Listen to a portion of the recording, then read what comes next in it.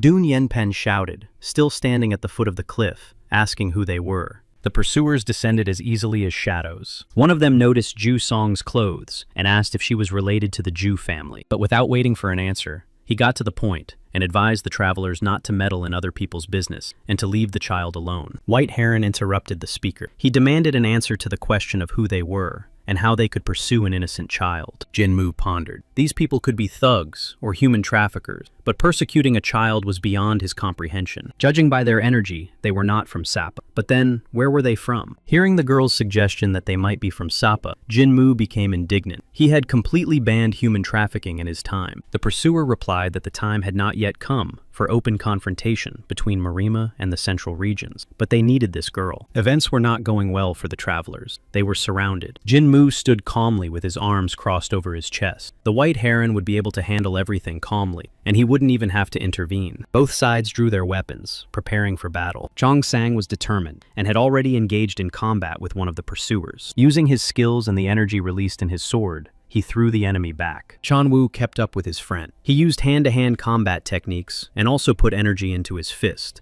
The boy tirelessly struck several opponents at once. Watching the two, Jinmu was pleased. They showed good skills in real combat, which meant he had trained them well. Then he turned his attention to Dung Yan Pen, who was being rapidly approached by two opponents. But White Heron was completely calm. He crossed his arms, preparing to repel the attack. Watching the master's actions, Jinmu noted that, as always, he did not even break a sweat. Despite his impeccable skills, White Heron did not try to kill the attacker, but only suppress the attack. Because he had to be fair, Dung Yenpen did not fully display his skills, even in a situation where he could have died. But that was precisely why Jinmu hated the idiots from Cheongpa. At that moment, one of the warriors, Ju Song, was seriously wounded. The girl was left unprotected, and her pursuer headed straight for her. She continued to sit, holding the defenseless child close to her. This confused the enemy, and she suddenly gathered herself and attacked in response. She adjusted her position and even managed to block several blows. However, she still couldn't fight properly while holding the child in her arms. At that moment,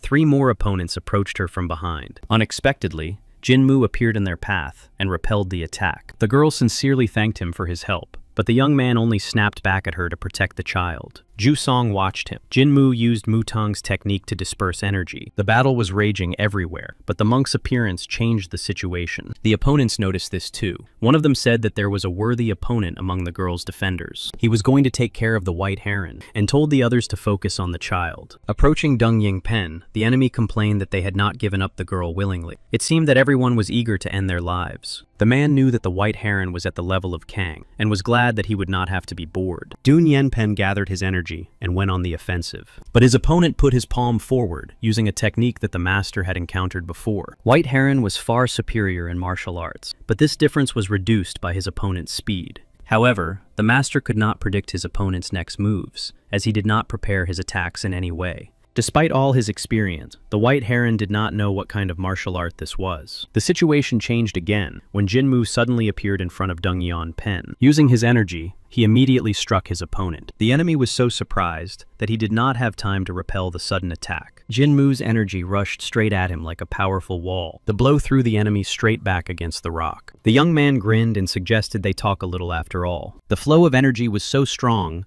that it left a crack in the ground. The White Heron asked what that was, but Jinmu said that the master should have used that energy long ago, instead of trying to suppress the attack. After that, he turned his attention to his opponent, about whom he had many questions. The enemy, in turn, was interested in how this scoundrel knew about the lightning strike. But Jinmu assumed that this man must know the old man who attacked them in Muvol, and was going to return the favor. The man understood who the monk was asking about. It was the great wolf Teiran. He asked Jinmu directly how much he knew about them. Meanwhile, the young man approached him, intending to find out everything. The opponent saw that this guy was on the same level as the old man. How could he be close to the Ju family? But he also knew the lightning strike technique. The man was very curious about who this monk was. The man continued to frantically search for a way out. He did not have the skills to defeat this young man, but he could not escape because of his internal injuries. Finally, he made up his mind and drew his weapon, intending to fight, which made Jinmu laugh. But the young man decided to accept the challenge, and also drew his sword. A moment later, he was already rapidly approaching his opponent. Without hesitation, he used his sword in this attack, but his opponent still tried to dodge the blow. He was shocked that such a lightning-fast technique could be used in this way. There was no specific direction for using the sword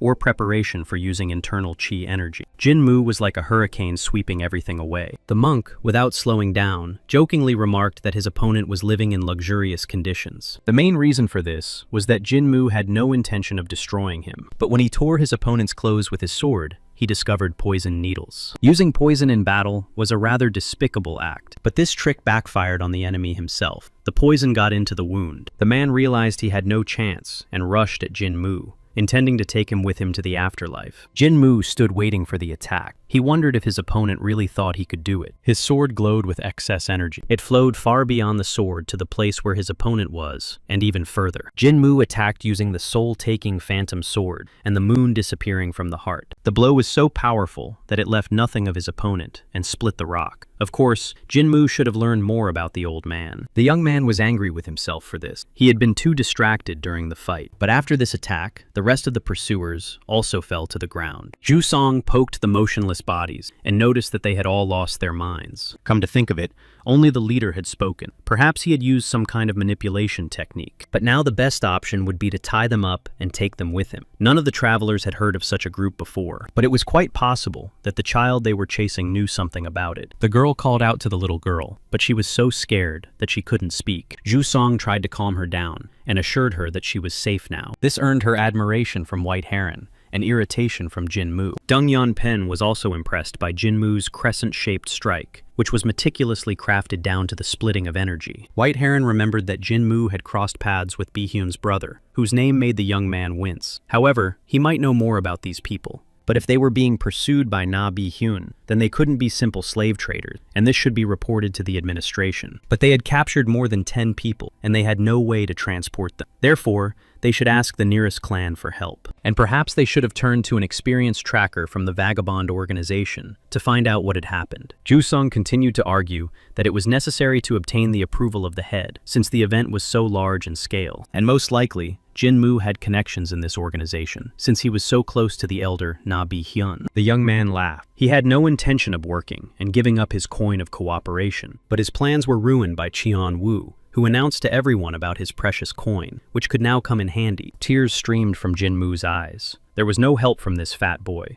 Chan Sang tried to stop the talkative student, but to no avail. Chan Woo even revealed that he had laundered the coin himself. Jusong immediately seized on these words, realizing that Jinmu had the coin of cooperation. White Heron was delighted that the young man had succeeded. He himself did not have such a coin, despite his friendship with Na Bi-hyun. Once again, Chan Woo intervened, stating that Jinmu was the pride of their clan and the sword of Mutang, and could turn to the vagabonds for help at any time. Jusong immediately began to beg the young man for help, and Dongyan Pen realized that they did not necessarily have to ask the administration for permission. Jinmu had no choice but to hold out the coveted coin with a trembling hand. It was a real trap. As he handed it to the girl, he was already dreaming of how he would get Chan Woo expelled from the Oryong Palace. This boy brought nothing but losses. Ok Tong Kye, a representative of the Beggars clan, greeted the travelers and was pleased with how they had used the coin of cooperation. He returned the coin to Jinmu, so that he could use it one more time. The young man was horrified that he had wasted one of his chances on such foolishness. He rushed to take out his emotions on the guilty Chan Woo, whom he did not spare during training. Jusong noticed that this novice had a very unusual temper, but he was still a great warrior. If he hadn't been there, they would have had big problem. Although even White Heron noted that he was a rather sarcastic young man. Ok Tong Ki did not understand the strange atmosphere of admiration that reigned around him. The matter was very serious and secret. The people who attacked them were related to those Na Bi-hyun was pursuing. Jusong promised not to tell her family about what had happened, and the rest was to be dealt with by the Beggars clan. Finally, the travelers reached their destination, where a large number of soldiers had already gathered. An irritated Jinmu was going to find a place to spend the night on his own, but Jusong explained to him that this was impossible because of the warriors. There were still 5 days left before the dragon gathering, and the girl did not understand his stubbornness. He hardly wanted to ruin his reputation by spending the night on the street. Jinmu remembered his students and asked Jusong to take care of them. But to his fury,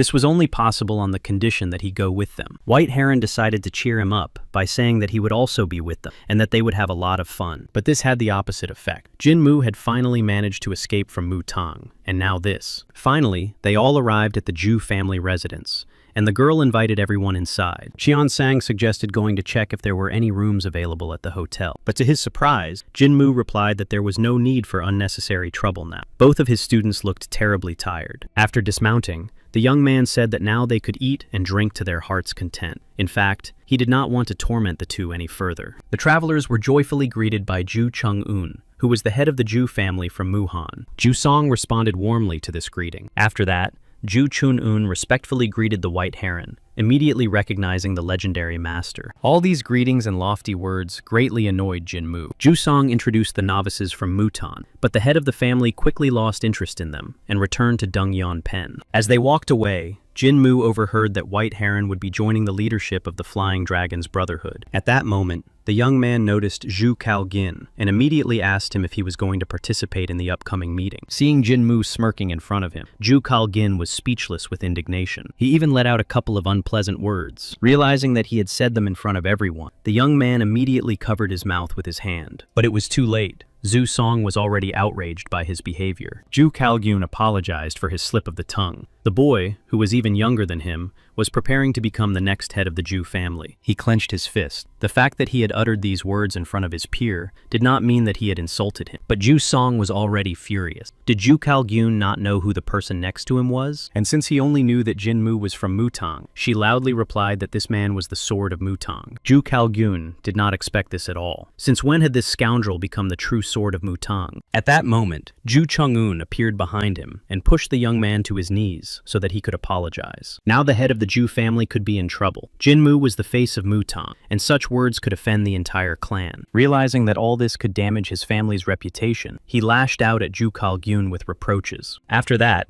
Ju Chang-un himself apologized to Jinmu, hoping for his forgiveness. Zhu Kalgun had no choice but to apologize. Jinmu seized the moment and complained that he wanted to greet an acquaintance. Now Zhu Kalgun would have to walk with his head bowed. Jinmu's insolence enraged the young man, but now he could only curse under his breath. After a while, meat was roasting on the fire. Jinmu was delighted. This was just what he needed. Zhu Kalgun watched him, gnashing his teeth. In his eyes, the novice was nothing but a beggar, for whom he was now roasting food on the fire in exchange for forgiveness. This disciple was nothing like a monk. Suddenly, Jinmu decided to address him, and the young man was forced to ask what he wanted. Since they had met before, Jinmu suggested that Zhu Kalgin address him informally, as before. Besides, they were the same age. Barely restraining himself, Zhu Kalgun replied that everything was fine, and that he could not address Mutang informally. He understood that the novice was deliberately trying to provoke him. Jinmu suddenly realized that Zhu Kalgun's prediction had come true. During their last meeting, he had mentioned that they would definitely meet again, and so it happened. This conclusion made Jinmu laugh, and almost brought Zhu Kalgun to tears of rage. But Jinmu was not going to stop there. He asked the always hungry Cheon Wu if he wanted more meat, and heard an affirmative answer. The young man demanded that they fry more meat and bring wine. Chong Sang cautiously pointed out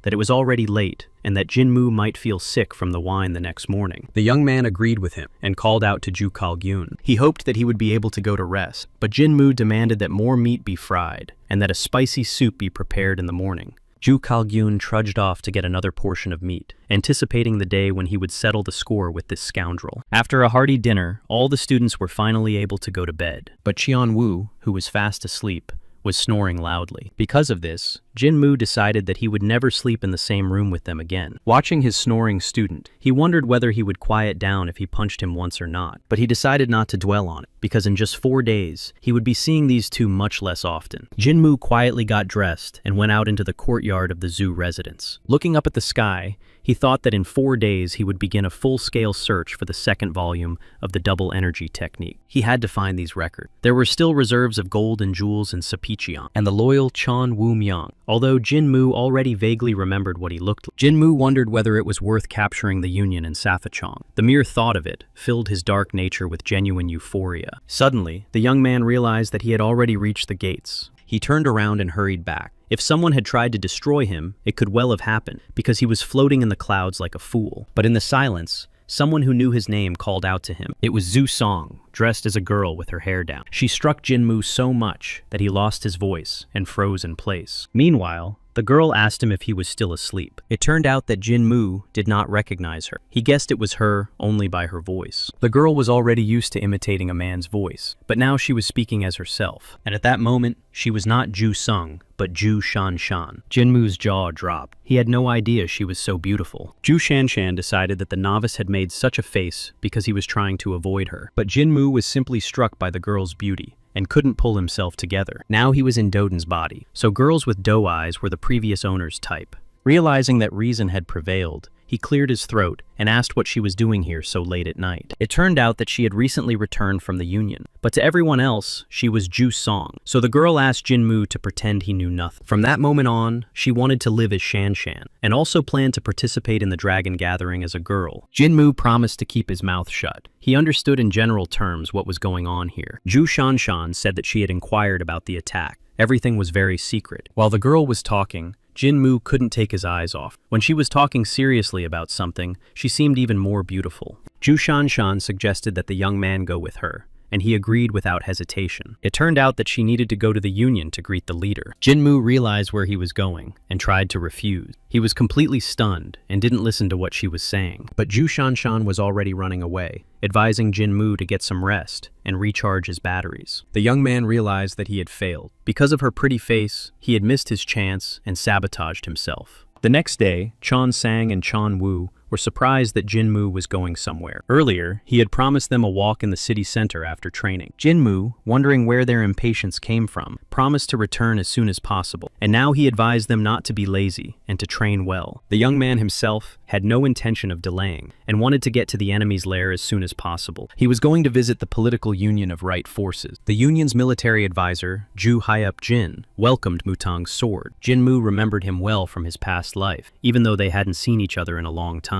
The current union was considered the most powerful in history. Cholji Ryang, its leader, was a true leader and knew how to use his power. At his side was a talented and wise tactician, ready to support him at any moment. The Union united 9 Taoist clans and 5 families, as well as smaller schools and sects, pushing them to the outskirts of Sapacheon and Ilwan Magyu. Jinmu was tired of listening to nonsense about noble goals. Their main idea was to oust their rivals and establish dominance over the central parts of the country. Ju Hyup Jin realized that the young man had grasped the hidden meaning of his speech. Ju Shanshan warned that he was quick to grasp the meaning. Unable to bear it any longer, Jinmu asked why he had been summoned. There were still 4 days left before the gathering of the dragons. Folding his arms across his chest, he asked them to tell him directly what was required of him, and not to waste time. It was difficult for him to count how many times he had suffered defeat because of this damned strategist. Every time he lost to the Union, he envied Cholji Ryun for having such a talented military tactician. Ju Hyup Jin replied that the young man was worthy of a personal meeting with the head of the Union, but he would have to wait a little, as he was busy at the moment. Jinmu felt like a complete idiot who had lost his head over beauty and had wandered into the enemy's lair. The military strategist tried to keep the conversation going and asked Jinmu how he liked the atmosphere in the Union, and in response heard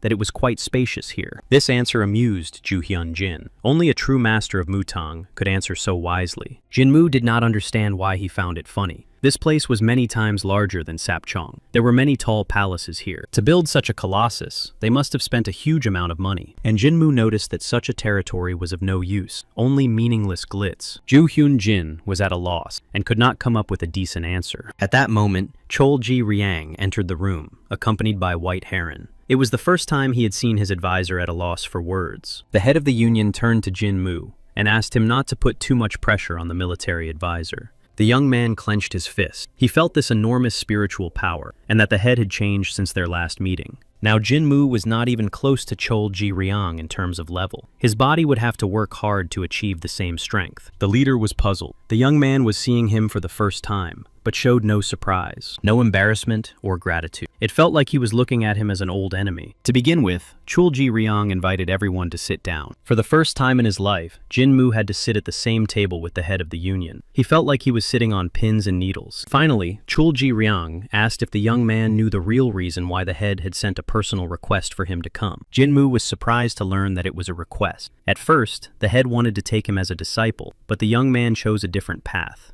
The young man understood that the elder had given him a choice, because he was constantly being pestered by people from Chongpa. If it weren't for them, he would already have the first volume of the double energy technique in his hands. Chuiji Riang noticed that Jinmu had now completely lost the opportunity to study with him, although in reality, the young man was not particularly eager to do so. The White Heron noted that this was quite logical, since the young man was so strong that he could compete even with him, and he was the true sword of Mutang. Jinmu was truly talented. Cholji Riang suggested enrolling the young man as an independent representative of the Flying Dragon's Brotherhood. Everyone present was delighted with this idea, but Jinmu could not understand what nonsense was going on here. The young man crushed the mug in anger. He was being offered to become a subordinate of his enemies and train their students. Cholji Riang had already decided to sum up the meeting and began his speech. But to everyone's surprise, Jinmu replied that he was against this appointment. Rising from the table, he said that he was not interested in the position and asked if he could leave the meeting, since everything had already been decided. Deng Yanpen tried to stop the novice. The very fact that this young man had been summoned here spoke volume. But Jinmu interrupted the master. The Supreme Elder said that the young man would only need to greet the head. Cholji Riang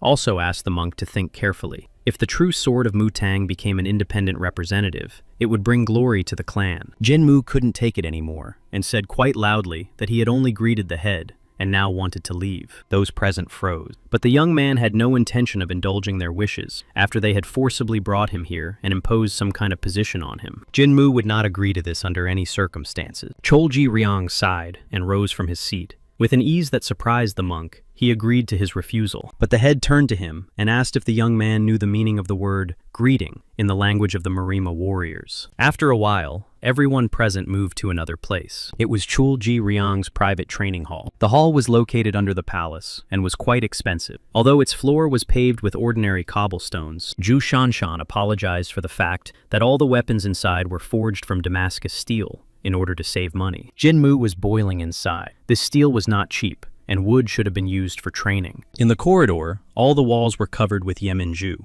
These pearls glowed in the dark, and this underground training ground was so large that it could accommodate at least 100 people. Even when Jinmu was Hukren Mugen, he didn't have such a platform, although the current head of the union was considered loyal by all. People who had everything from birth were a problem for society. They paid no attention to others and thought that was how it should be. In Mutanga, there was not much food, so even eating a ball rolled from various herbs was considered a treat. The monks were grateful for the food they were given today, and when Sappa's warriors appeared, many went out to meet the enemy with rusty swords, because there were simply not enough weapons. And how could you call a scoundrel who squandered money like that loyal? Everyone had to know the truth about it. Jinmu was about to leave, but the head of the union reminded him that he himself was going to greet him. And perhaps the young man did not know, but Miram's warriors suffered serious injuries during the greeting. Jinmu looked at Cholji Riang's weapons and thought that this man was definitely crazy. The young man tried to get upset, but Juhyup Jin tried to calm him down by saying that they had a doctor who would get him back on his feet right away. The military advisor asked the chief to limit the injury to one that would take no more than a month to heal, so as not to disrupt relations with Mutang. Jinmu understood that they were going to use force to cripple him, and then pressure Mutang to give him some position. The young man had already seen Cholji Riang wield a sword several times, but it was interesting to see what his fencing style was like now, how much his level differs from what it was in the past, and how much the power between them differs. But in any case, the head of the union was the one Jinmu would have to defeat in the future when the time came to lead Chonpa. And the young man also drew his sword to perform this greeting. He pointed his sword at Cholji Riang and suggested they greet each other. The head of the union was inspired by the young man's willingness to fight with swords right away. He saw that this monk was the true sword of Mutang and his future, a warrior who was improving every day. But this rapid growth could destroy him. Cholji Riang was going to play with Jinmu at the same time and test his skills. The leader commanded the start, and the opponents prepared for battle. Jinmu pushed off with such force that the floor cracked beneath his feet. He approached Cholji Riang at tremendous speed. The head of the union drew his sword and parried the young man's blow. The opponents fought in the center of the hall, and the energy spread far from them. Jinmu saw that the difference in their strength was great. Crossing his arms, he tried to resist Cholji Riang's powerful attack, but he was approaching him like a raging hurricane. The head of the union raised his sword, and waves of energy spread around him. Jinmu tried to dodge the blows that were chipping away at the stones. Avoiding the attack, he reached the opposite wall of the hall. The observers saw a new wave of energy rushing towards him and feared for the young man. Cholji Riang grinned through the energy wall, seemingly slightly carried away. Jinmu was not visible due to the clouds of dust and the still sparkling energy. Worried about the monk, Ju Shanshan asked Ju Hyojin if he would be all right and heard that the young man would have a long recovery. Cholji Riang had only used half of his strength, so the injuries should not be serious. He ordered someone to call a doctor. But suddenly, Jinmu appeared behind him, flying straight into the head's back. Cholji Riang sensed something and managed to turn around. He saw a fierce warrior with a drawn sword in front of him, ready for further battle. Upon landing, Jinmu immediately struck his opponent. It was still unexpected, and Cholji Riang tried to repel the attack. The head of the union had to try hard to restrain the monk's pressing energy. While the enemy was fighting back, the young man managed to jump to the far wall. The floor of the training hall was left with dents from the blows. Cholji Riang looked at the young man in bewilderment, unable to understand how he had managed to do it. His blows fell from all sides like meteors and were supposed to immobilize the enemy. The technique was called falling meteor. Immediately after that,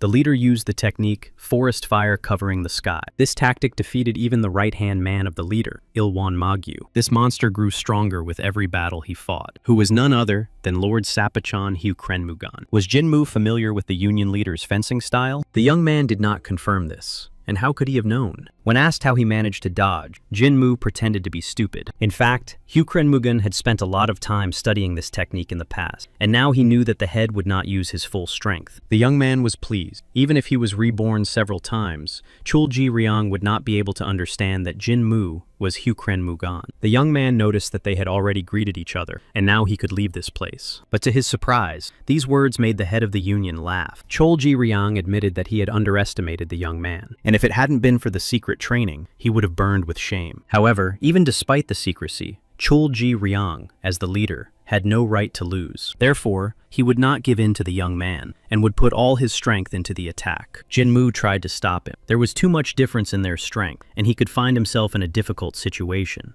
But a powerful stream of energy prevented him from finishing his sentence. The young man tried to shield himself from it, as if from the wind, but the head of the union was ready to continue the battle. Choi Jongryong's sword soared high toward the ceiling. The leader had reached the final level of sword energy enlightenment. What he held in his hand was called the art of fencing, with chi energy. Jinmu looked at the floating sword and continued to think that this man had gone mad. And why was he laughing all the time? Would a 70-year-old man really use such a thing against a 20-year-old student? It was complete nonsense. Choi Ji-ryang saw how surprised the young man was. Looking at him, he believed that he would be able to achieve the same level by the age of 30. He advised Jinmu not to worry and to take it as experience. But the young man knew that it was because the headmaster did not want to admit defeat. The young man prepared himself. At this rate, he might indeed end up in the infirmary of the Union of Right Forces. Choi Ji-ryang released an energy blade to fight this youngster at full strength. Jinmu focused entirely on deflecting the lightning-fast attacks. He moved at an unimaginable speed, like a shadow from place to place. The floating sword continued to pursue him, seeking to strike. Jinmu understood that this barrage of attacks was aimed at preventing him from catching his breath and wearing him down. The power of the spiritual sword art lay in the fact that the opponent did not know where the attack would come from, and everything happened as if in the imagination. And the one who was now using his imagination to its fullest was Chul Ji-ryang. Jinmu needed to collect his thoughts. Even though the forces were unequal, he needed to end the fight and return. The sword whizzed past the young man. Jinmu tried to parry the blow, although it was not easy. Choi Ji-ryang, wielding his blade, admired the young man's talent. The apprentice handled his attacks perfectly, even though they were only half as powerful. Jinmu seemed to combine all of Mutang's techniques, creating something new. The head of the union was delighted. It had been a long time since he had met a warrior who stirred his heart so much. The duel with the spiritual sword continued, forcing the young man to parry new blows. When the attacks ceased, the young man clenched his fist with all his might. He was so exhausted that he could only exhale. Jinmu stood exhausted, while Chul Ji-ryang was delighted with the skills demonstrated by Mutang's sword. However, the young man had no intention of ending the duel that way. His fist flew right in front of the face of the Union leader, who was standing very close. However, Chul Ji-ryang reacted in time and struck Jinmu with the edge of his palm. The young man realized that this opponent was too much for him at the moment, and as he lost consciousness, he managed to think that someday he would definitely win. Choi Ji-ryang noticed the novice's last blow. It was their martial art that Na Bi-hyun had talked about. The tip of his elbow stopped just before a vital point. If the head had hesitated for even a second and failed to parry this attack, it could have been fatal. Such thoughts crossed his mind, even though Chul Ji-ryang was at the height of his power. It seemed that the boy had decided to play big in order to seriously injure his opponent. However, Jin Mu's actions were not like martial arts, but rather instinctive action, and he was only 20 years old. And now, the thought crept into Chul Ji-ryang's mind that he had to try harder. Although Jin Mu was more like a monster, who made decisions at his own discretion than a monk, perhaps thanks to him, Mutang would soon become famous. Chul Ji-ryang, still standing with his back to the observers, turned to the military advisor. The head of the union shared his thoughts. It seemed to him that they would not be able to get this novice. Ju Hyuk-jin was discouraged. Jin Mu turned out to be much more talented than they had expected, and would be necessary for the union of right forces. Choi Ji-ryang calmly remarked that a beast cannot be kept in a cage. He understood the usefulness of Jin Mu's presence in the union, and also wanted to get him. But this young man was not someone who could be locked up within four walls. How much stronger could this kid become if he gained more experience? It was hard to even imagine. After this speech, the head of the union turned to Ju Shanshan. He asked her to take Jin Mu to his family's residence, and, when he woke up, to tell him that the head of the union liked his greeting. Late at night, the young man came to and listened with satisfaction to the girl's story. Chul Ji-ryang was a real gangster from Chongpa. His students also listened with enthusiasm and were delighted with their mentor. Jin Mu, however, was not fighting on equal terms. It was the first time he had exerted himself so much in this body, and he lost to an opponent who was fighting at half strength. The young man saw outstanding abilities that he was not used to. When he was Hyukren Mugan, he preferred to use his fists. Therefore, Mutang's techniques, which were based on fencing, were still unfamiliar to him. But this was another reason to get the second volume of the double energy technique. When they met again with Chul Ji-ryang, Jin Mu was going to destroy his opponent. Then, Jin Mu remembered his promise, which he couldn't keep because he came back too late. Chon Sang and Chon Woo were ready to go for a walk tomorrow, and now they asked their teacher to get some good rest. But tomorrow might not work out, as Jin Mu planned to set off on his journey at sunrise. Cheon Woo and Cheon San immediately rushed to dissuade him, but the young man told them to be quiet. Cheon San looked very upset. If Jin Mu went on his journey, it was unknown when they would see each other again. Ju Shanshan was also saddened. This decision was too sudden. The purpose of the journey was to escape from Mutang, so it was quite possible that Jin Mu would never see them again. Jin Mu looked at his weeping disciples. From the very beginning, they had followed him unquestioningly. It was no coincidence that they were his first and second subordinates. Jin Mu promised the boys a gift, since he was leaving them tomorrow. The next day at dawn, Chon Woo, Chon Sang, and Ju Shanshan were heading somewhere together. Cheon Woo was curious about what gift their teacher had prepared for them. He told all three of them to come to the back gate at sunrise. The student wanted to spend at least one more day with his mentor, because now it was unknown when they would see each other again. Chon Sang remained silent in response. He was also very upset. Jin Mu was already waiting for them at the appointed place. He was indignant that these lazybones had completely forgotten how to get up early. The young man saw the student's swollen eyes and became even more angry. He had no intention of seeking his own destruction. Chon Woo burst into tears again, overwhelmed by his emotion, until Jin Mu yelled at him. He didn't have much time, so it was best to get everything done quickly and set off. First, Jin Mu turned to the silent Chon San. The young man noticed that he had a greater talent for fencing than anyone else. The student froze. It was probably the first time he had heard praise from his teacher. Jin Mu advised him not to try to hold back his energy. There would always be enough of it, no matter how much he used. Energy and swords were nothing more than tools for inflicting damage. Concentration was more important for maintaining strength and form. Ju Shanshan listened attentively. The master's gift to Cheon San was guidance. Jin Mu knew that his student would not understand now, but advised him that when he felt a wall, he should continue to hone his skills. Chong San sincerely thanked his teacher. He didn't even know how to repay this kindness. Ju Shanshan looked at the two with surprise. It felt like they were communicating almost as equals. She had no such experience in the Ju family. She clenched her fist. Even the head of the Ju family had never taught her in such a relaxed manner.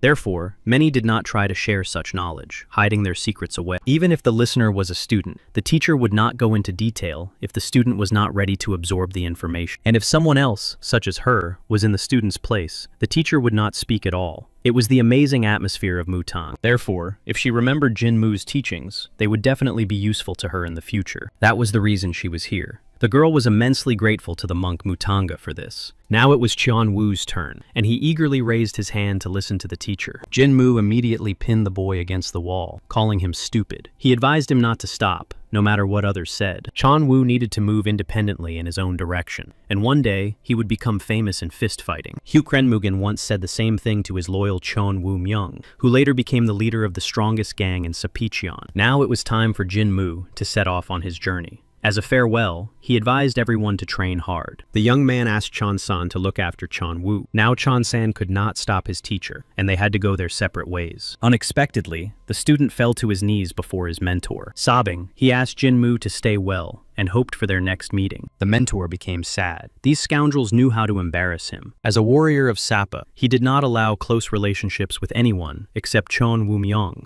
because he feared betrayal. Suddenly, Jin Moo burst into an angry tirade, saying that he was not going to die and that his students should get up immediately. If he didn't like their appearance at their next meeting, he would chase those bastards away. After sending his disciples to train, Jin Moo headed for the exit, warning them that if they went outside the gate, they would all be finished. But Zhu Shanshan ran after him and asked him to stop. She thanked him for his word, which would be useful to her and her students in the future. Jin Moo asked her to think of it as a request to look after two scatterbrains. The young man did not reveal his plans about where he was going and waved goodbye to everyone. Zhu Shanshan watched him leave and wished that his steps on the path to becoming a hero would always lead him in the right direction. Jin Moo heard words about some heroic nonsense. It had never even occurred to him to become a hero or anything like that. If he had to go somewhere, it would be much more interesting to take the crooked path. His temperament was much more in tune with the dark side. At that moment, a gray-haired gentleman was checking the sprouts in the garden beds. He noticed that one of the bushes had dried up. Apparently,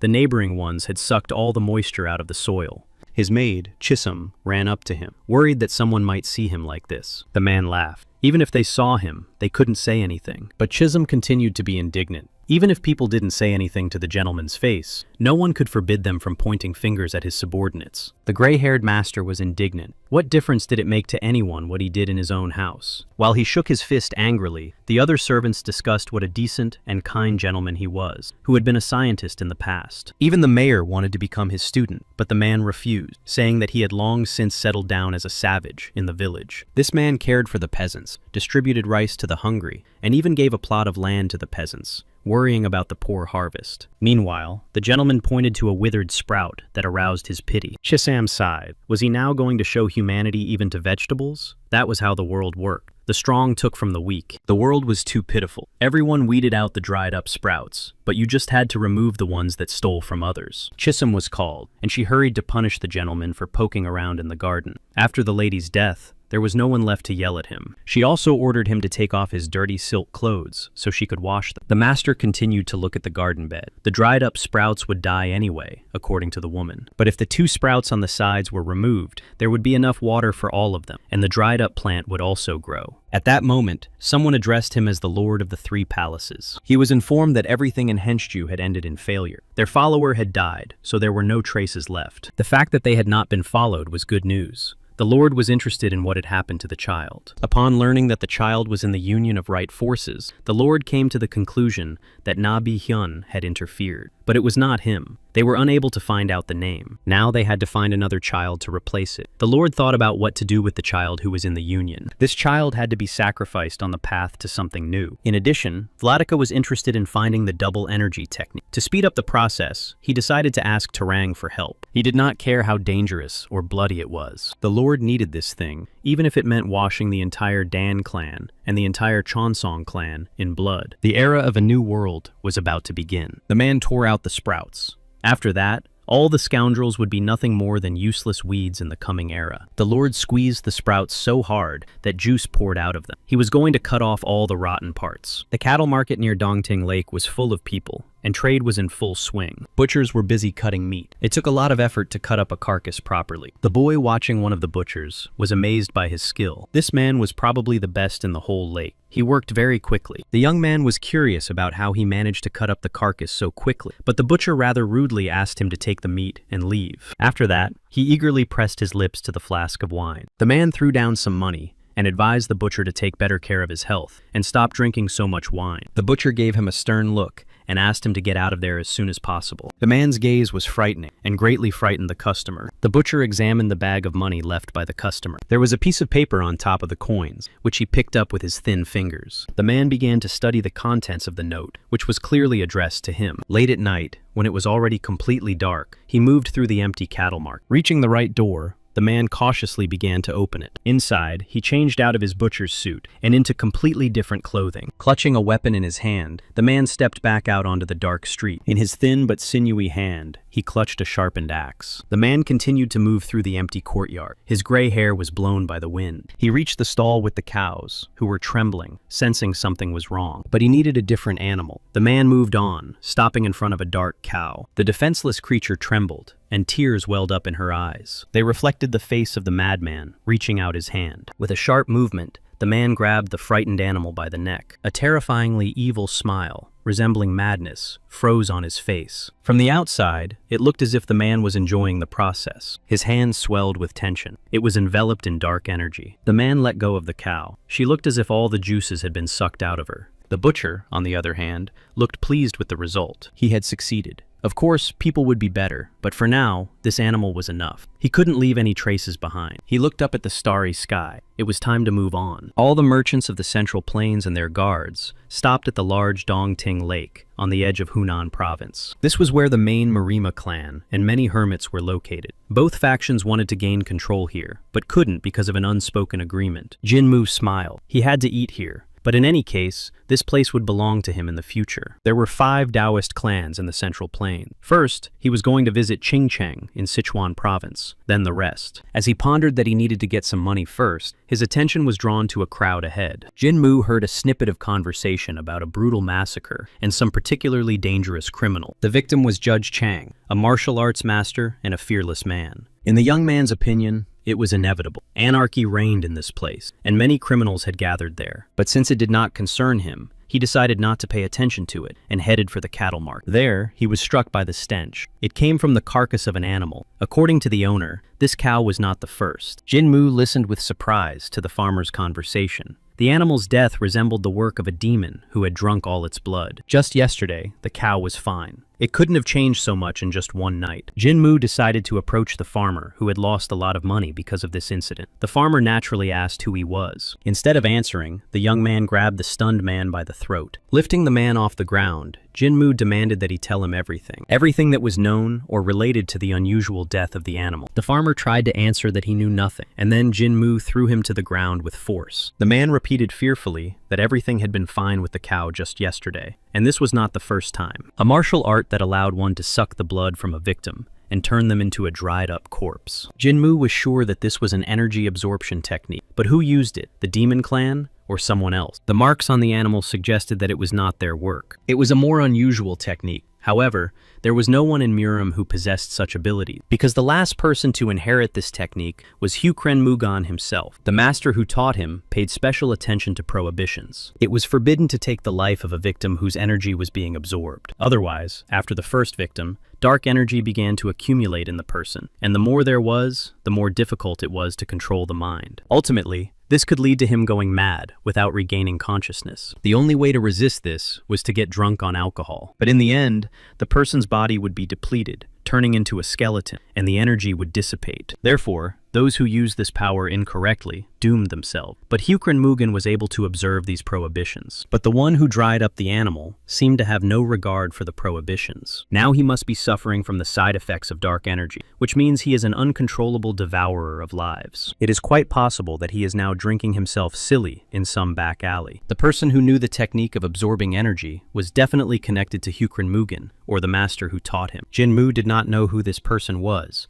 but he had to find him. Late at night, a man with a sword stood facing his opponent. The man guessed that it was he who had killed Judge Chan and sowed chaos in the city. His opponent clutched a bloody axe in his hand. He had had a lot of orders lately, but that was actually a good thing. The frightened victim offered the criminal more money, but that wasn't what it was about. The butcher jumped off the ground toward his opponent. He quickly flew past the frightened man and ended up behind him. The victim didn't even notice when he delivered the fatal blow. Blood gushed from the man's severed neck. The criminal laughed. He preferred taking lives to money. However, his joy turned to irritation. The man died too quickly, and the criminal never heard the answer. The butcher looked at the note to find the name of his next victim. At that moment, Jin-moo, standing on the roof, called out to him. Once again, a crazy smile lit up the butcher's face. Before him was a witness who would have to be eliminated. The criminal jumped up and in an instant was next to Jin-moo. But the young man did not lose his composure and calmly looked at him with his arms folded across his chest. The butcher lunged at him just like last time, but Jin-moo didn't even flinch. The man was puzzled. How could this man repel the attack without even drawing his sword? He looked at Jin-moo, who stood calmly with his back to him, his sword still in its sheath. The energy was concentrated in the young man's hand. Stunned by this fact, the butcher asked the young man who he was. But it was Jin-moo who should have been asking that question, which he did. The criminal pretended not to understand what he was talking about. He parried with the fact that Jin-moo used his hand, but was still on his feet. Most likely, this accidental witness was just lucky. The butcher licked his lips and advised him to prepare for the inevitable. Jin-moo saw that this man was so deranged that he couldn't see the difference in strength. This is what dark energy can lead to. At that moment,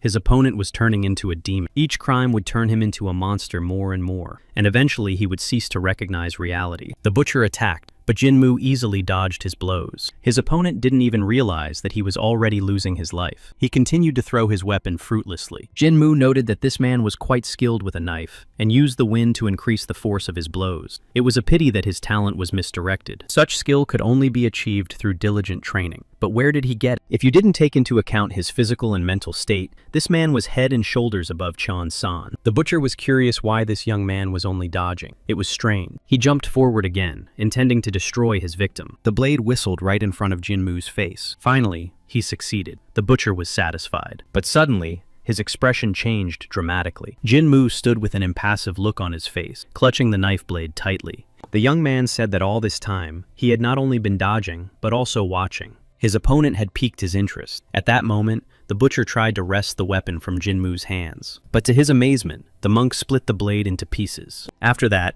Jin-moo laughed and added that he still had a lot to learn from his opponent, so he did not intend to take his life. He immediately went on the attack, delivering a powerful blow to the criminal. Jin-moo's fist slammed into his opponent's jaw with force. After such a blow, he collapsed unconscious on the spot. The young man kicked his opponent, who remained unconscious. Jin-moo wondered where he should start now. After a while, the butcher came to and tried to open his eyes. He was surprised to find himself lying in some kind of room. The criminal sat up, not understanding where he was. He was not alone in the room. Jin-moo was sitting calmly in a chair opposite. Recognizing the young man, the criminal immediately tried to attack him. But since he had no strength at all, the attack failed miserably. Jin-moo watched this futile attempt indifferently. It only aroused feelings of disgust in him, and he threw the criminal against the wall. Not expecting him to fly so far, Jin-moo decided to check on the prisoner's condition. It seemed that he had no energy left from the cows. Lying on the floor and trembling with weakness, the man promised to destroy the monk. Of course, Jin-moo knew about the side effects, but seeing it live was quite disgusting. The young man grabbed the butcher by the hair and lifted his head. First, he had to bring this monster to his senses. The man looked suspiciously at the monk, not understanding what he was up to.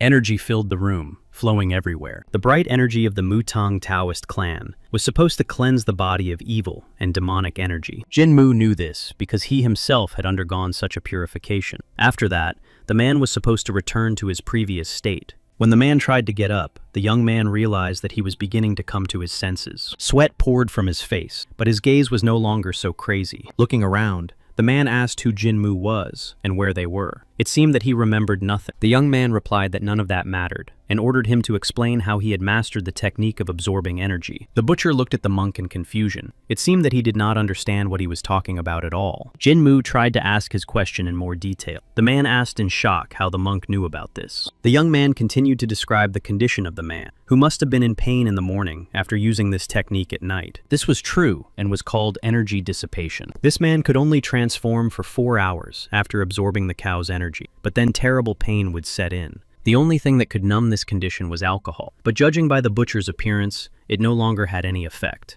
His body must have been completely different before, and he had no problems after absorbing energy. The man confirmed everything. At some point, his body began to change, and he was constantly tormented by a thirst for blood. He stretched out his emaciated and trembling hands. That was the result. Jin-moo explained that this was a side effect of the technique. If the man answered the monk's questions honestly, the monk promised to help cure him. The butcher froze. Was it really possible to cure a disease that no one anywhere could overcome? He looked up at Jin-moo and did not understand who this man was. Not only did he describe his condition, but he also promised to cure it. The butcher even thought he was a shaman, but Jin-moo immediately dismissed this assumption. information. However, why should a man trust someone he didn't know at all? Jinmu understood that the man did not believe him, but he did not care. He could have simply killed him, but now he was just giving him a chance to answer his questions. The young man asked again how the man had learned this technique. The man clenched his fists. His life was already ruined anyway, so perhaps it was worth confessing before he died. And who knew? Maybe this man could really cure him of his illness. To begin with, he decided to tell him about himself. The man was the young head of the Pak clan estate, and his name was Pak Pei. The Pak clan was a well-known orthodox clan in Guangxi that had long been able to defend itself against unorthodox clans. Pak Pei strengthened the clan together with his parents and younger sister. He was happy and had everything he needed. 10 years ago,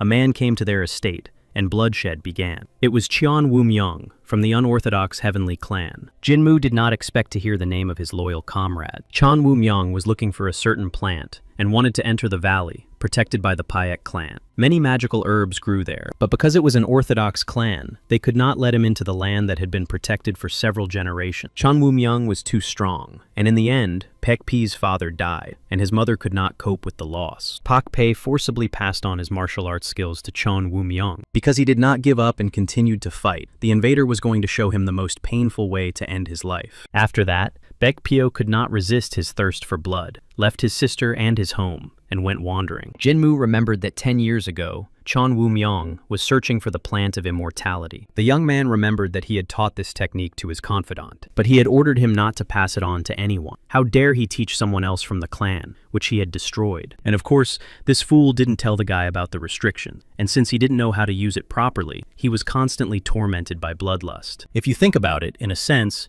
it was all because of Jinmu, or more precisely, Hukren Mugan, because Cheon Woo-myung was looking for a plant for him. Could studying the light path have turned Jinmu into a good person? Such thoughts weighed heavily on him. The guy thanked Jinmu. He didn't know who was in front of him, but he was grateful that he had brought him to his senses. The man cried. He began to remember the faces of the people he had destroyed. The only way to atone for his sins was to end his life, and he began to beg the monk for this. Jinmu looked at the criminal. If it weren't for Cheon Woo-myung, his fate would have been completely different, and he would not have become what he was. The young man swung his sword, wounding Paek Pei's arms and legs. Paek Pei looked at the cuts in confusion. Dark energy was accumulating in those very places. The involuntary criminal demanded that his life be ended, but Jinmu put his hand on his head and asked if he remembered how to direct the flow of energy. The internal energy had to be made to circulate, and the young man wanted to help get rid of the dark energy. The next morning, Paek Pei bowed low in a sign of immense gratitude. Jinmu sighed and asked him to forget about it. He had only helped for the sake of information.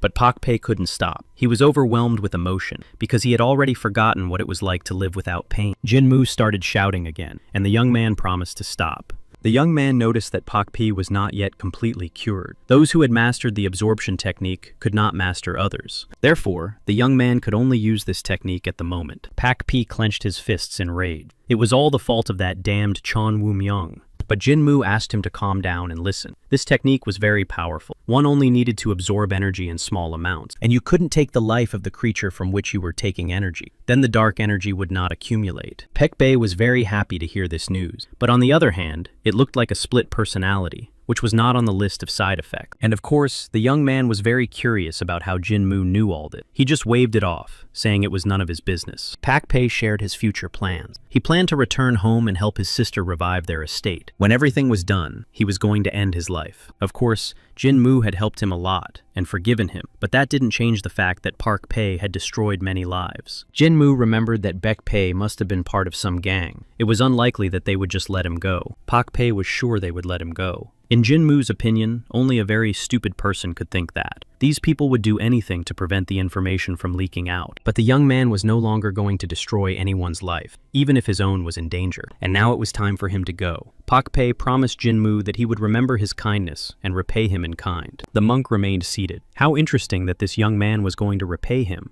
when he didn't even know his name. But Pak Pei moved with great difficulty and very slowly. It was as if he had become a snail. Jinmu looked at this walking skeleton. If he went to the gang now, they would definitely kill him. Pak Pei didn't stand a chance. The young monk still felt guilty towards this man, so he couldn't help but call out to him. Jinmu was going to help Pak Pei get out of the gang. At this suggestion, tears welled up in the young man's eyes again. In the village of Bulang, on the outskirts of Lake Duntinghu, a man was approaching a building. He was dressed in dark clothes and a wide hat that partially hid his face. It was an inn where a visitor was already eating. The man sat down at a nearby table and ordered a bowl of noodles. The tables were arranged so that the visitors sat with their backs to each other. The man said that there was no news from Pak Pei. The visitor sitting behind him continued to eat in silence. Finally, he asked the other visitor if Pak Pei had failed. However, the latter was not sure. One of the victims was still alive, and Pak Pei was nowhere to be seen. The first visitor, apparently the leader, thought for a moment. It was quite unexpected. He was curious to see how far this weakling would go. The leader put down his chopsticks and ordered someone to find Pak Pei.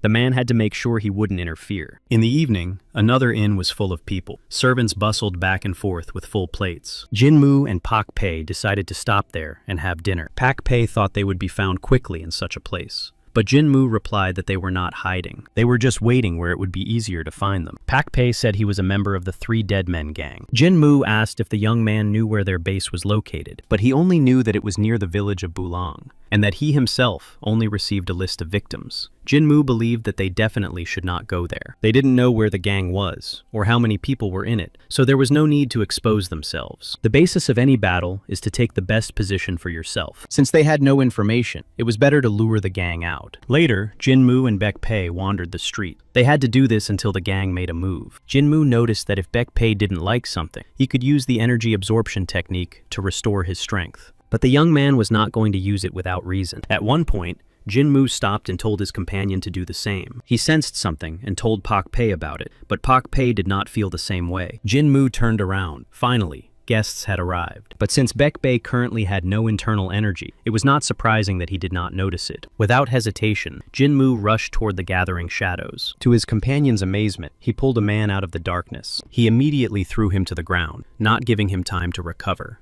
Then he pinned him down with his foot, so that the guest could not escape or resist. While continuing to hold the man down, Jinmu sensed something else. He looked up at the roof. Another man was hiding there. A hat hid his face, and his long hair fluttered in the wind. The man made a lightning-fast move and left the roof. Pak Pei did not recognize this man, but he was from the gang and had been sent to search for the lost dog. Jinmu was surprised that the young man did not know those with whom he was in the same group, but he only dealt with the leader and his right-hand man. Pak Pei assumed that now they would torture the prisoner to find out information about the Hall of Three Dead. Jinmu thought this was unnecessary. Soon they would come to him themselves. However, he needed something else to break them. The young man was going to take the lives of everyone they sent to them and reduce their forces. This would continue until they went mad. And for that, he needed the help of the confused Pak Pei. Jinmu pointed to the captive and asked the young man to absorb his power. His companion froze in amazement, but he had no energy, and to replenish it, he had to use the absorption technique. Pak Pei was against it. He was not going to do it anymore. However, Jinmu continued to persuade him. His main argument was that this man was a criminal who took other people's lives for money. Pak Pei was tormented by doubts. Sweat streamed down his face. In the end, he made up his mind and approached the victim, taking his hand. However, he had to remember that under no circumstances should he go through with it. Pak Pei held the wrist. That was the best place to feel the pulse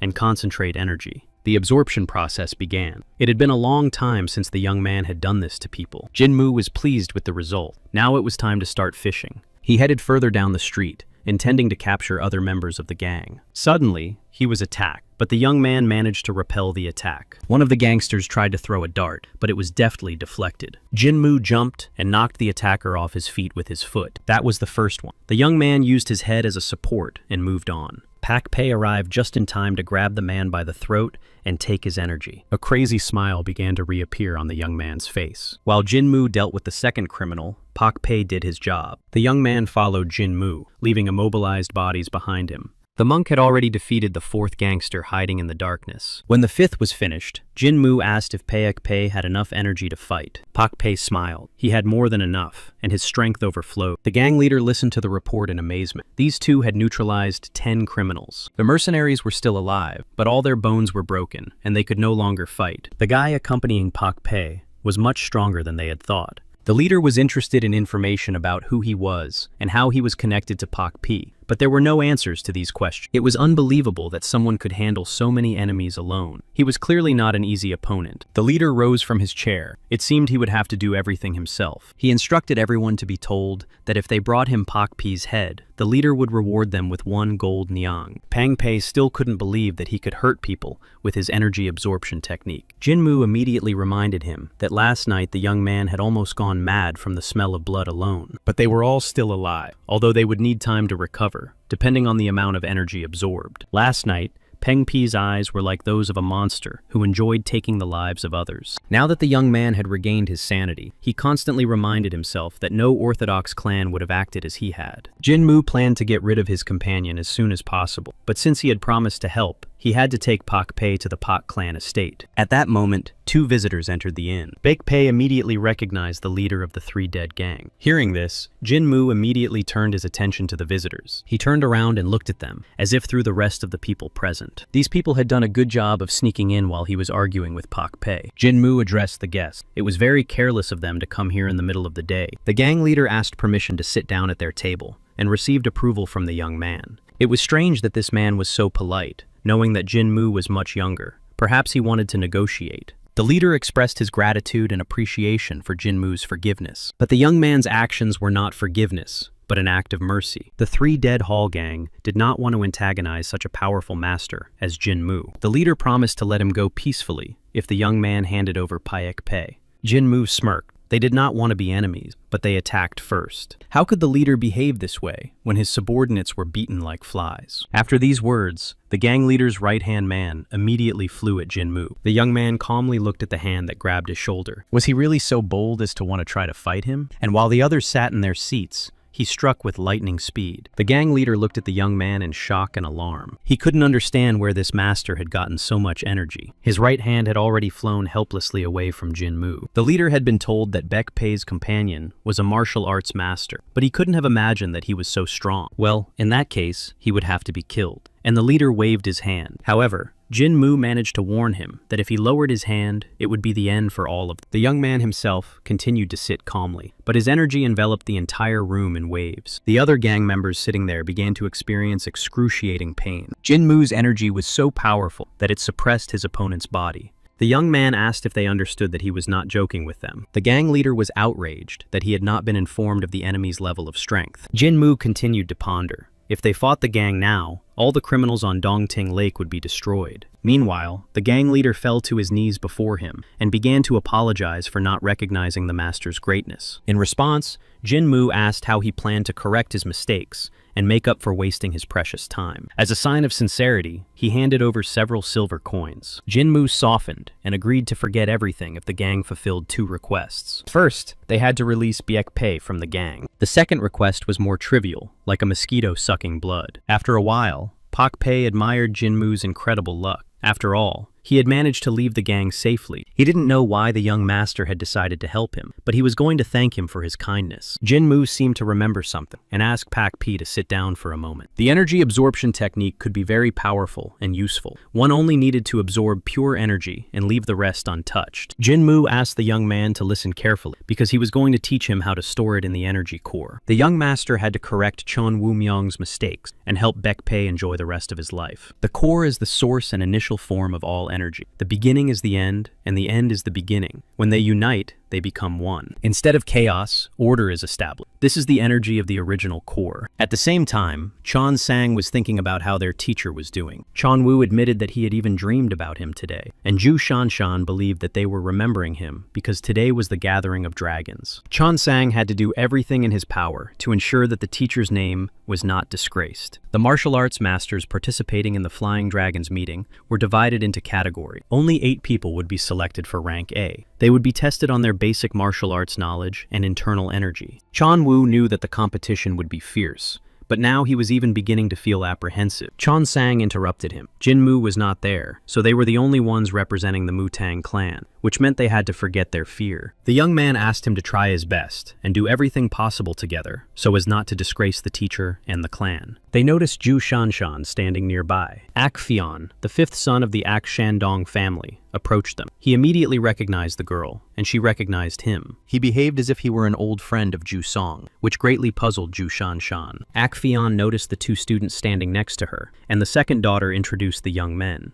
The young man did not pay much attention to them, noting only that they were well-dressed, despite coming from a half-dead clan. But his words were very different from what he was thinking. He didn't think the girl would associate with such scum. Zhu Shanshan flew into a rage, but Ak Fion just laughed. He believed he was right. In any case, he needed to talk to her alone. His friends also wanted to meet her. Besides, she needed people she could rely on. This suggestion greatly upset Zhu Shanshan, and she clenched her fists in anger. Ak Feng did not improve his situation by adding that Mutang's students could not go anywhere. They had to know their place. Enraged, Zhu Shanshan rushed towards him to make him answer for his words. But the more restrained Chong Sang grabbed the girl by the shoulder. He tried to calm her down, saying that everything was fine and they weren't offended at all. As Mutang's students, they should be above these people. Zhu Shanshan agreed with this. Ak Fion watched the sweet conversation between the two with displeasure. Finally, the students of the Mutang clan were called. It seemed that it was Cheon San and Cheon Wu's turn. The boys waved goodbye, promising to return soon. Ak Fion looked at them with contempt. He considered them pompous turkeys and merely disciples of a fallen clan. Their internal energy was tested by placing their handprints on an iron plate that was 2 centimeters thick. Ak Fion and his friends were sure that these guys would fail the first exam. The energy from the plates scattered far across the courtyard where the tests were held. The faces of the detractors stretched in amazement at what they saw.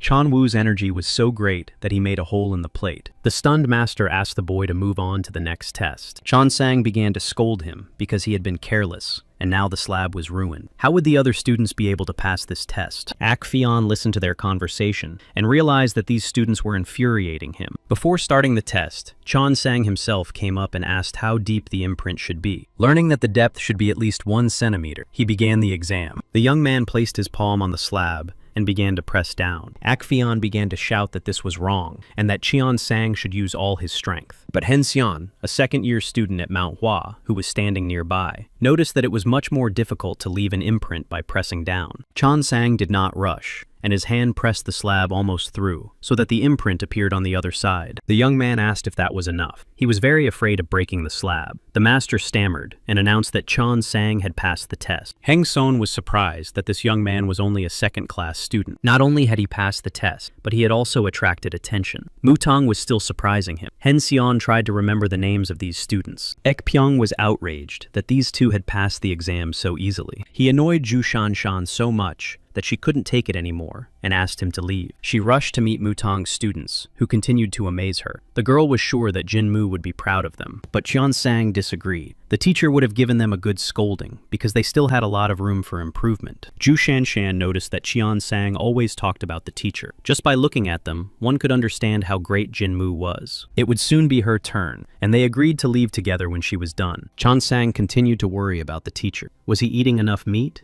But Zhu Shanshan was sure that his appetite was fine. Moreover, she was sure that Jin Mu was helping someone right now. And right now, the young man was eating meat with gusto. Baek Pei was cooking the meat, and it was incredibly delicious because he had prepared it in a special way beforehand. Before that, he couldn't have imagined that anyone would ask him to cut meat using his clan's blade technique. But Jin Mu was eating with such appetite that it was clear that the skills he had acquired in the butcher shop had come in handy. Suddenly, their meal was interrupted by uninvited guests. Armed bandits were drawn by the tantalizing smell of roasted meat. The leader licked his blade. Everything here belonged to the bandits, and the young men would have to pay dearly. Jin Mu turned to Pak Pei. He asked if they were bad mountain bandits, and received an affirmative answer. Then the monk did not understand why the young man was still sitting there. He should have gone and taken energy from the robbers. Pak Pei flew toward the bandits at lightning speed. They did not expect a sudden attack, and stood frozen in place. While Jin Mu enjoyed the meat, Pak Pei dealt with the bandits. The monk remembered his student. It would be great if they could also try this dish. He hoped that the guys weren't too worried about it. A month passed. A meeting was held at the Pak clan's estate in Guilin. Some of those present were convinced that unorthodox clans wanted to get their hands on the Pak estate. One of them noted that the leader of the Tyranny Pavilion, No Young Chan, was now over 50 years old. However, he still dared to ask for the hand of the head of the Pak estate, Yi Rin,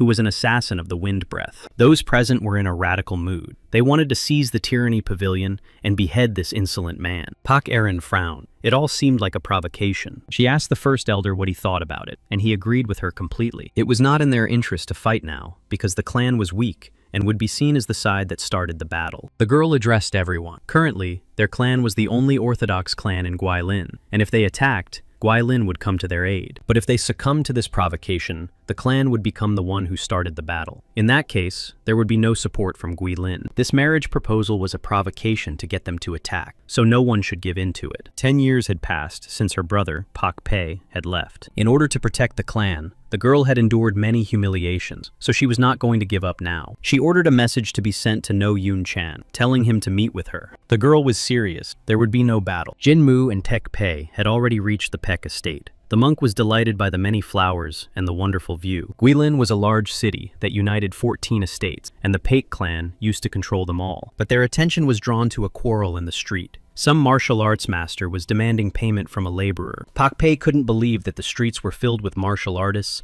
and unorthodox martial artists. This showed how much the clan had weakened. Now he had to solve all these problems. Jin Mu shouted at him not to dare start bloodshed as soon as he arrived. The monk had somewhere else to go after he was done with Pak Pi, so he was going to take him home to his sister as soon as possible. Baek Pei was angry. He hadn't said he wanted to see his younger sister, but Jin Mu insisted. They were almost there, so they could eat in peace and go about their business. However, they were not allowed to enter the inn where they were going. A fight was brewing inside, so the owner was afraid to accept visitors. The man was almost crying with despair. Why did these masters choose this place to fight when there was plenty of free space on the street? Suddenly, Jin Mu was surprised to hear a woman's voice that was going to put everything in its place. The voice came from the upper tier. The girl rejected the proposal of a certain Mr. No Young Chan. Her interlocutor replied that he was just worried that a woman who had everything she needed was still unmarried. The girl thanked him for his high opinion of her, but said there was no need to worry about her. But Young Chan hinted that a woman in her 30s should long ago have experienced the pleasures of a union between a man and a woman. On her part, it was a big oversight. The man's cheeks even turned red at these words. Baek Yirin did not succumb to the provocation and continued to remain calm, but her companions were already ready to rush into a fight. But Young Chan noticed this too, and, raising his hands, said that it was just a conversation. The girl really wanted to finish him off right there and then, but that was what he was waiting for, so she couldn't allow a fight to break out. Instead of fighting, she made an eloquent gesture with her middle finger and continued the conversation. Baek Yirin was about to leave the inn, but No Young Chan called it a cowardly escape with her tail between her legs. Heading for the exit, he asked the girl to reconsider his proposal. He added that it would only be for her own good. The man's cheeks again betrayed the hidden meaning he had put into his words. Suddenly, waves of energy engulfed everyone present. The girl became angry. Could it be that someone had started a fight against her orders? Pak Pei was approaching them. He knew that Guilin had changed, but he had no idea how much. Pak Erin immediately recognized the young man standing in front of her. After 10 years, her older brother Pak Pei had returned, but the expression on her face did not show that she was very happy about this meeting. After all, her brother had abandoned her many years ago. But Young Chan raised his hands when he saw Pak Pi. He decided that the girl had planned everything in advance and prepared the fight. The girl frowned. She couldn't have known that she would meet her brother here after so long.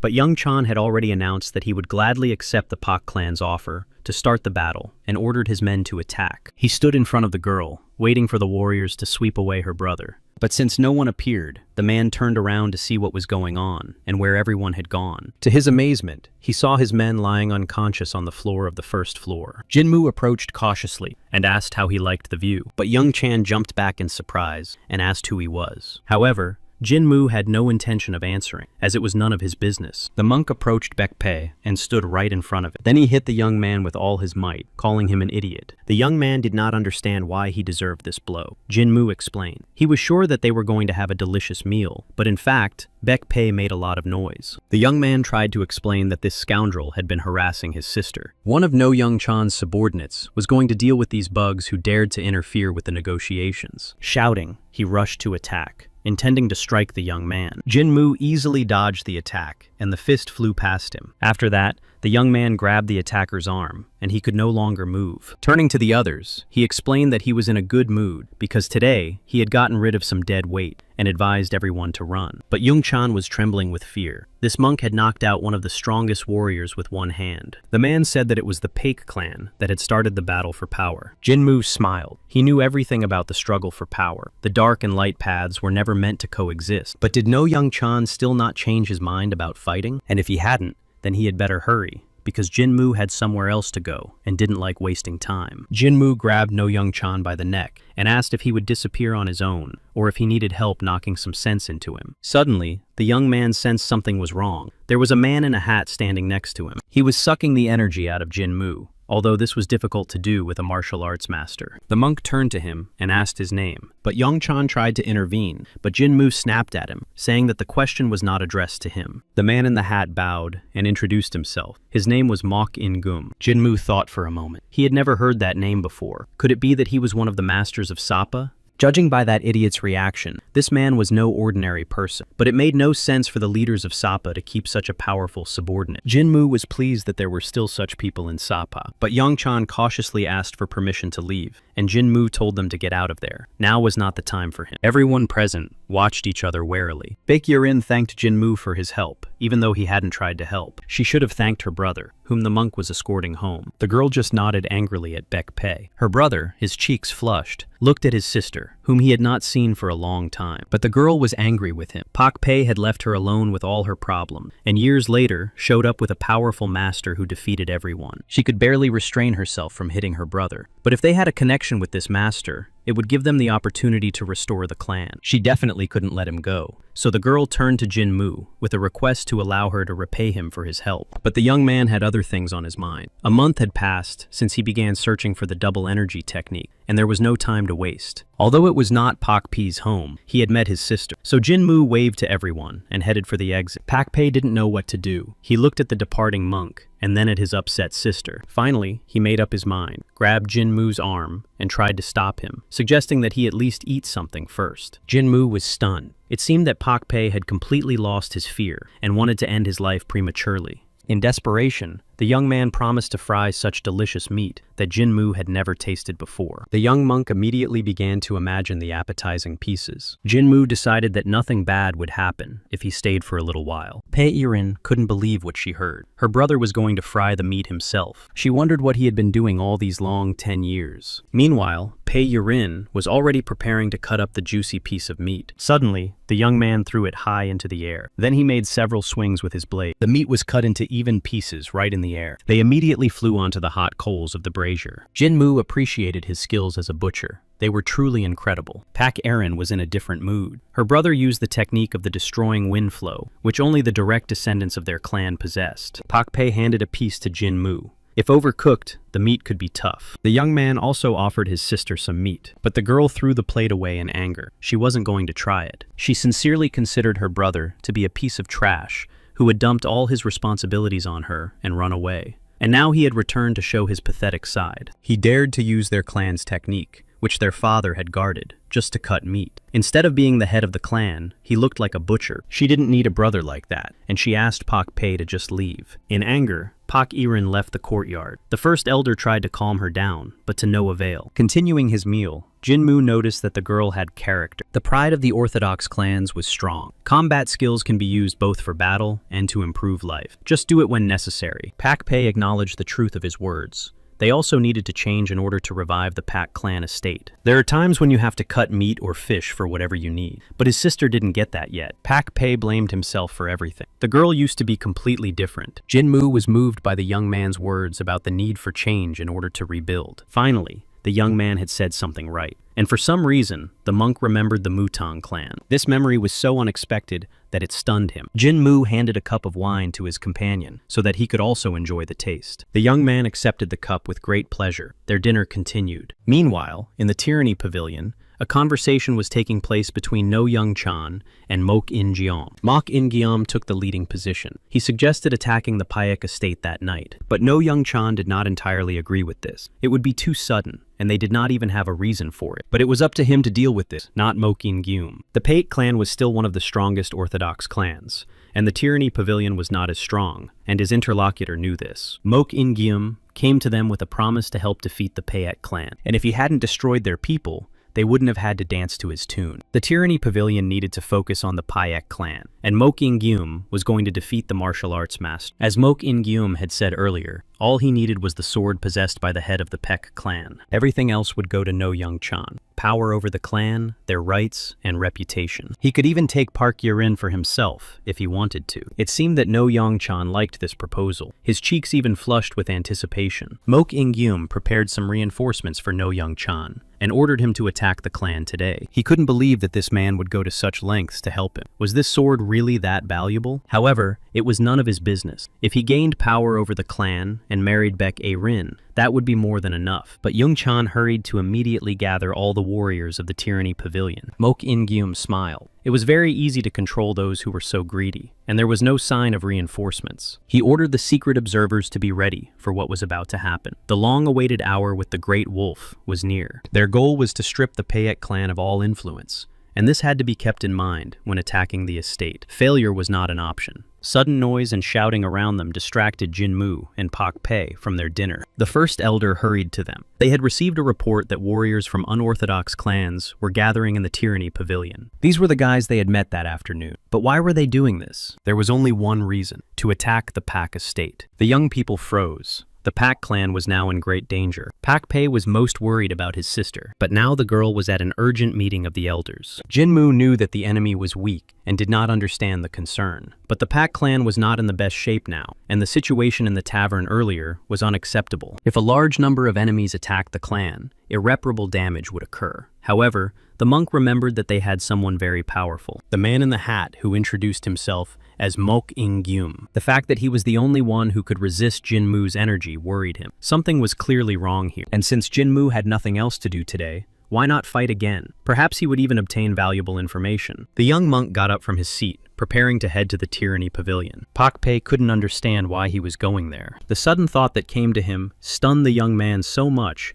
that his eyes nearly popped out of their socket. Could this great and mysterious man really be going there to help the Pak clan? Most likely, he wanted to buy time so that they could ask other orthodox groups for help. Pak Pei was going to call a meeting of the master, but Jinmu intended to go there alone. The young man couldn't let that happen. The strongest unorthodox group in Guilin was there, but this did not scare Jinmu, who easily jumped over the fence. Pak Pei was about to follow, and ordered the first elder to tell Pak Irin to start strengthening their clan. He did not listen to the man's objections, and, easily overcoming the fence, hurried after Jinmu. The first elder remained alone in the courtyard. Upon learning of her brother's and the young monk's actions, Pak Irin flew into a rage. Did they really think they were martial arts masters? The first elder did not know what to do, because Pak Pei had ordered him to strengthen the security of the estate. The girl held her head in her hand. The boys had acted very foolishly, because they had already made the necessary preparations. Why did they need to go there themselves? Maybe she didn't like her brother very much, but she couldn't let him die in the enemy's lair, so she ordered a squad to be sent there immediately.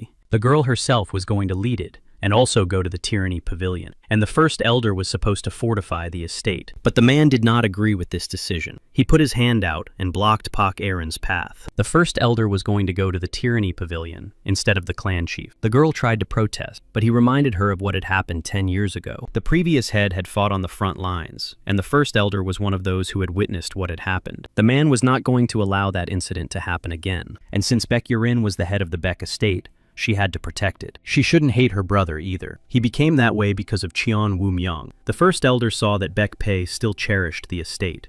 The man bowed to Baek Yurin and promised to return. As soon as the first elder left, the girl burst into tears. Meanwhile, the young people moved cautiously through the forest. Finally, they reached the Tyranny Pavilion. The building was devoid of aesthetics, and it was immediately clear who it belonged to. Pak Pei suggested that they first find a place where security was weak, but to his surprise, Jinmu had already disappeared, and his words fell on deaf ears. The young monk walked straight towards the enemies without hiding. He turned around and asked Pak Pei to hurry up if he really intended to go with him. The young master of Pak clan was on guard. There were only 2 of them. How could they go so openly without even knowing how many enemies there were? They approached the gate and called out to the guard. Jinmu demanded that the gate be opened, but the guard was in no hurry and asked who they were. The young monk had come to know young Cheon and was not going to wait long. He decided to count to 3. The guard raised his spear. How dare this man call the head of the pavilion by name as if he were his friend? Jinmu had already said the number 2, and he suddenly threw his fist forward, which flew straight into the man's face. The powerful blow, which the guard did not have time to block, reached its target. The second guard watched in horror as his partner flew into the wall. Jinmu added his energy to the blow, and the man flew up along with the gate. Pak Pi trembled as he noticed that the young man had not counted to 3. Soldiers rushed into the courtyard at the sound of the commotion.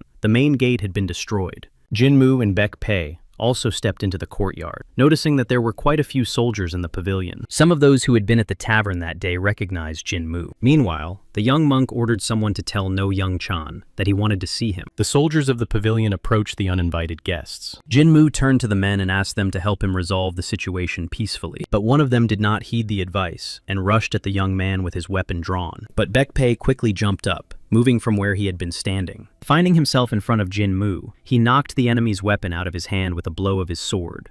The young man was ready for battle, and energy flowed around him. Pak Pei looked satisfied. He felt the absorbed energy flowing through him. Finally, it was his time to enter the game. A demonic smile lit up the young man's face. The warriors, still clutching their weapons, stared at their opponent in horror. The energy turned into a destructive wind. This stream caught up with and swept away the enemies one by one. The courtyard was left littered with bloodied, motionless bodies. It seemed that this dangerous madman had completely lost his mind. Jinmu turned to the survivor. He hoped that now they understood what a disadvantageous position they were in, but his opponents were still determined to fight. The young man smirked. Had they really not changed their minds yet? Jinmu stepped forward, enveloped in energy. It seemed he would have to lure No Young Cheon out. He clenched his fist, directing his inner energy into it. Jinmu prepared to attack his opponents and took a comfortable position. Then he suddenly threw his arm forward. Now he used the 7-star fist technique. The energy turned into an attacking dragon, destroying enemies in its path. It seemed as if a mythical creature was spewing flames. Jinmu controlled the energy simply by stretching his arm forward. Now he used a technique called Heavenly Dragon Stream. Pak Pei watched his companion in amazement. He knew Jinmu was strong, but not to this extent. With a single blow, he destroyed everything around him. No Young Cheon and a couple of his warriors sat in the ruins. The man immediately recognized the young monk. He was horrified by what this man had done. In response, Jinmu greeted the head of the pavilion warmly. He asked these stubborn sheep to call No Young Cheon, but they stubbornly refused. So the young man apologized for the building. The head of the pavilion, in rage, began to shout that he had welcomed Jinmu as an important guest, and he had destroyed his home, then ordered his men to take him away.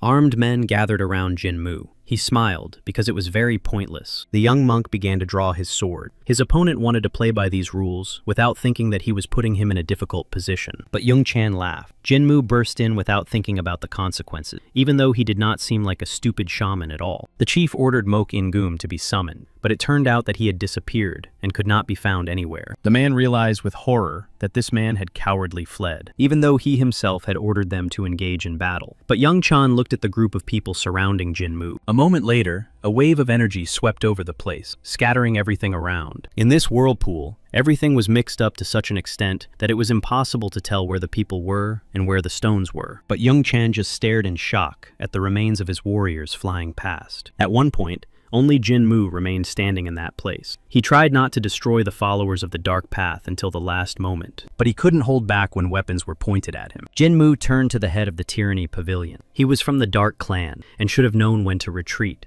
The young man was not as kind as he seemed. Of course, he had studied the techniques of the light path, but they had only made him a little kinder. The monk asked No Young Cheon to answer just one question, and then he would be allowed to live. Jinmu was very interested in the whereabouts of Mok In-gum. The man sitting in front of him was trembling with fear and did not know what to answer. Finding no way out, No Young Cheon threw himself at the feet of the young monk. Covered in sweat, the man confessed that Mok In-gum had escaped. That such a man had escaped, it seemed like complete nonsense. The head of the pavilion insisted that it was true, and that there was nothing they could do. Then why did Mok In-gum need to come to the Tyranny Pavilion? It was all about the silver sword owned by the Paik family. In exchange for it, he promised anything. Jinmu tried to clarify with Pak Pei whether there was such a sword in their house. He remembered that one thing had been passed down from generation to generation to the heads of the Park clan. All this meant that now this scoundrel was heading for his estate, and Pak Yurin was in danger. So the older brother rushed to her aid at full speed. The others watched him go. The young man acted like an impatient fool.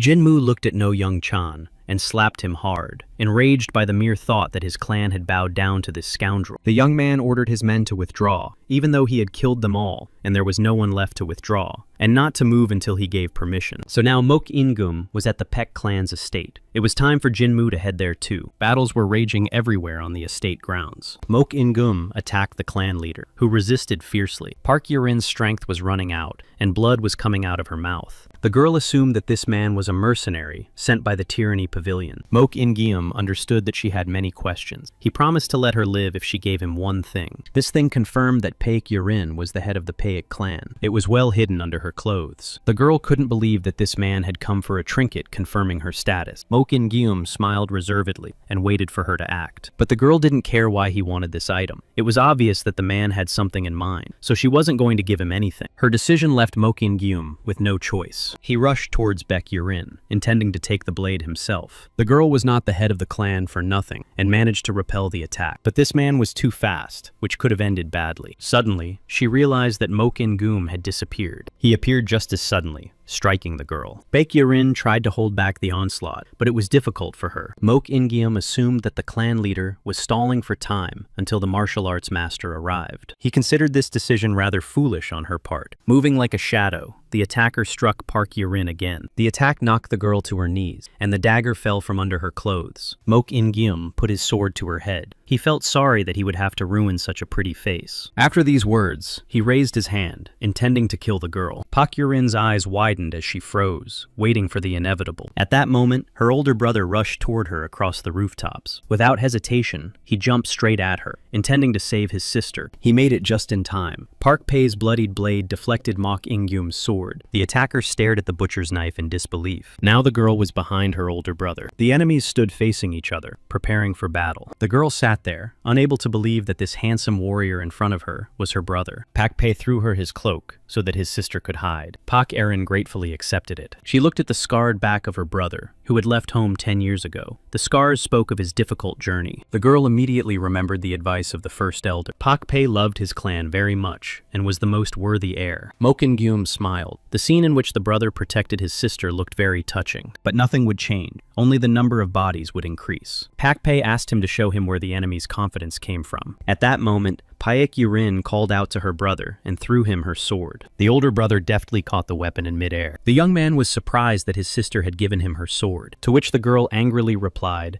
that a butcher's knife was too short for battle. Pak Pei held the wind cutter, their clan's sword. Whoever possessed it was the head of the clan. The young man had left home a long time ago. Did he have the right to hold this weapon? Out of nowhere, he heard Jinmu's voice advising him to take the sword and remove the rings from it. The weapon was a perfect match for Pak Pei's technique. The young man was grateful that the young monk was watching over him and immediately tore off all the rings. He did it with such force that they all shattered into small pieces. Mok In-gum did not think that a small change would make any difference. Pak Pei waved his new weapon and suggested they test it right away. The opponents froze, facing each other. Energy flowed from the young man's movements. The holes created gusts of wind and the sound of air being cut. Realizing that the moment was perfect for an attack, the young man rushed forward. Mok In-gum tried to block the blows in defense. The energy around them swirled like a tornado. The attacks came one after another. The opponent was perplexed. He did not expect such pressure. At one point, Paik Pei managed to hit Mok In-gum. He stared at the wound in shock. He didn't understand what was happening. This boy was not stronger than him. How could he have been wounded? To his surprise, Mok In-gum found himself constantly retreating. While parrying another attack, he had a sudden epiphany. The secret of this momentum lay in the sound made by the sword. Sight, hearing, and touch. If a master loses even one of these senses, he will be in great danger. The weapon made a sound that dulled Mok In-gum's hearing. Realizing this, he became more determined. These childish tricks would not stop him. Mok In-gum immediately went on the offensive, attacking Paik Pei. The invader thought intently that the battle should not take long. If it dragged on, there would be no trace of them left. Instead of fighting this bastard, he should have ended the battle between the Paik clan and the Tyranny Pavilion. He should have taken the dirty-blooded girl and disappeared. Mok In-gum ordered his men to seize the girl, but no one appeared at his command, and the man realized that it had become unusually quiet. Through the fog and streams of energy, someone's silhouette was visible. The man stepped into the light. It was a smiling Jinmu. But the young man did not just step out. Behind him stood a squad of warriors from the Paik clan, and at his feet lay the defeated invaders. Mok In-gyum couldn't understand when the young man had managed to defeat everyone. Jin-moo easily jumped over the pile of bodies. He had done everything while Mok In-gyum was fighting the head of the Paik clan. The rest of the gang was supposed to hold him back. It was impossible for them to fall so quickly. Mok In-gyum's hand was shaking, and he still hadn't gotten his cold-blooded blade. Jin-moo warned his opponent that the idea of testing their strength was a bad one. He promised to cause less pain if he laid down his weapon. Mok In-gyum gritted his teeth. This scoundrel even had the audacity to tell him what to do. He drew his blade and lunged at Jin-moo. Jin-moo analyzed his opponent's actions. It was another sword-spinning technique, and he had a feeling he had seen it somewhere before. It seemed that these people were somehow connected to the old man. The young man skillfully dodged the attacks and moved from place to place with lightning speed. Mok In-gyum grew increasingly furious, swinging his sword wildly. At a certain moment, Jin-moo simply threw his fist forward. He directed a powerful stream of energy at his opponent. Holding his sword with one hand, Jin-moo inquired about his decision. He promised Mok In-gyum that he would soon realize that it was better to deal with the entire Paik clan than with him alone. Jin-moo pinned his opponent with a knockout uller. Then he grabbed the man and lifted him high above the ground. With a powerful throw, the young man hurled Mok In-gyum high into the air. Then he directed a stream of energy at his opponent, who was suspended in mid-air. The powerful blow knocked Mok In-gyum's hat off. He continued to receive powerful blows, one after another. Finally, Jin-moo grabbed his opponent by the head. Then, without hesitation, he pinned him to the stone floor. After this battle, a huge dent formed in the center of the courtyard. The defeated Mok In-gyum could not say anything except that he did not understand where such skill came from. Jin-moo was already tired of hearing this every time. But if his opponent was interested, he was taught this by an old man. Mok In-gyum shouted indignantly that Duran would never do such a thing. He despised and hated Murums more than anyone else. So the old man's name was Darren. Although Mok In-gyum had revealed the necessary information about gratitude, he couldn't even think about it. Jin-moo ordered Pek Pei to tie up and throw the enemy into prison. Then he noticed the silver blade. This item was the cause of all the commotion, and Jin-moo asked if the girl knew anything about it. In response, she handed him the blade. She said that this item had been passed down from generation to generation in their clan, and was also called a cold-blooded relic. The silver was not important. The blade was imbued with the power of ki.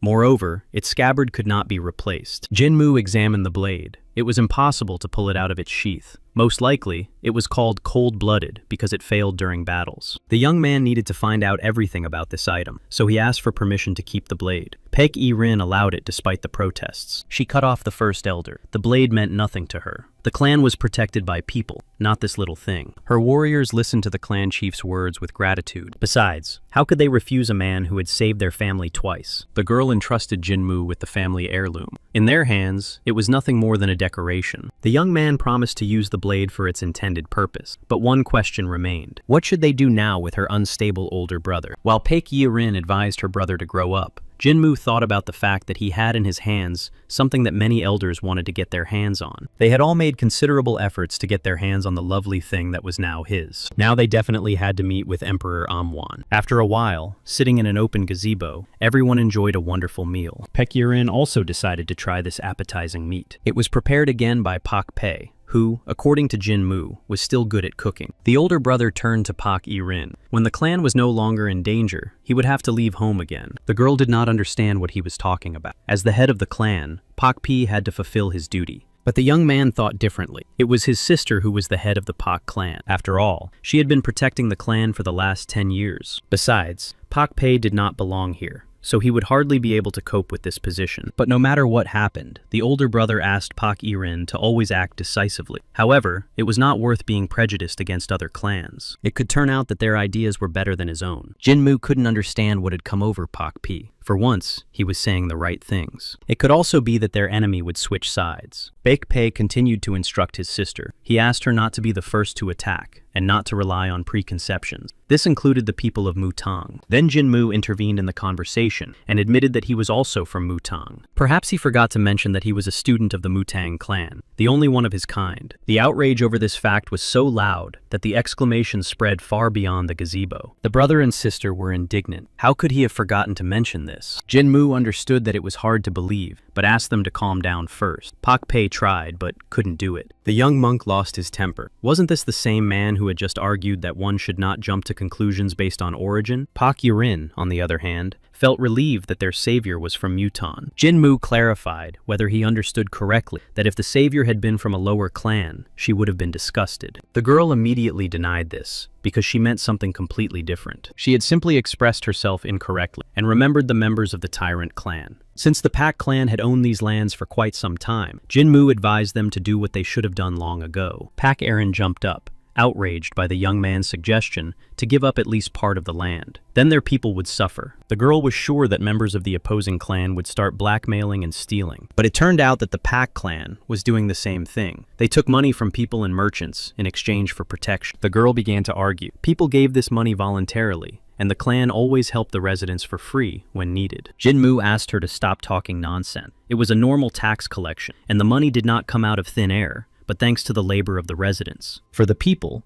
the Pack clan and the Tyrant clan were the same. Some fought to take what belonged to others, while others took from their own people. Both clans were only after their own gain. Those who had more land had more influence. The methods used were different, but people were the same everywhere. The girl realized that Jinmu was right. It was time to find a compromise with the Tyrant clan. Suddenly, Paik Pei joined the conversation and demanded an apology for Jinmu's rude conversation with his sister. Jinmu clicked his tongue and asked to be informed later about how the prisoner's torture was going and whether they had learned anything new. If Mok Ingium was useless, it was worth calling the executioner to finish the job. Paik Pei said that the prisoner knew little about the blade and kept repeating the word Chin Chen. Jinmu repeated the word, memorizing it. He was going to find out as much as he could about it. Their conversation was suddenly interrupted by the first elder. At Jinmu's request, he brought a man from the Beggars clan. The young man's name was Li Bokton, and he was a disciple of the Garen clan. But the young monk said there was no time for introduction and held out an item for him to look at. As soon as he glanced at the object, Li Bokdong immediately recognized the legendary coin. Jinmu asked him to tell Yang Sobang that he was looking for him and would wait at the Paek clan's estate. The disciple was curious why the young monk was looking for some hero from the Beggars clan. Jinmu asked him to pass on Mutang's sword, and with these words, Yang Sobang should have understood everything. After this confession, everyone present was stunned. Li Bogdong immediately swore to do everything possible for him. But Jinmu only wanted this matter to be resolved as soon as possible. Promising that he would start working on it right away, the disciple hurried to take his leave. Paik Pei was amazed. This monk was not only Mutang's disciple, but also Mutang's sword. What power he possessed. But Jinmu was heading for the exit. His business here was done. Paik Pei asked the young monk to wait a moment. Jinmu turned around. He was curious to know what they wanted from him. They all stood with their heads bowed in gratitude for his help to the clan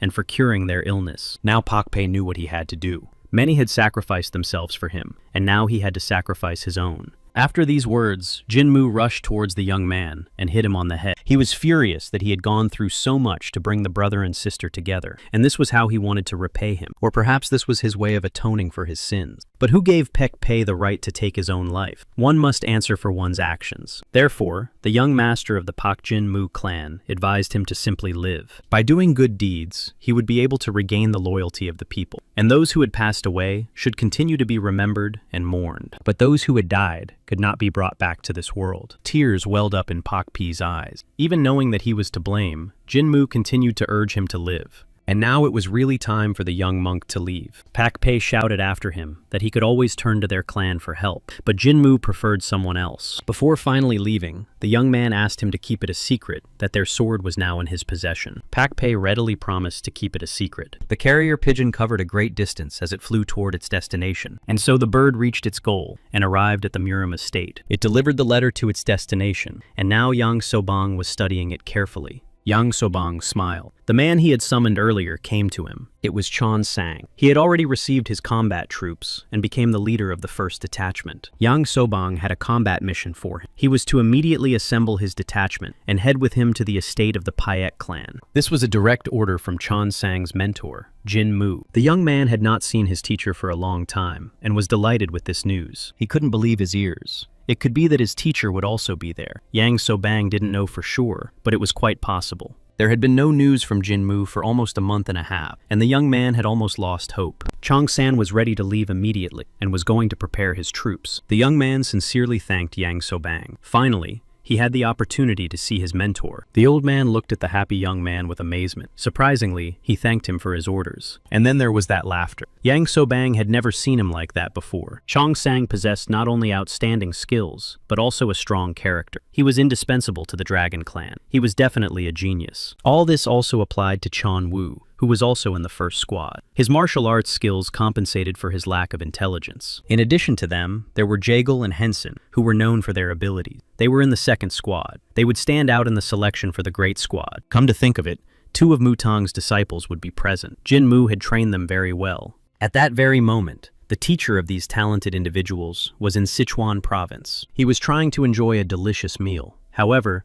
the next bite made him wince. Perhaps this time he had put too much pepper in it, but overall the dish was edible. Chewing another bite, Jin Mu remembered the meat that Pak Pei had cooked. Maybe he should have taken him along as a cook. The young man's meal was interrupted by the sound of broken dishes. The owner of the establishment was trying to get payment for the meal from 2 visitors at the next table, but they brazenly declared that they had no money. Besides, the noodles they had eaten were not very good. The men were indignant. Why say the food was bad if they had already eaten it? These bandits drew their swords, intending to teach the merchant gratitude for allowing them to dine at his establishment. Wherever Jin Mu went, he encountered such scum. He hoped that someone would help the owner of the establishment because he himself was very busy. Someone's hand snatched the jug from under his nose, just as the young man reached for it. The girl took a sip of the drink straight from the jug as she headed toward the center of the action. Wiping away a dropped drop, the stranger smiled and immediately punched one of the thugs who was tormenting the owner. At this sight, Jin Mu's eyes popped out of their sockets. Completely unabashed, the girl scolded the attacker. Who were they to attack ordinary people with weapons? The enraged savior could take their lives with her own hands. Several warriors were already running after their mistress. Jin Mu watched. The green-colored robes were worn by members of the Sichuan clan. They were stubborn idiots who refused to give up their land. They used dark martial arts, and even mercenaries were afraid to deal with them. It was better not to mess with this clan, and Jin Mu realized it was time to leave. The girl had only been here for 2 minutes,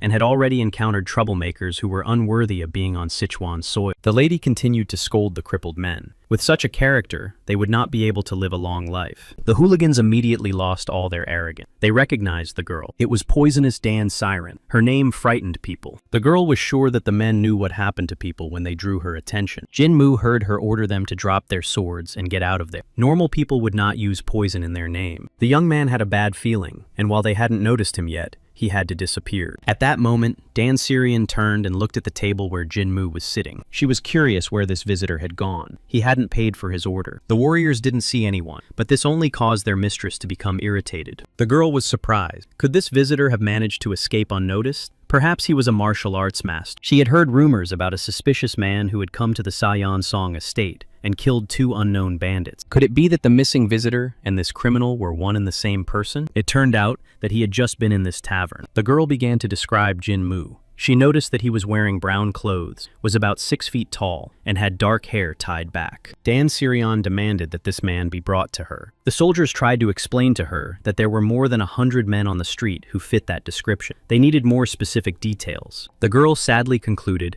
that they would not be able to find this man. The frightened soldiers rushed to carry out their mistress's order, fearing her wrath. Dan Sirion wondered how this visitor dared to hide from her. But if he succeeded, it meant that he was not a peaceful citizen, and escape would not save him. Moving as far away as possible, Jin Mu lamented how wicked women were. One glance was enough to see that she had a nasty temper. He needed to find a way to return to his unit, but he had no desire to cross paths with her again. The Dark Emperor was quite attractive for a political party, but had his worldview become even more narrow-minded over time? Jin Mu stopped abruptly. If he had become a martial arts revolutionary, should he be concerned? Perhaps he would be welcomed as the new emperor with open arms. But the guard at the gate had no intention of letting him through. He told the astonished young man that a master monk could not walk around in such rag, and told him to get lost. Enraged, Jin Mu threw open his cloak, revealing his monk's robes, and showed his card. He hoped that now they would let him through. In response, the guard handed him a pass and told him to wait his turn. The young man's hands were shaking with anger, but he had not come to fight and was prepared to wait. Had all the masters gone through this? But he didn't have time for that. Jin Mu was in a great hurry, but his turn was not coming. Driven mad by the wait, he He couldn't bear it any longer. Finally, he was the first in front of the guard. But the guard said with a bored look that no one else would be allowed in today. Jinmu tried in vain to stop him, but the guard just slammed the gate in his face. The guards behind the gate openly mocked him. They were sure that he was just a vagrant. Otherwise, he would have known that there was a separate gate for masters. Dancing around, they moved away from the gate and discussed their plans for the evening. Jinmu continued to stand on the street, looking at the locked entrance. It took him 3 whole hours to get inside. Maybe he should just take down those damn walls. He clenched his fist in anger. A monk's disciple could not be defeated by some member of a political party. Better to find another way. Jinmu was so overwhelmed with emotion that he could only scream and grab his hair. But suddenly, people passing by recognized him. They turned out to be the crazy-looking Jinmu Dan Sirion and her warriors. She had almost lost hope of finding him, while the young man dreamed that they would never see each other again. Jinmu tried to walk past them. It wasn't that he was avoiding the encounter, but he would have to postpone it and go to Cheongsong. The girl was indignant. It was as if this man was deliberately ignoring her. She immediately ordered her warriors to stop this suspicious guy. Dan Sirion and her soldiers had been looking for the young man all day and couldn't just let him go. Jinmu was starting to get angry. He was going to go inside, but he had wasted his time. Now he wanted to turn back, but his path was blocked. These were Danga's lands, and no one was exempt from Danga's rules. The girl demanded that the young man give his name. The warrior who stopped Jinmu apologized. He couldn't act differently because he had received orders. The man asked the young man to follow him. Jinmu did not ask twice for them to let him pass. He simply pushed the man aside with one hand. Because it happened so quickly, Dan Sirion's face stretched out. The other soldiers immediately rushed to help the injured man. The enraged girl hurried toward Jinmu. It seemed he had no idea who they were. The young man assumed it was just another group. But what difference did that make? They were the first ones to burst into his life and draw their swords. Jinmu honestly warned that he was not in the best of moods right now, and that it would be better to leave him alone. Dan Sirion saw for the first time a person who would stand before a party with such disrespect. And it wasn't that his words frightened her. The expression on the young man's face had a stronger effect than his words. The girl smiled and found Jinmu quite amusing. Then she ordered his arrest again, and the young man had to fight off the soldiers once more. He kicked one of them, nearly breaking his neck. He instantly scattered the others with a single twist of his body. His precise blows caused the soldiers to fall, one after another. Watching this massacre, the girl became even angrier. How could they call themselves warriors? Finally, Jinmu asked through gritted teeth what he should do, so that people would start listening to him. Then he released a powerful wave of energy, sweeping away his opponents in one fell swoop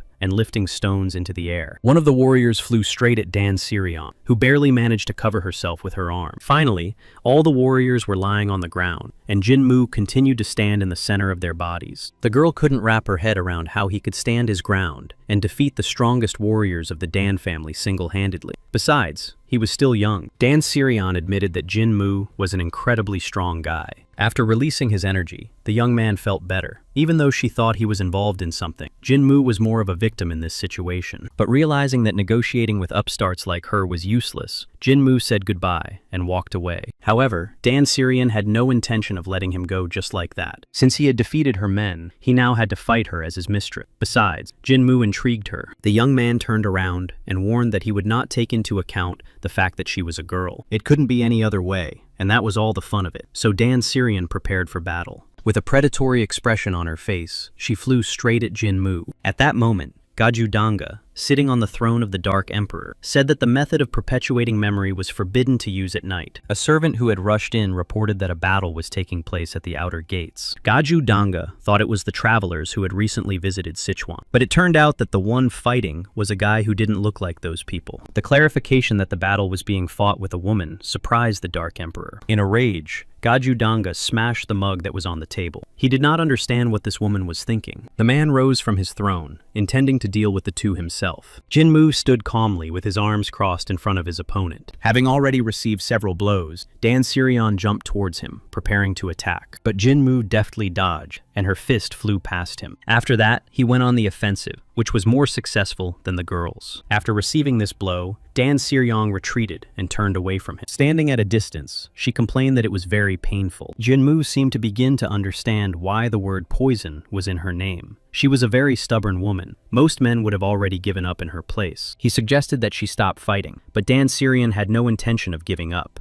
pretending that she was feeling fine. Besides, she was sure that Jinmu would not take her life because she was not his enemy. No one would approach the enemy's gates so proudly and closely. Even her warriors were only wounded by Jinmu, but remained alive. It was the first time the girl had fought so seriously. Before that, she had always avoided fighting so that no one would get hurt. Jinmu was surprised. This was coming from a woman with such a high level of martial arts skill. Or maybe the men were retreating because she was a woman. And to Dan Sirion's displeasure, he said that they were finished anyway. He didn't want to guess when she would faint. But the girl was stubborn. She was not going to stop fighting until there was a winner and a loser. But everything was decided by a loud shout from the wall, ordering the battle to stop. The Dark Emperor looked down at them sternly from above. Despite the distance and darkness, Jinmu immediately recognized Gaja Danga. However, the real surprise for him was that it was also Dan Sirion's father. Meanwhile, the Dark Emperor was unhappy that his daughter was being beaten right at the gates of his own estate. Gaju Danga was concerned about what the hell these two were doing here. Ignoring the height of the wall, he jumped straight down to the ground.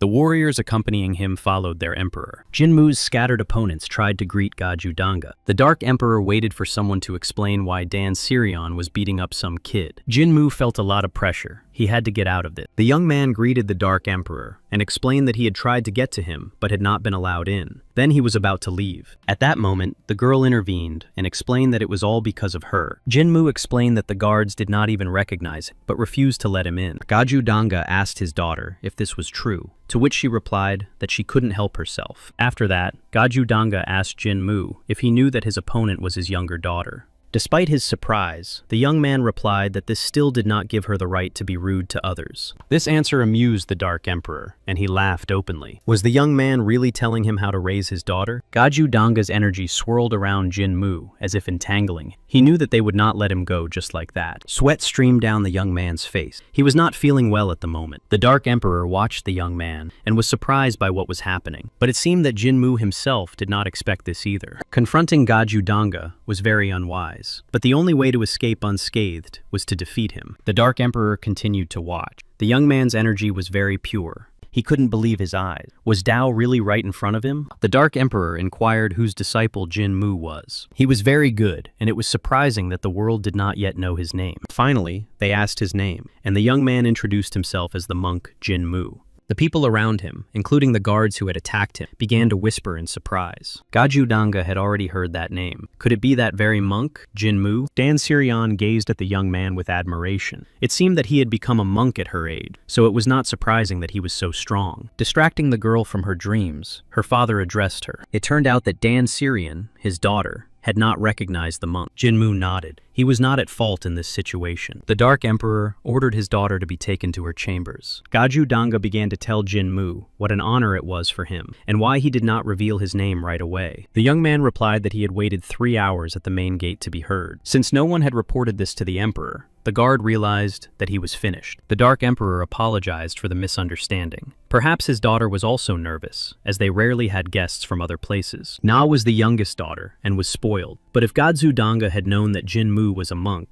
everything would have been different. The young man was also embarrassed and apologized for the fight with Dan Sirion. But Jinmu had nothing to apologize for. The girl had a whole bunch of servants, whom she beat for fun. The Dark Emperor promised to reprimand those who did not let the guest in, and invited him to come inside and rest. He said to leave all questions until tomorrow. But there was one more thing. Jinmu had caught the eye of Gaju Danga's daughter, so she would most likely start pestering the young man first thing in the morning. And since the young man did not understand what was going on, the Emperor laughed and replied that he would understand everything later. Jinmu naturally found everything that was happening very strange. The next morning, the young man was sleeping in his bed. Suddenly, a girl's hand began to tug at his hair. This made Jinmu feel uncomfortable, and he tried to open his eyes. Smiling Dan Sirion was leaning over him. Jinmu lay frozen. He didn't understand what this crazy girl was doing here. Unexpectedly and loudly, so that blood almost spurted from his ears, the girl shouted at him to wake up quickly. And while Jinmu, who had jumped up, massaged his injured ear,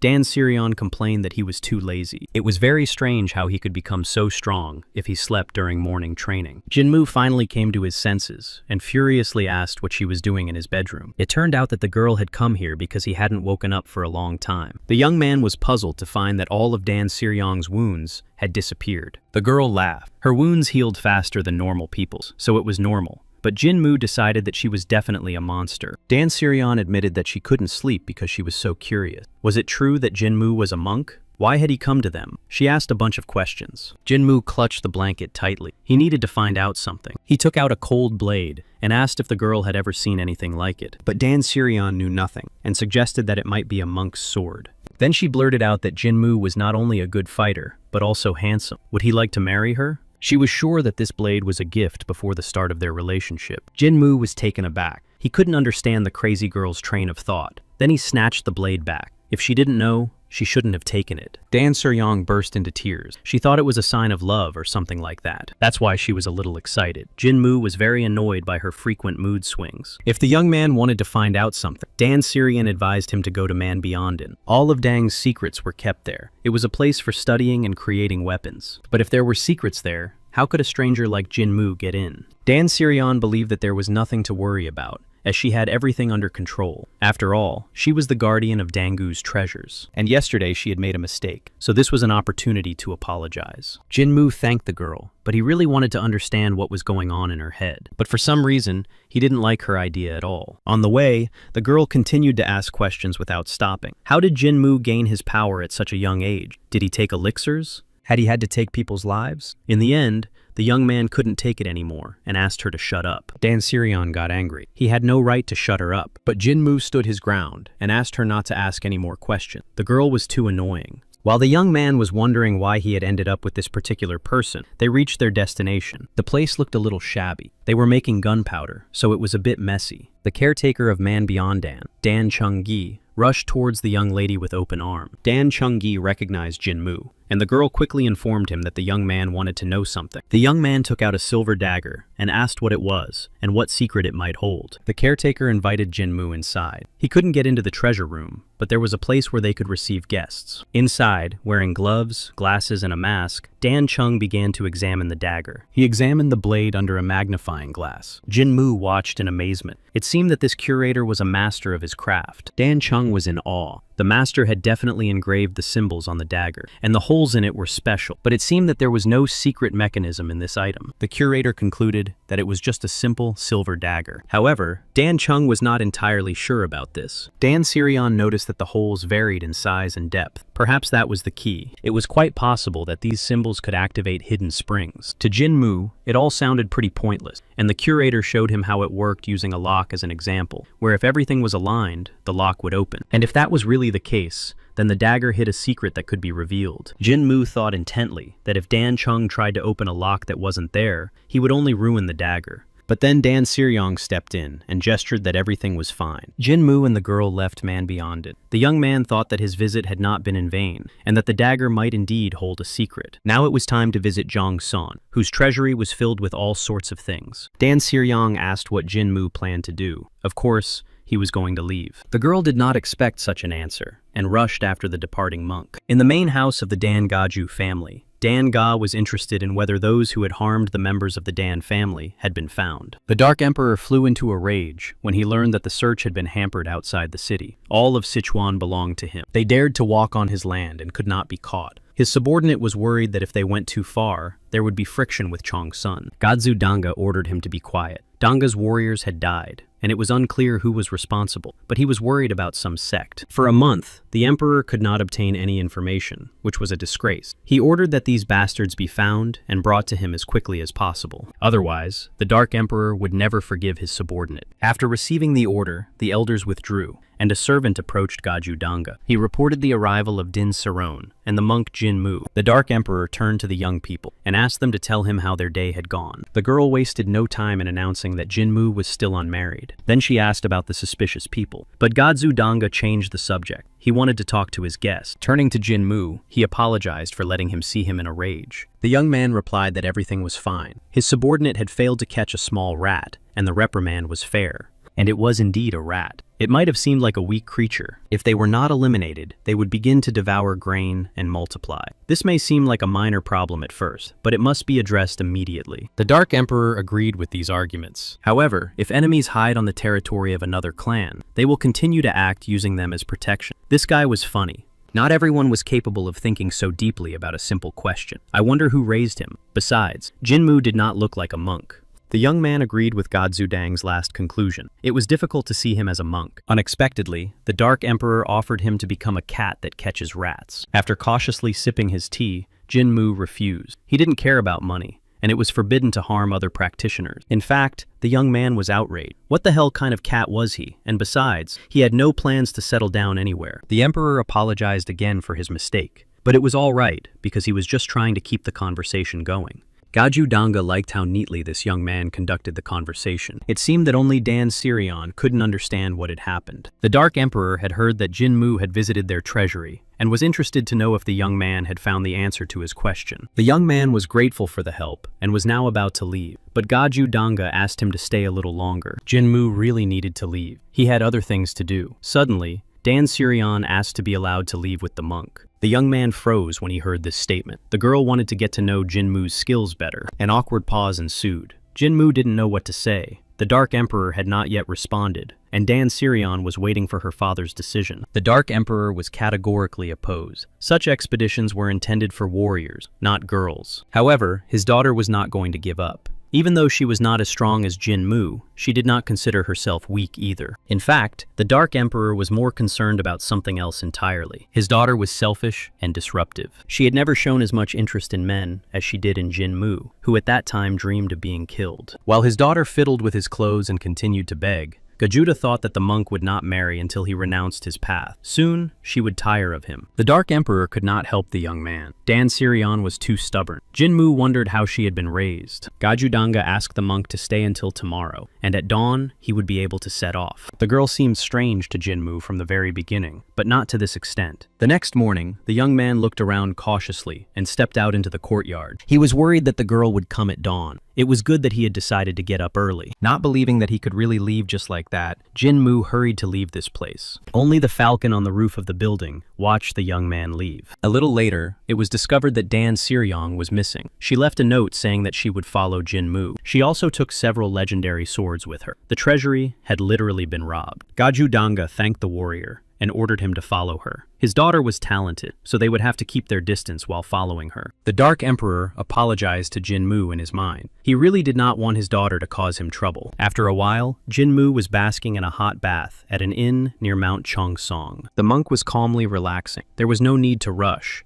and he could climb the mountain tomorrow. He had to play the role of a good monk at the gates, but now he simply had to eat something delicious. For example, meat and dumplings. Jinmu had not yet placed his order when a mountain of food was placed in front of him. Opposite him stood Dan Siryong, with another dish in one hand and a falcon in the other. Jinmu certainly did not expect to see this crazy girl here. Without the slightest embarrassment, the girl sat down opposite him and suggested they eat together. Jinmu's attempts to send her away were unsuccessful. Dan Sirion assumed that the monk was sure that the girl would not find a way to follow him. However, she did. Since everything was cooling down quickly, Dan Siryong asked Jinmu to open his mouth and eat everything for her sake, which put him in an even greater stupor. The next day on Mount Chongsong, everything was going as usual. A cart delivered the ingredients that needed to be unloaded. This time, the order was larger than usual, and the merchant was curious as to why. Sangwoo, one of the first-class followers of the Qingchen clan, explained that an ancestral worship ceremony was to take place soon. Surprised that the time had come so quickly, the merchant asked for permission to rest. Sangwoo offered to take him to a designated place. He then hospitably invited him to follow him. The merchant accepted the offer. They walked through the green courtyard along the wall. He noticed that no matter who Sangwoo met, everyone had to note that he was a wonderful follower. Suddenly, he called Sangwoo by another name. He and Guiyun hadn't seen each other in a long time. He turned around and smiled, agreeing with Aglo. That was the merchant's name. The interlocutors stopped in the middle of the trees. The Blue Wolf Squad was due to arrive soon. Guion knew that Aglo and his two protégés had come into conflict with Dang, and they had killed two of their followers, and now they were looking for the culprits. The entire Qingchen clan was on edge. 3 first-class followers and 20 second-class followers descended from the mountain, all because of this conflict. If Aglo didn't want to cause any more trouble, he should have been more careful and secretive as he was being sought. Guion was sure that the Third Master and the Great Wolf would not want anything to happen. Aglo got angry. He already knew what to do. The The fact that Guion reported directly to the third master did not give him the right to lecture him. Besides, Aglo knew that Guion had lost contact with the guy who was looking for empty holes. Perhaps he was not doing his job well, to which his interlocutor advised him not to stick his nose into other people's business. He didn't want to get his hands dirty before the event. Aglo's eyes lit up. Did this mean that Guion had found the very thing? As they had expected, the object was in the hall of the ancestors of Qin Chen. Therefore, Guion prepared well and did everything he could to participate in the ancestral worship ceremony. As soon as he got what he needed, he would leave this place and join the Great Wolf. The conversation was interrupted. San Wu was looking for the clan chief, and one of his followers rushed to him with the news. Guion immediately changed his expression to a more friendly one and asked what was required of him. It turned out that a very important guest had arrived, and all the elders had already gathered. The monk visited them during his journey. Jinmu heard whispers about his age, and that he looked more like a vagrant. Jinmu came out to greet the elder of the Purple Clouds Pavilion of the Qingchen clan, Cha Song. The young man bowed respectfully before her, expressing his respect. The woman was surprised. This monk called her elder, even though they were from different clans. But the young man decided that this was the right thing to do. Cha Song noted that he was very polite, and Jinmu was pleased that the woman had decided so. Cha Song accompanied the young man to the door. The clan chief was already waiting for him. This was Jinmu's first destination. Qingchen was one of the 5 major clans. The elders and first-level disciples were gathered for him. This was done to demonstrate authority and respect. The clan leader, Cha Huan, greeted the young man. Jinmu was going to do everything he could to get his approval and respectfully knelt down to introduce himself, all for the sake of the double energy technique. The elders approved of the greeting. Jinmu introduced himself as a first-class disciple rather than a monk, which showed that he was not so arrogant. However, Cha Huan had been warned in a letter that this young man had a bad temper, but now he did not understand how anyone could say such a thing about this well-mannered young man. It seemed that Jinmu was liked by all the elders. Of course, old people loved well-behaved children. One of the elders did not share the general admiration. He was told that Jinmu had come with the daughter of the Dan family. The young man confirmed that he had come with Lady Dan Sirion. These words caused Cha Huan's face to change. Jinmu couldn't understand what had happened to the atmosphere in the hall, and why everyone was snorting disapprovingly. It turned out that there had recently been a conflict between the Qingchen and Dan clans. The young man realized that he should be more careful with his words. Cha Huan asked how long Jinmu had been there, and he honestly replied that it had not been long. The clan leader suggested that if the young man had visited Chongsong, he would continue on to Kunlun. Jinmu smiled and confirmed the correctness of his conclusion. He needed to pass the test and leave. It was a kind of tradition. To gain the recognition of the sage of the 5 paths, one had to demonstrate one's best qualities. The qualities of the disciple were assessed by the elders of the Mutang clan. It was necessary to secure their support by any means necessary. If you failed the test, nothing would happen. But if you passed, your name would be known everywhere. Cha Huan asked what level of enlightenment Jinmu had reached. Before the test, one had to assess one's abilities. The clan chief was curious, but the young man was not obliged to reveal his level. Jinmu vaguely replied that he had recently learned to control his spirit. But even this revelation caused considerable surprise. Controlling one's spirit at such a young age. It was no wonder that Jinmu was said to be a genius. The young man deserved his title. Cha Huan knew that the young man had come a long way and suggested that he rest and begin the test tomorrow. But first, Jinmu wanted to visit the sanctuary and pay his respects to his ancestors. This request caused delight and admiration among those around him. Jinmu noticed that the atmosphere had improved, and that was good. Knowing the elder's weaknesses, it was easy to show himself in a good light. The clan chief let the young man go to the sanctuary. He had no reason to forbid it. San Wu was tasked with taking Jinmu to the right place. Now the young man was a guest of the clan and could disobey its rules. With the Jade Tablet, he could visit any place except the Bijou Hall. Jinmu accepted the Jade Tablet and moved on. But on the way, Elder Cha Song cautiously called out to him. She was worried and asked him not to mention his connections with the Dan family within the clan. Recently, their warriors had been roaming the mountain, looking for some people. They did not ask for permission, and the elders were negatively disposed towards them. Jinmu found himself in a delicate situation, and if a battle began, it was unclear which side he would choose. Cha Song noticed how the young man's face had changed color, but he assured her that everything was fine. The main thing was to get everything done before the battle. It started to rain heavily. Jinmu and his companion had to use umbrellas. When they reached the sanctuary, San Wu invited the young man to come inside. They found themselves in a huge hall, filled with candles and lanterns. Jinmu did not understand why there were so many of them here. San Wu decided that the ancestors would be very happy about his visit.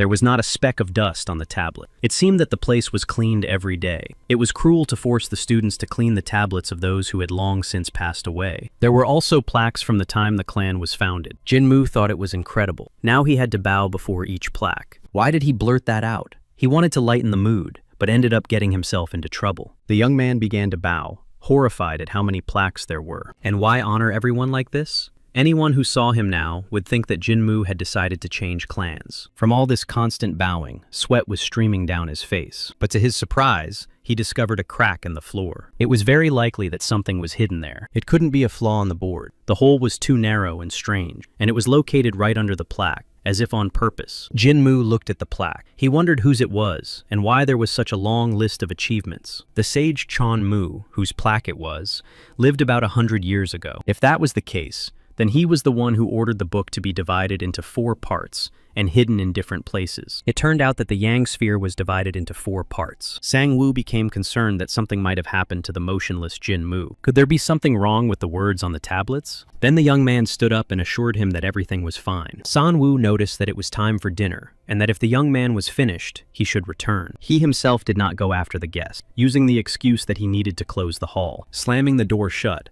San Woo wished Jinmu a pleasant evening. The young man watched the man walk away and wondered where he was rushing to. Could this hole under the sign for Cheon Mu be somehow connected to what was happening? On the way, Jinmu repeated the lines he had read. The forest burned to the ground, leaving not a single tree standing. San Woo watched him, wondering if the young man understood the meaning of these words. However, Jinmu could not know that this was related to the second part of the Yang sphere. And until the time came, the meaning of that hole in the floor must not be revealed. San Woo couldn't leave things as they were, even if his opponent was Jinmu. The man disappeared from the rock he had been standing on a moment ago. Jinmu's companion, Dan Siryong, was already waiting for him. Finding the girl in his room, the young man lost his temper. She had somehow managed to get permission to enter. While the young man was away, the clan's disciples approached her and said that Jinmu could get into trouble because of her. The girl sent a message to her father, asking him to withdraw his warriors from the clan's territory. Dan Sirion threatened that if he did not do so, she would not return home. And so the conflict was resolved. Jinmu wondered what sin he had committed to deserve this girl as punishment. Dan Sirion guessed that the young monk had not eaten anything all this time, and suggested they go out to eat meat. But Jinmu was categorically against having dinner with her. On the other hand, if he refused, it was scary to imagine what Dan Sirion would do in response. In the tavern, the aroma of roasted poultry was already tempting them from the table. To the girl's surprise, Jinmu did not even touch the meat. He explained that he had no appetite, but Dan Sirion only ate vegetables.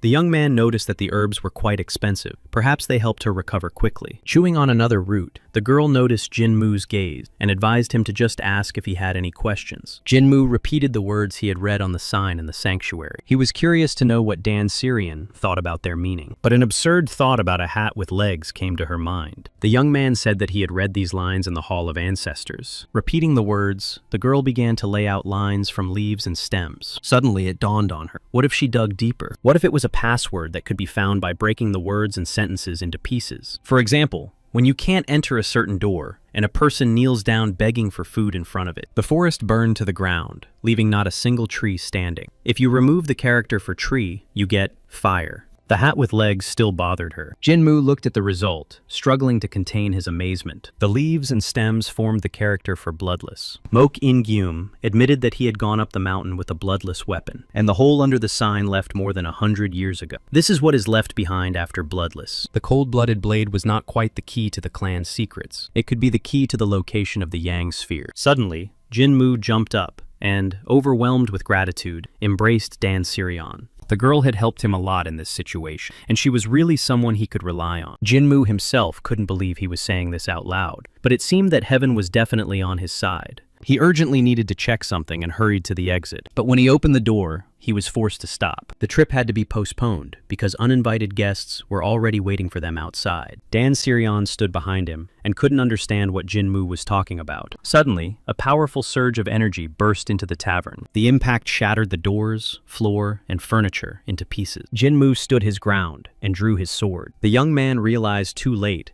that he had been too excited and had not noticed that they were surrounded. Jinmu turned to the warriors standing in front of him and asked what they wanted. Their faces were hidden by thin fabric, but one of the attackers looked like Aglo.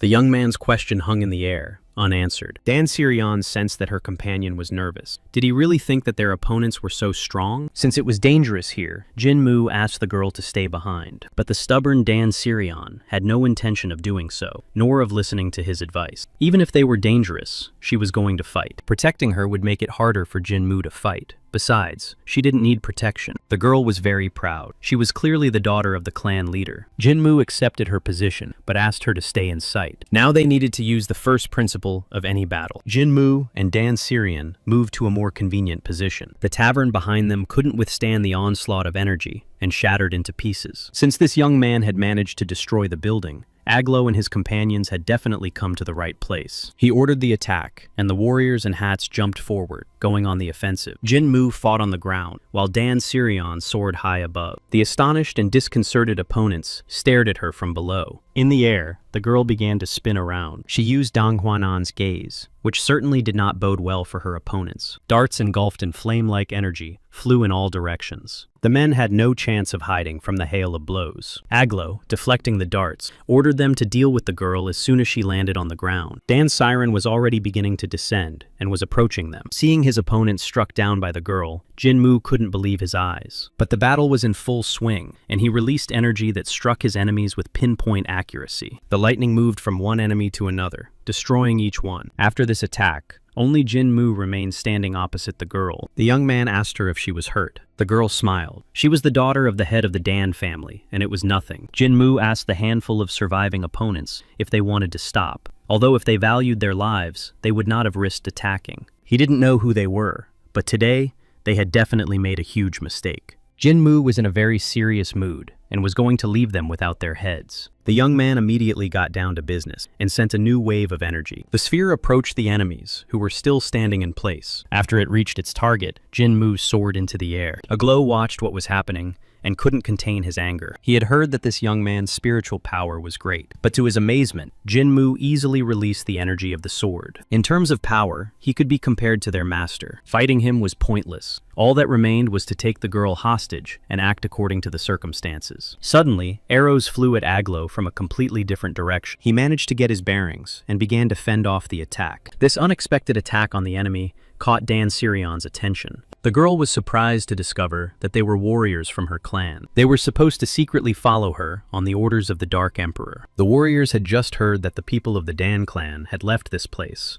and, noticing the explosion, rushed to their mistress's aid. But the girl could not help with the information. She did not know the attackers because they attacked suddenly and for an unknown reason. Surrounded by warriors, Dan Aglo realized that what he had done was very bad. No one else from his squad had survived. His only chance of salvation was to flee. But he did not have time to carry out his plan, as Jinmu silently appeared behind him. Without hesitation, the young man grabbed his opponent by the neck. His gaze and the energy running through his fingertips did not bode well for Aglo. Jinmu used his favorite method and directed a flurry of blows at his opponent. The shocked Dan warriors watched the massacre. Jinmu seemed like a very scary person to them. While the young man dealt with the remaining enemy, the warriors became increasingly covered in sweat. Aglo lay on the ground. He had already lost many teeth, and his face had turned into one huge bruise. As soon as he finished, the warriors of the Dan clan rushed to express their gratitude to him. Jinmu knew that they had been followed from the moment they climbed the mountain. No matter how well they hid, he could sense them perfectly. The young man felt guilty towards the Dan family, but now everything seemed to be fine,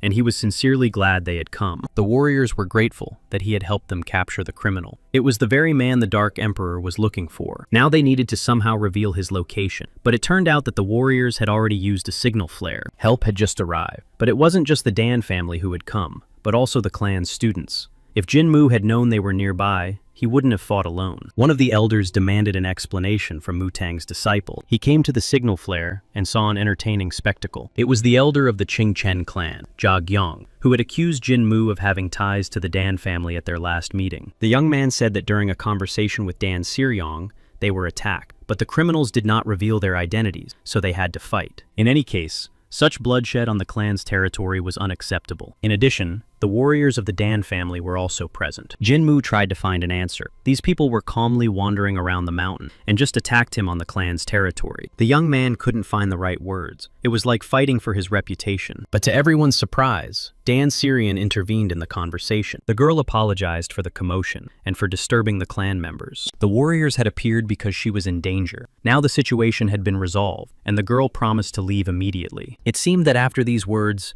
Jagyung softened, but the warrior on the other side still looked dissatisfied. Why were they all so stubborn? Jinmu thought hard about how to calm them all down. He cautiously called Jagyung uncle, which somewhat discouraged the elder. This was the outskirts of the clan, and belonged more to Sichuan. Moreover, the attackers were also enemies of the Dan family. It was worth allowing them to participate. Showing favor would improve relations between the Qingchen clan and the Dan family. And even if it happened on the territory of Mount Cheongsong, an investigation could be conducted under the clan's control. The idea of controlling the Dan family's investigation appealed to Jagun. The elder appreciated the young man's idea, and his attitude toward Jinmu immediately changed. Jagyun addressed the Dan family's warriors and thanked them for their help. He asked if the attackers could be connected to those the family was looking for. Since they were hiding here, the Chinsen clan felt guilty and wanted to offer to participate in the investigation. Until the situation was resolved, the elder promised the members of the Dan family free movement throughout their territory. But since the attack took place on the mountain, the Qingchen clan also asked to participate in the investigation. It was a great decision, and the Dark Emperor should have been happy with. Jinmu was able to breathe a sigh of relief. It seemed that the conflict had been resolved. The young man was about to leave, and Jagyun needed to report to the clan chief. While everyone was busy, Jinmu decided to conduct his own investigation. Chahuan was delighted.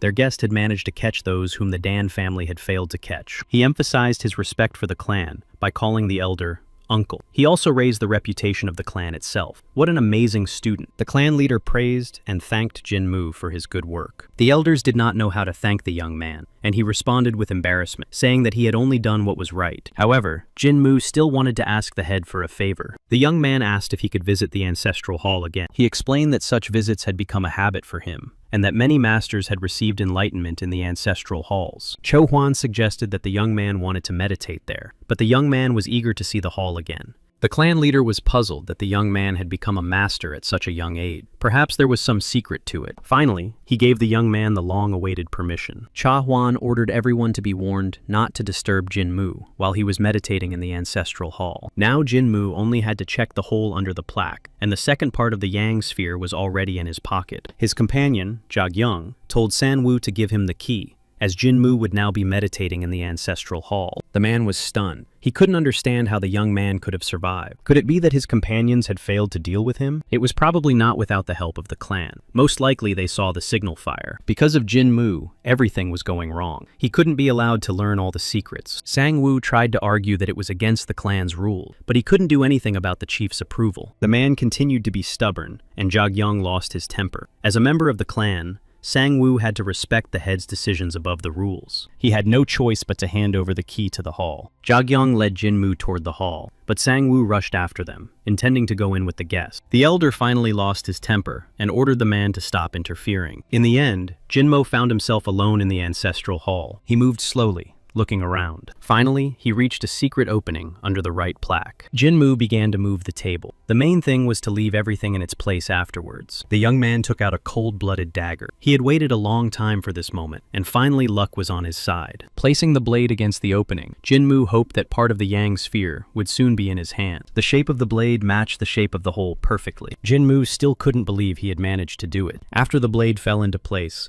some of the boards began to rise, and before the astonished Jinmu appeared a hiding place with a box. The young man carefully removed the lid and saw a piece of paper inside. It was what he had been looking for. Now, all that remained was to uncover the secret, find the key, and obtain the Yang sphere. Jinmu carefully reread the text, trying to memorize. It said that infinity reflects the movement of Yang and the calmness of Yin. But was that all? Just one measly piece of paper. Jinmu reread it again and decided it was nonsense. Then he remembered that the second part was divided into 4 more parts. Now it seemed quite logical that he couldn't understand the meaning. But if he gathered all 4 parts everything would fall into place. So he already had the first part. Now he had to memorize it and destroy it. Fate was on his side, and he was the only one who needed to know the text. Suddenly, Jin-Moo felt that something was happening outside. Holding the piece of paper in his hands, he began to wonder how to get rid of it now. Meanwhile, the clan's disciples and elders had gathered outside. They turned at the sound of the door opening. Jagyung was surprised that the young man had finished so quickly. Jin-Moo replied that it was thanks to this amazing ancestral hall. He expressed his gratitude for the clan's hospitality. Jagyung volunteered to take the young man to rest. Sang-woo watched his companions walk away. Once they were far enough away, he rushed into the hall. Because the elder continued to stand guard, he could not intervene earlier. Worried about the hiding place, he rushed straight to the opening. But it looked completely different from before. Sang-woo realized with horror that Jin-Moo had discovered the hiding place. He had to tell Aglo everything immediately and decide together what to do next. It was frightening to imagine what would happen if the Lord of the Three Palaces found out that the second part of the Yang sphere had been stolen. San-woo had almost reached the barn where he was supposed to meet Aglo. He ran in, throwing open the doors and shouting that something terrible had happened. But what he saw inside made San-woo turn pale with horror. An old man was already sitting there, surrounded by several followers. It turned out that he had been there for a long time, waiting for San-woo. Sitting there, the great wolf watched as the man fell to his knees in a respectful greeting. After a moment, he stood up and slowly walked towards San-woo. Aglo and 20 of his subordinates were already dead. This news came as a thunderbolt to San-woo, who was now once again Gwai-yon. The old man came closer and kicked the man quite hard with his foot. The great wolf noticed that Aglo's failure was not Gwai-yon's fault. But how dare he leave his comrade to die? Continuing to press down on Gwai-yon's head, the old man explained that Aglo's death had contributed to the unification of the Tan family and the Qingchen clan. Now they could be caught. In response to pleas for forgiveness, the old man declared that he had never tolerated failure and had never forgiven anyone. Therefore,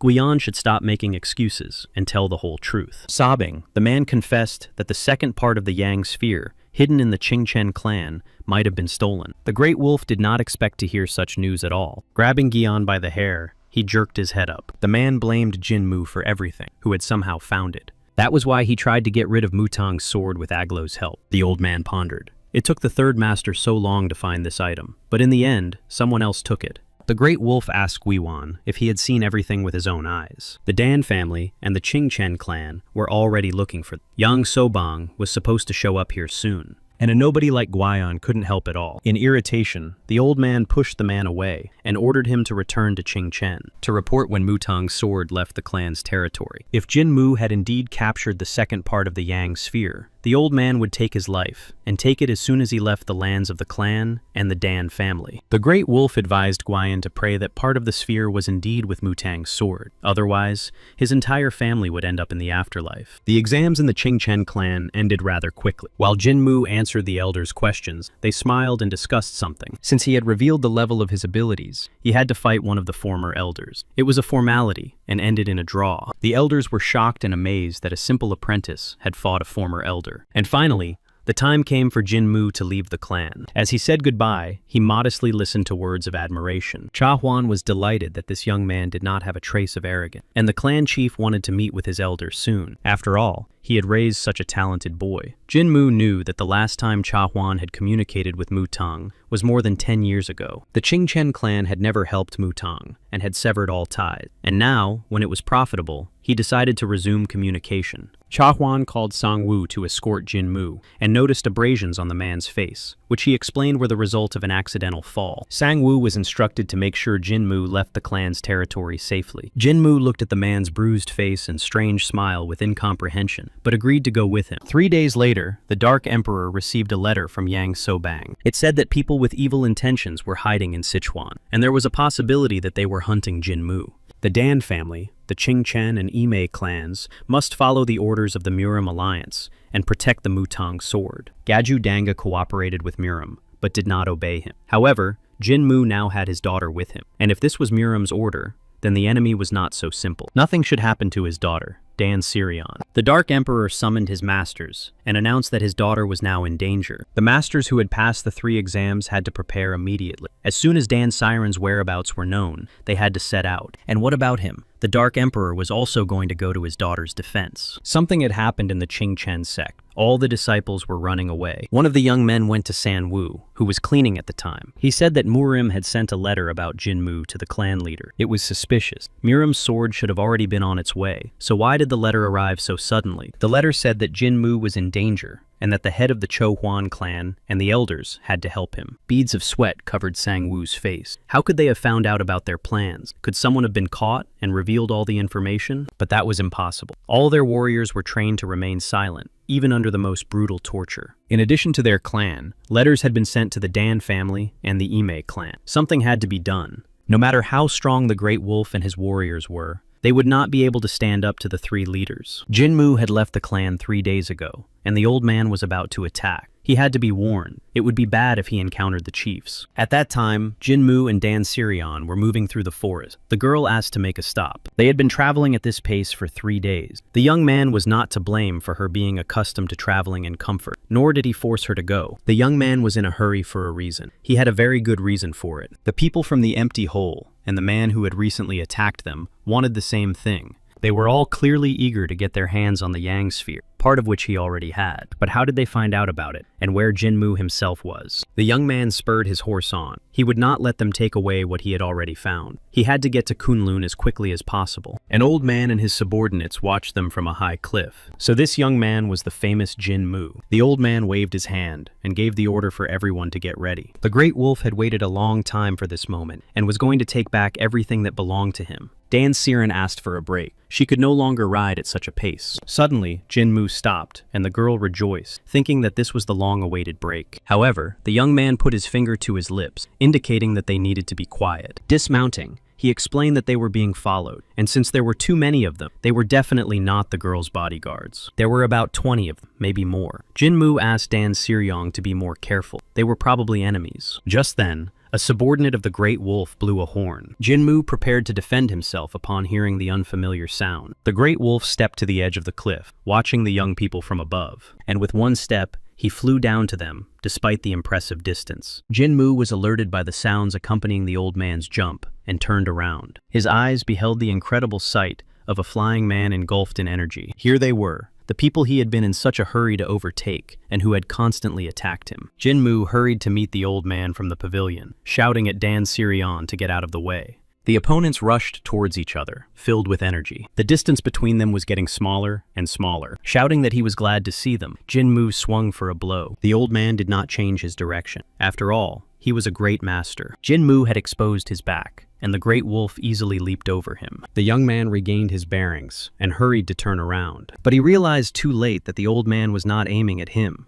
but at Dan Sirion, who was now alone below. The girl heard the warning cry and prepared to defend herself. Jinmu rushed to her aid as quickly as he could. Dan Sirion had no intention of following advice and dodging. She couldn't just sit on the sidelines. The girl raised the whip that was wrapped around the Great Wolf. She was completely sure that she had caught the attacker. The old man, wrapped in her energy whip, smiled dangerously. Easily freeing himself from his bonds, he rushed towards the girl. Jinmu, trying to prevent the terrible from happening, stretched out his hand in horror. But they were still quite far from him. He saw clouds of dust rise from the collision, and stones fly in different directions. What he saw later left him stunned. Dan Sirion lay on the ground, showing no signs of life. The young man jumped in front of her and stood opposite the old man, ready to fight. Turning around, he shouted hopefully at the girl to get up. The old man grinned, holding energy in his palm. Jinmu's attention was focused on the girl. He was worried about how badly she was hurt. The wounded Dan Sirion struggled to get up. Seeing this, the Great Wolf was surprised that the girl was still alive. Finally, Dan Sirion was able to stand up. Her golden corset saved her.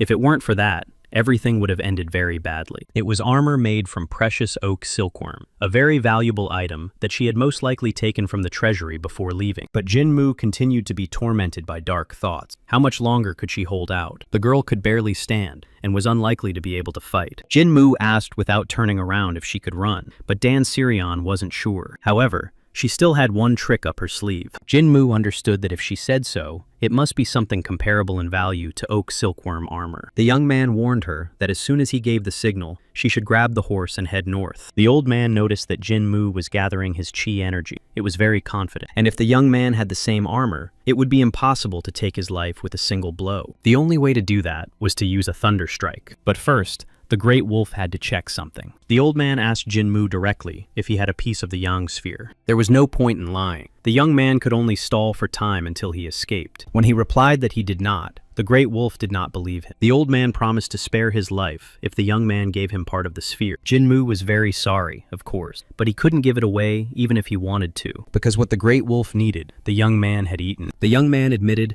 that he had memorized everything and then ate the paper. Alternatively, he could have waited until the old man wanted to use the toilet and then searched for it. The old man did not appreciate the young man's sense of humor and was about to interrogate him, or, as a last resort, extract the information from his skull. Jinmu was not afraid of these threats and suggested that the old man try.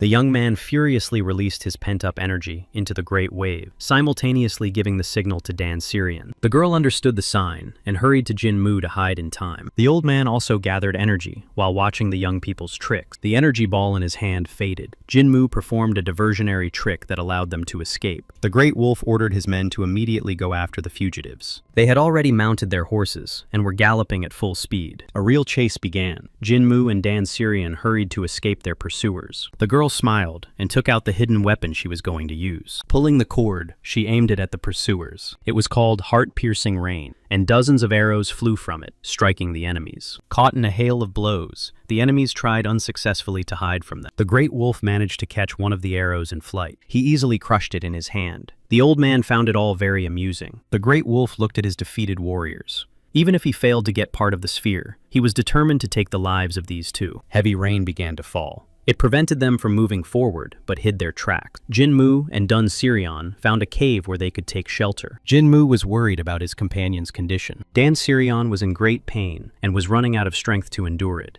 Unable to bear it any longer, she threw off her torn dress, throwing Jinmu into a panic. Next, she threw off her blood-stained oak silkworm armor. Underneath her clothes were bleeding wounds and bruises. The girl had lost a lot of blood. It was surprising that she was still riding a horse in such a condition. This question made her smile. After all, she was Dan Syrian, cold-blooded poison. That nickname suited her very well. Jinmu asked the girl to remove her hand from the wound. But she suddenly became frightened, not understanding what he was going to do. Could it be that he had been planning something for a long time? Jinmu was already tempted to throw this crazy girl right into the cave, but gathering his composure, he explained that if she continued to wave her arms around, she would make it even worse. The young man began to examine the wound. It was very hot. The girl definitely had broken ribs, and in the worst case, they had pierced her lung. If it weren't for her armor, Dan Syrian could have died on the spot. She was very lucky. But the girl decided that Jinmu thought she was very strong. The young man sighed and asked the girl to shut up, not move, and not think too much. He had to try to disperse the stagnant blood. The girl's cheeks immediately flushed, which threw Jinmu off balance, and he yelled at her to be quiet and not move. The young man touched the wounded area and directed a stream of energy there. Judging by the girl's face, she was experiencing discomfort. A moment later, Dan Syrian spat out a clot of blood. That was good. Now she needed to focus and circulate her chi energy. Her ribs couldn't heal that quickly, and Jinmu couldn't do anything about it, so he asked her to move as little as possible. He threw a dress over the girl and told her to find someone who could help when she woke up. Dan Syrian immediately began to insist that she felt much better and was already able to fight.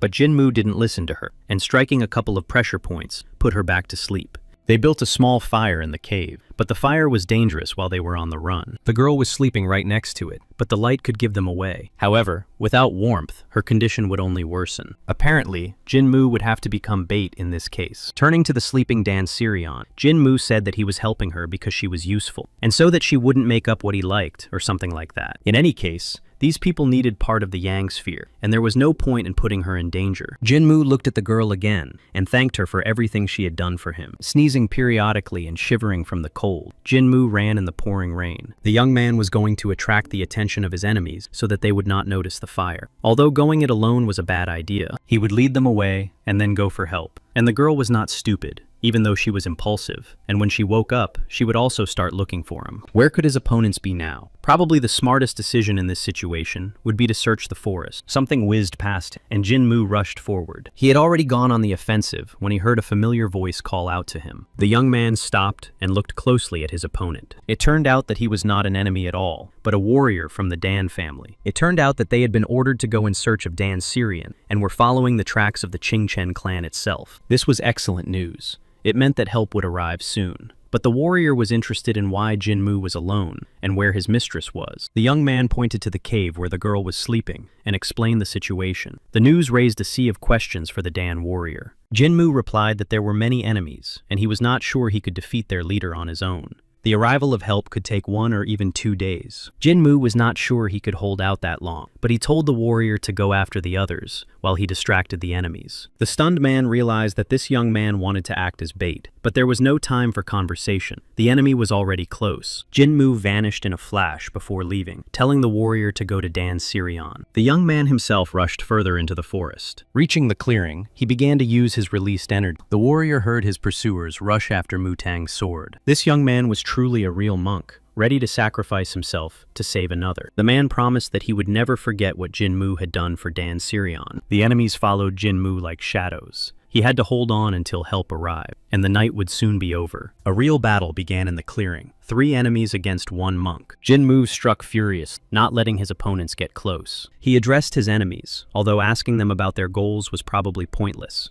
They were simply villains and nothing more. The young man rushed at his enemies again, preparing to strike another blow. He deftly dodged the blades aimed at him, and scattered all 3, using a whirlpool of energy. After that, he decided to flee, and his pursuers rushed after him again. The old man's subordinates were so well trained that he didn't even have to get his hands dirty. It was very similar to hunting a tiger. The subordinates acted as villagers who chased it until it was exhausted. As soon as this happened, the tiger was driven into a corner. Only then did he himself enter the scene. Not later, not earlier. After all, then the opportunity to take the animal's life so easily would be lost. The old man was not amiss, and Jinmu could bet anyone that he was watching him from afar, waiting for the right moment. The cries of his pursuers rang out behind him, but the young man tried to get further and further away. Finally, dawn broke, and the exhausted Jinmu was able to breathe a sigh of relief. There were so many enemies that she spent the whole night dealing with them, but there were still just as many left. He only needed to hold out for half a day. A new wave of enemies rushed to attack the young monk. Jinmu struck left and right, destroying his opponents. He even managed to joke that they were incapable of anything else. In fact, he did not understand what was happening. It felt like there were more and more of them. They didn't even think about their comrade, just mindlessly attacking him. At one point, the ranks of enemies parted, and a great wolf stepped into the middle.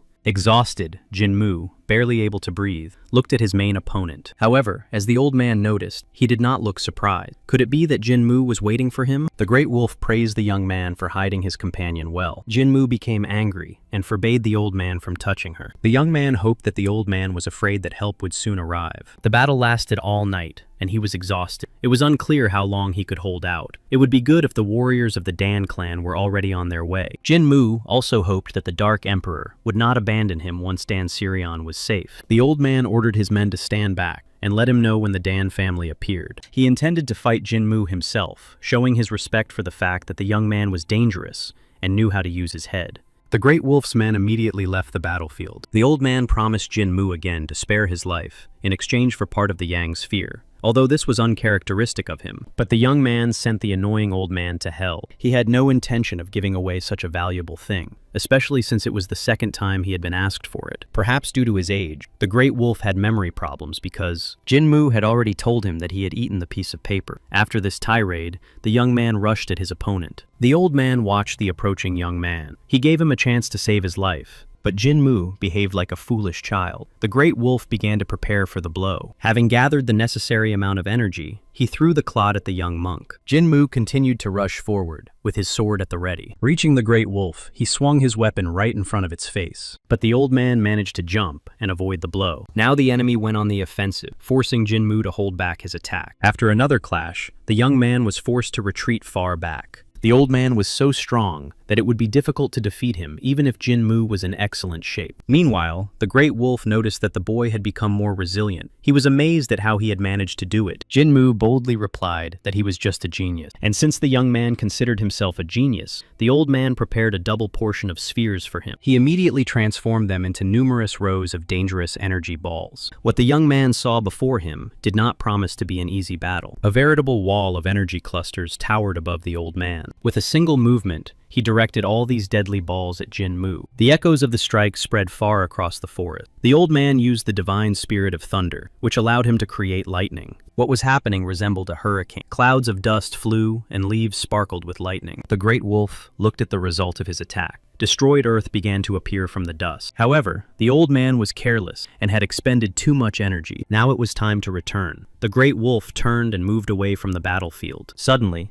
out of the corner of his eye, he noticed a bright glow in the cloud of dust, and immediately he felt a blow directed at him, which he tried to parry. Jinmu's bloodied sword lay on the ground. Could it have flown there on its own? Following the sword, the young monk himself appeared and headed straight for the great wolf. The young man directed a stream of energy at the old man, who tried to shield himself from it, but the blow was strong and threw his opponent far back. Jinmu stretched out his hand again, preparing his next attack. The energy, like a sword, was aimed at the great wolf. The young man was already clutching his weapon in his hand. He had put everything on the line, giving his all to the final attack. Jinmu's blow hit the old man, and now his wounds were bleeding. This caused him considerable surprise. The young man smiled. Could it be that his opponent was seeing his own blood for the first time? The old man was amazed at how Jinmu had survived his attack. For someone on the verge of death, his blow was not bad, but the young man still did not understand that these petty tricks would not help him defeat the great wolf. But Jinmu was serious this time, and was going to finish off the nasty old man. His blow almost hit his opponent, but the old man managed to jump out of the way. But the old man had no intention of retreating just like that. Jumping back, Jinmu managed to dodge the energy ball thrown at him, and from that height, he rushed down, aiming at the old man. The great wolf braced his foot so hard that he left a dent in the ground. In an instant, he was in the air next to Jinmu. The battle was happening right there. It seemed as if the opponents were hovering, simultaneously striking and blocking each other's blows. The great wolf decided to use his favorite move and put his palm forward. Directing all his energy, he pressed it against Jinmu. From this blow, even the shape of the young man's pupils changed, but Jinmu's character remained unchanged, and he spat blood right in the old man's face. He had a feeling that the great wolf even enjoyed bleeding, and without giving the old man time to recover from his audacity, he immediately struck back. Finally, they both ended up on the ground. Jinmu leaned on his sword. The old man was surprised by the young man's gaze. He couldn't tell if it was confidence or determination. However,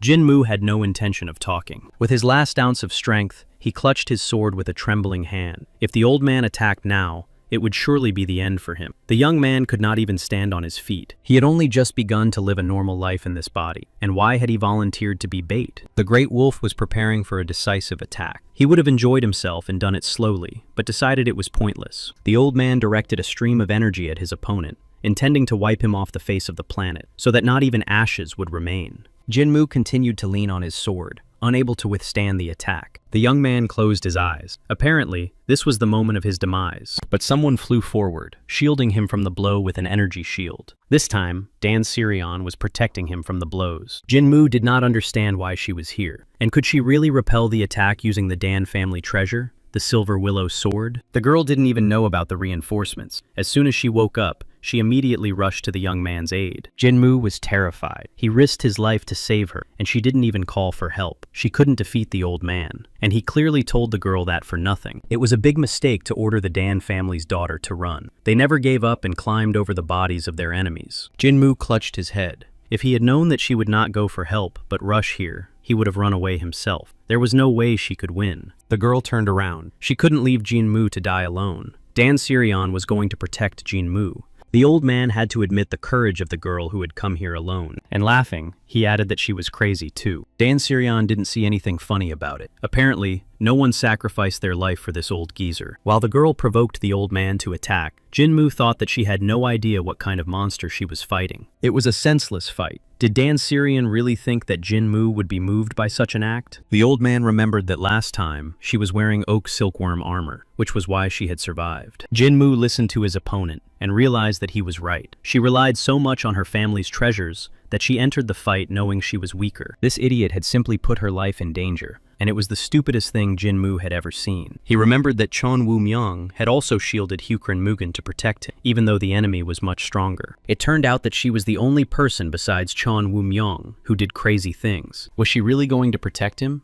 The youngest daughter of the Dan family was protecting the almighty Hyukran Mugen and the great sword Mutang. Even out of pride, Jinmu couldn't let her do it alone. He broke off the tip of the sword, saying it was just this once. It was unlikely that he would get another chance to do so. He had to wait for the moment when the old man let his guard down and strike. Dan's siren urged the great wolf to attack, as she was already bored. Tom was already tired of the girl's arrogance in these games. He was going to destroy them both. Realizing that the moment had come, Jinmu threw the sword fragments. Powerful whirlwinds of energy, released by the old man, rushed towards Jinmu and Dan Sir one night. At that moment, the sword fragment flew straight at the great wolf. He easily waved it away. Did Jinmu really think he could defeat him with such a ridiculous attack? But while the old man was mocking him, the second fragment reached his heart. Watching the sword pierce his flesh, he couldn't understand how it happened, because the attack had been deflected. Surprised, he turned to the young man rolling around with laughter. Jinmu used Mutong's vision. He made his opponent think he had blocked the attack, while the real one would hit him a moment later. The old man considered this a dirty trick. The old man did not understand why the young man continued this senseless struggle. He did not even have the strength to get up,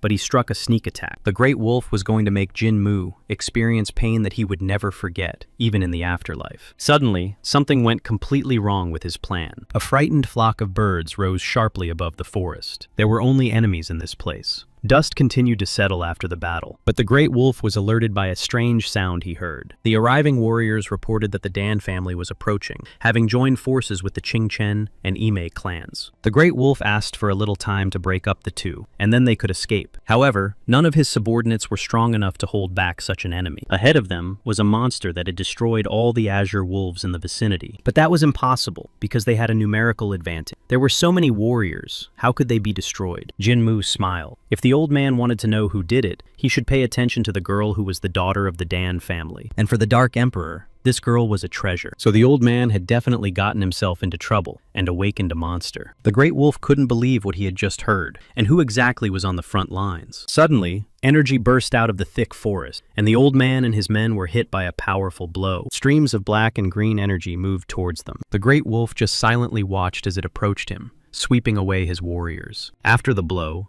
the Dark Emperor descended from the sky, and on the ground lay the old man's warriors, struck down by hundreds of needles. Gaju Danga was serious, and his gaze did not promise a happy ending for the old man. The Dark Emperor descended directly onto one of the fallen enemies, crushing his body. A sad picture unfolded before him. His daughter and Jinmu lay on the ground, and the only enemy stood nearby. The young people showed no signs of life. Jinmu's arm was wrapped around Dan Sirion. Now, the Dark Emperor cared about nothing but his daughter. The man remembered how he had taken her in his arms when she was first born. What a cute little girl she had grown up to be before his eyes. And now she was lying on the ground, covered in blood, her hair tousled, not moving. Gaju Danga reached out his trembling hands toward his daughter's curls, but then he quickly pulled his hand back and clenched it into a fist. The Dark Emperor looked at Jinmu. Was this scoundrel so weak that he couldn't even protect Dan Sirion? When the girl announced that she was going to leave with the young man, her father should have been more insistent in persuading her to stay at home. One of the surviving warriors noticed that now was the best time to hide, while the Dark Emperor was busy. The old man agreed. It was only a matter of time before martial arts masters from other clans arrived. Something had to be done. The Great Wolf ordered an attack on the Dark Emperor. Gaju Danga did not even turn around. He simply raised his hand, and with a single gesture, he swept away his opponents like tiny insects. The Dark Emperor calmly watched as his enemies disappeared from the face of the earth. Only the Great Wolf remained standing before him. Gaju Danga realized that it was him, the one who had shed the blood of his beloved daughter, Dan Sirion. The Dark Emperor was truly a great warrior, and the old man knew it. He had expended too much energy fighting the young man, and now could not escape. Besides, he was the third master, and he couldn't run away with his tail between his legs. The Azure Wolf Squad had been destroyed because of him. He would take this secret with him. The old man launched a powerful attack on the Dark Emperor. Even Gadzu Danga would not be able to block this blow. The Dark Emperor watched in surprise at what this crazy old man was doing. It seemed that he intended to destroy not only the Dark Emperor, but also himself. Gaju Danga braced himself, resisting the attack, and he sent a powerful stream of his energy in response. The green and red waves were about to collide. The old man directed his energy with all the strength he had left. The Dark Emperor kept up and resisted stubbornly. This confrontation lifted huge boulders into the air. The two energies pushed against each other, destroying everything around them. At the moment when the collision reached its climax, there was a bright flash. The shockwave spread far beyond the battle. With each passing second, it grew brighter and released even more more energy. A bright blue beam pierced through these energy hurricanes. At some point, it all ended. Clouds of dust swirled around. The Great Wolf stared at his opponent with a crazed look in his eyes. The Dark Emperor continued to stand with his arms outstretched, as if leaning against a wall. Green sparks flashed and danced in his eyes. The old man, badly injured from the clash of energies, looked at his opponent in surprise. The Dan family's specialty was the art of hidden weaponry, the first acupuncture point. As expected of the Dark Emperor, he secretly struck his blow. Finally, the crazy old man, the third master, and the Great Wolf was defeated. Gaju Danga did not expect his opponent to use such a powerful technique. Who was this man who possessed such a powerful technique? The Dark Emperor sat down next to his daughter and Jin Mu. It seemed that chaos was brewing in the peaceful Murim, and the battle that had just ended was only the beginning. Jin Mu and Dan Syrian were transported to the Dan family home. They had been there for 2 days. Mutin's sword continued to sleep. The entrance to the house where the emperor was staying was off limits. Bo Hyun, the elder of the Ime clan, was shocked that even Gaju Danga had been injured. Who was his opponent? Chagyong was also curious about this. However, those who had been captured were being held captive by the Dan family and were unlikely to share any information. But it was clear that these were no ordinary martial artists. Their skills could be compared to those of the disciples of the Ime sect, and the location of the battle spoke for itself. One had to be on par with the 7 great masters of Marima to create something like this. Mutong's sword was impressive. He was able to stand up to such a strong opponent. Jin Mu said that his chi was at the level of intention, but it seemed that he had already reached the level of energy chi. Mutong had raised a very talented student. The elder's conversation was interrupted by an unexpected guest, whose appearance caused mixed emotions. Yang Sobang stood in the doorway, accompanied by Cheon San and Cheon Wu. He hurried as fast as he could, but it seemed he was still too late. The disciples headed for the well-guarded gate, which was strictly off-limits. The guard standing at the entrance asked the young people to leave, as the emperor had imposed a strict ban on outsiders. Chon-san was not in the mood for pleasant conversation. The elders said that Jin Mu was in serious condition. Yang Sobang told the boys to leave. Cheon Sang, who was usually so calm, was now unrecognizable. The disciples tried to argue with this decision, but they were in Sichuan, which was the territory of the Dan family. There were rules here, and it was unlikely that the Dan family would harm Jin Mu. At that moment, the gate slowly swung open. Dan Taejin, the eldest son of the Dark Emperor, came out to meet them. They knew each other, but had not seen each other for a long time. Dan Taejin invited them inside. However, this invitation was only for Yang Sobang. Therefore, Chon Sang-gu and Chon Wu had to wait outside. The students were speechless and simply froze in place, discouraged. But their silent surprise did not last long and was replaced by anger. When would they be allowed to see their teacher? Meanwhile, Yang Sobang followed the Dark Emperor's eldest son. When they arrived, the man saw that the emperor was sitting by the bed of his wounded daughter. Yang Sobang took off his hat and respectfully greeted Gaju Dang. He was genuinely sorry that Dan Syrian had been hurt. The old man got straight to the point, promising that Murim would reward him and asking him to hand over the prisoners. Gaju Danga asked him to repeat what he had just heard, that he was worthy of praise and that the prisoners should be handed over. These people had harmed his daughter. How could he hand over the prisoners after that? Yang Sobang became serious. Now it was important for Murim to win, but Gaju Danga was in no hurry to trust those who had done nothing while his daughter was fighting. Yan Sobang also became angry and asked the Dark Emperor to watch what he said. The latter was too angry. If his daughter woke up and her condition worsened, Yang Sobang would have to become a hedgehog right there. It was clear why other clans did not want to deal with the Dark Emperor. He had a very quick temper.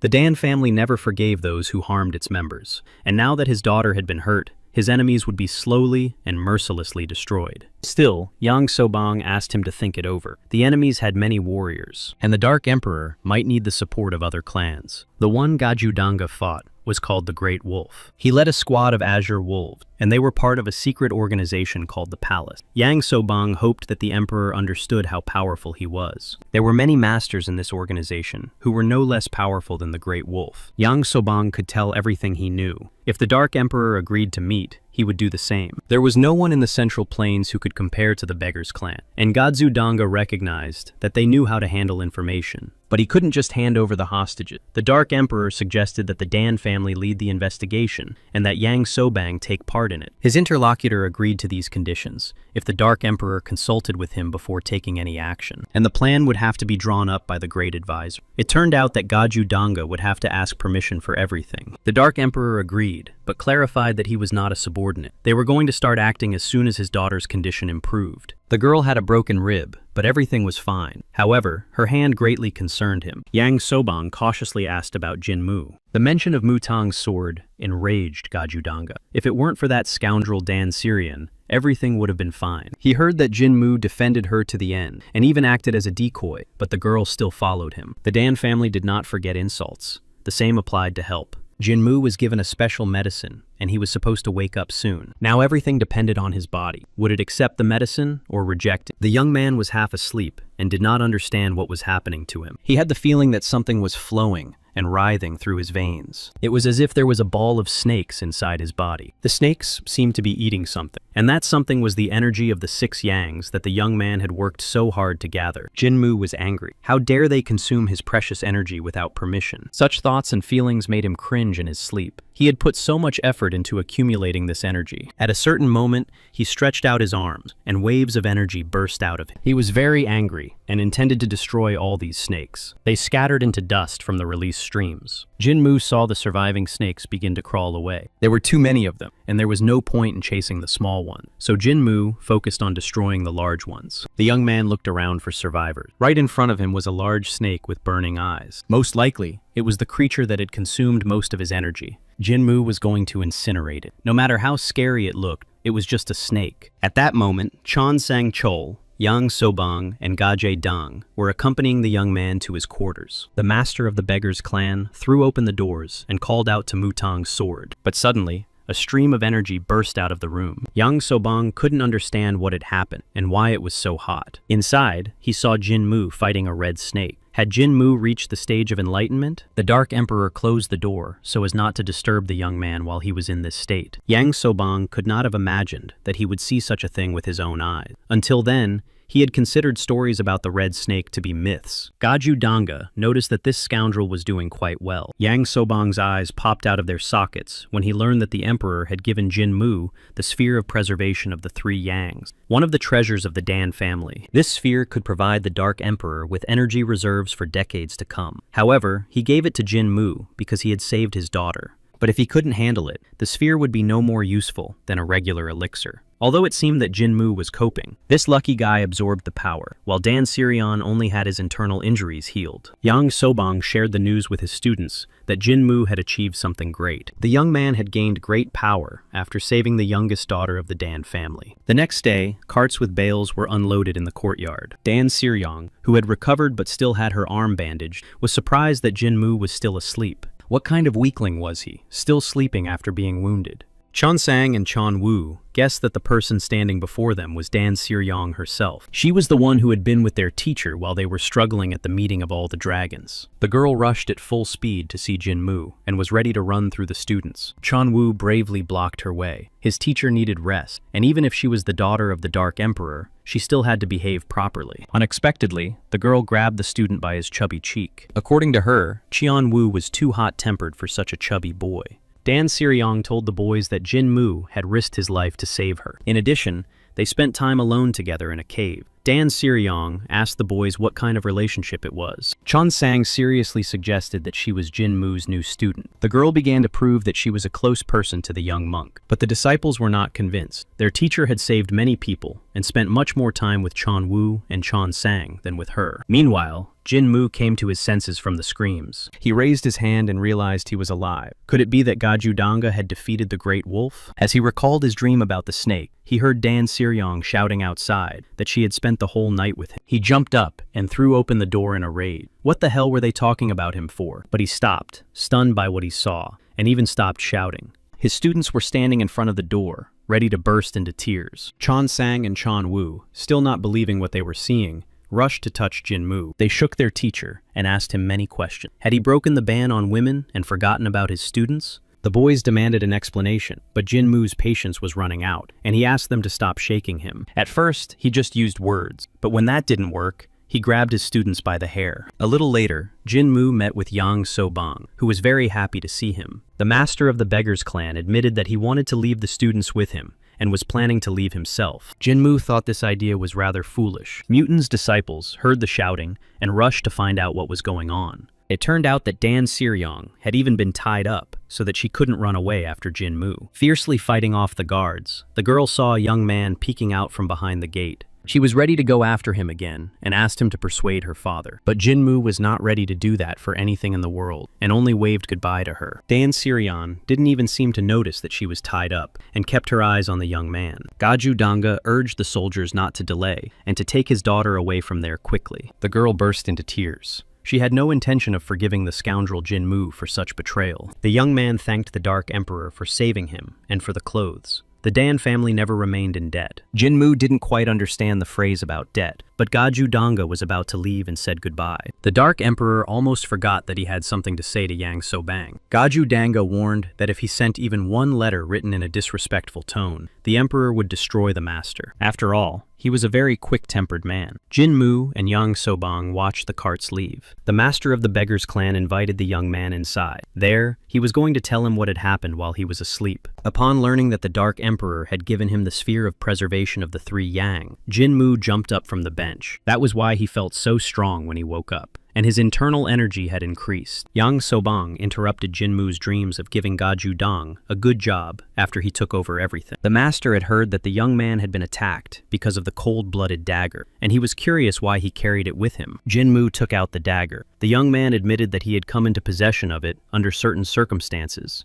and did not know its secret. He just didn't want it to fall into the wrong hands and gave it to Yang Sobang for safekeeping. In any case, the secret letter had already been eaten. Yang Sobang thanked him for his trust. Now the investigation would make progress, and he needed to go to the Dan family, where the prisoners were being held. He suggested that Jinmu go with them, but to the disappointment of his students, the young man planned to continue his journey. Yang Sobang hoped that they would manage on their own. All the sects would be involved in the investigation. Now it was time for them to set off, and Yang Sobang said goodbye to the young man. Chon Sang and Chon Wu lingered. They wanted to ask their teacher something. The boys were worried that Jinmu had spent the night with Dan Siryong. He clicked his tongue, as if his students didn't know him well. But the girl herself had told them about it. Jinmu couldn't take it anymore and grabbed the boys by the hair. He had taken an oath, and these idiots were doubting him because of the words of some brainless chicken. Even the thought that a monk from Mutang could spend time with a woman sounded like a lie. So the young man shook his hands and told his students to get lost. Meanwhile, the boys thought about it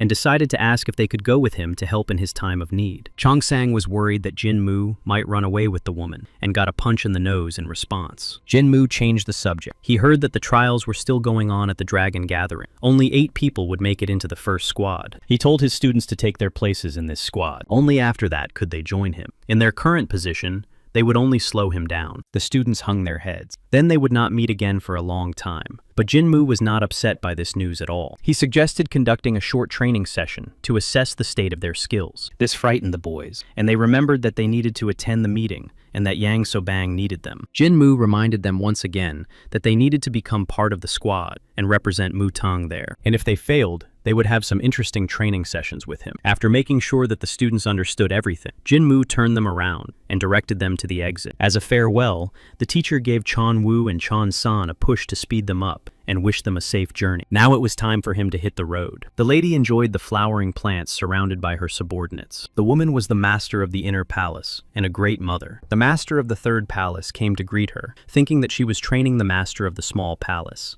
Ton Ryonggong replied that she was not busy at all, and that the master of the small palace was doing very well on his own. The woman was aware of the unfortunate situation in Sichuan. The fact that she was interfering in his affairs angered the man. But Ton Ryugun was not alone in her opinion, which she expressed in response to his remark. The master of the third palace was horrified to see the mark on the woman's hand. The great mother had come to deliver an order from the great Gongju, and the third had to accept it with obedience. Sang Guanhyun from the third palace fell to his knees, ready to obey the orders of the master of the main palace. The man had wasted time and put everyone in danger, searching for the secret of an unnecessary martial art. Great masters had been lost, but according to research, it was not useless and possessed great destructive power and should not have fallen into the wrong hands. In addition, they were being pursued, so the master of the third palace had to withdraw from all affairs and return. This was too much. If he returned now, everything would be ruined. How could the work of the third palace be so devalued? For this, he should have been beheaded. But considering his merits, the punishment would be reviewed. Ton Ryugun clarified whether Sangguan Pyong would follow the order or still wanted to reconsider it. The man realized that this was why so many soldiers had come from the inner palace. If he did not obey, he would be killed immediately. There was no other way out, and the master of the third palace obeyed. In addition, all spies from the third palace had to come under the control of the inner palace, and he should have become a supporter of the master of the small palace. Sangwon Fion wanted to tie his hands and feet. He was worried about what would happen to the Yang energy technique. The woman wondered why he was so obsessed with this technique. Besides, if even one of the parts was lost, everything would be useless. She was not interested in such unreliable thing. Besides, the location of the third palace would soon be revealed, and that was more important. Tan Ryong-gun was going to deal with it herself, and advised Sangwon Pyo to focus on helping the master of the small palace. A month had passed since those events.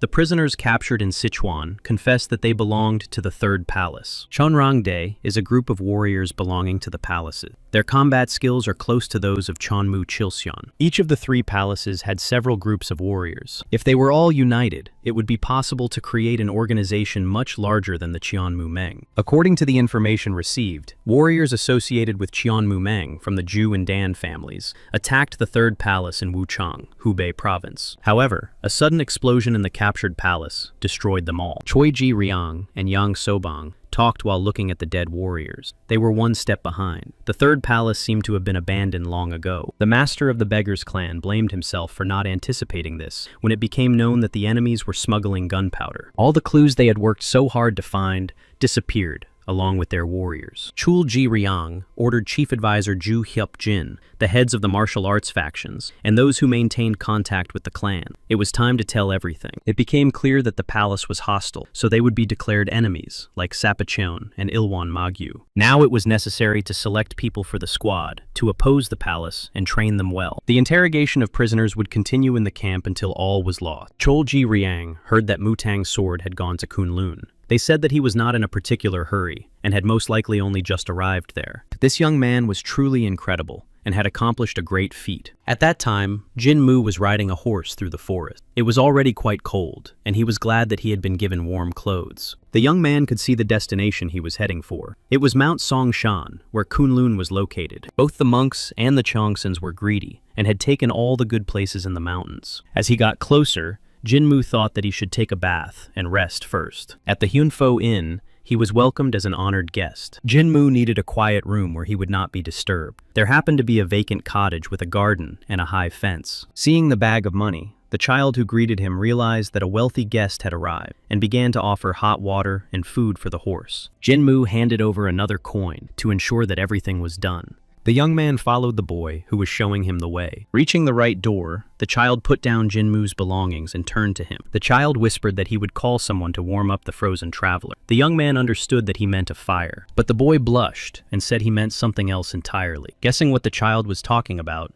Jinmu gave him a slap on the back of the head. The embarrassed boy with a bump on his head apologized. Most of the guests from noble families requested such services. Jinmu sat down on the bed and folded his arms, waiting for his bath to be prepared. He sat there for quite a while, before realizing that he hadn't rested in a long time. He was tormented by thoughts that his body was full of energy and passion. Jinmu slapped himself on the cheeks, trying to come to his senses. He couldn't defile his body, lest it prevent him from obtaining another fragment. Who was he fooling? Jinmu wasn't even a real monk. 80 years of Hukren Mugan, and only 2 years in this body. Could those 2 years have affected him so much? He noticed that sometimes he thought like a real monk. Or was it the memories of the body's owner? Jinmu was furious. He had turned this insignificant body into Mutang's sword and healed his mentor. At least he was lucky that the former owner of the body was quite fortunate. Jinmu stretched out his hand, and a blade of energy appeared in it. It was the so-called Qi sword, made of concentrated Qi energy. To master such a thing in 2 years was truly a miracle. Jinmu hoped that luck would follow him to Kunlun. At that moment, the boy peeked in and announced that the bath was ready. The young man did not have time to hide his energy, and the child was terrified by what he saw. The boy fell to his knees and began to beg for mercy, while Jinmu tried to explain that he had no intention of harming him. In this area, martial arts masters were feared because of conflicts between Kunlun and a demonic cult. Perhaps the child treated the guests so well in order to survive. Jinmu took the boy by the shoulder and apologized. He didn't mean to scare him at all. The young man was going to take a bath and asked the child to prepare something to eat and drink. At that moment, the young man felt like the embodiment of kindness. The child wiped away his tears and promised that everything would be ready soon. Jinmu began his dinner when it was already completely dark. The wine helped him relieve his fatigue from the road. The hot food on the table would also help him sleep soundly. As soon as he arrived in Kunlun, he would not be allowed anywhere near meat, so it was better to enjoy it now.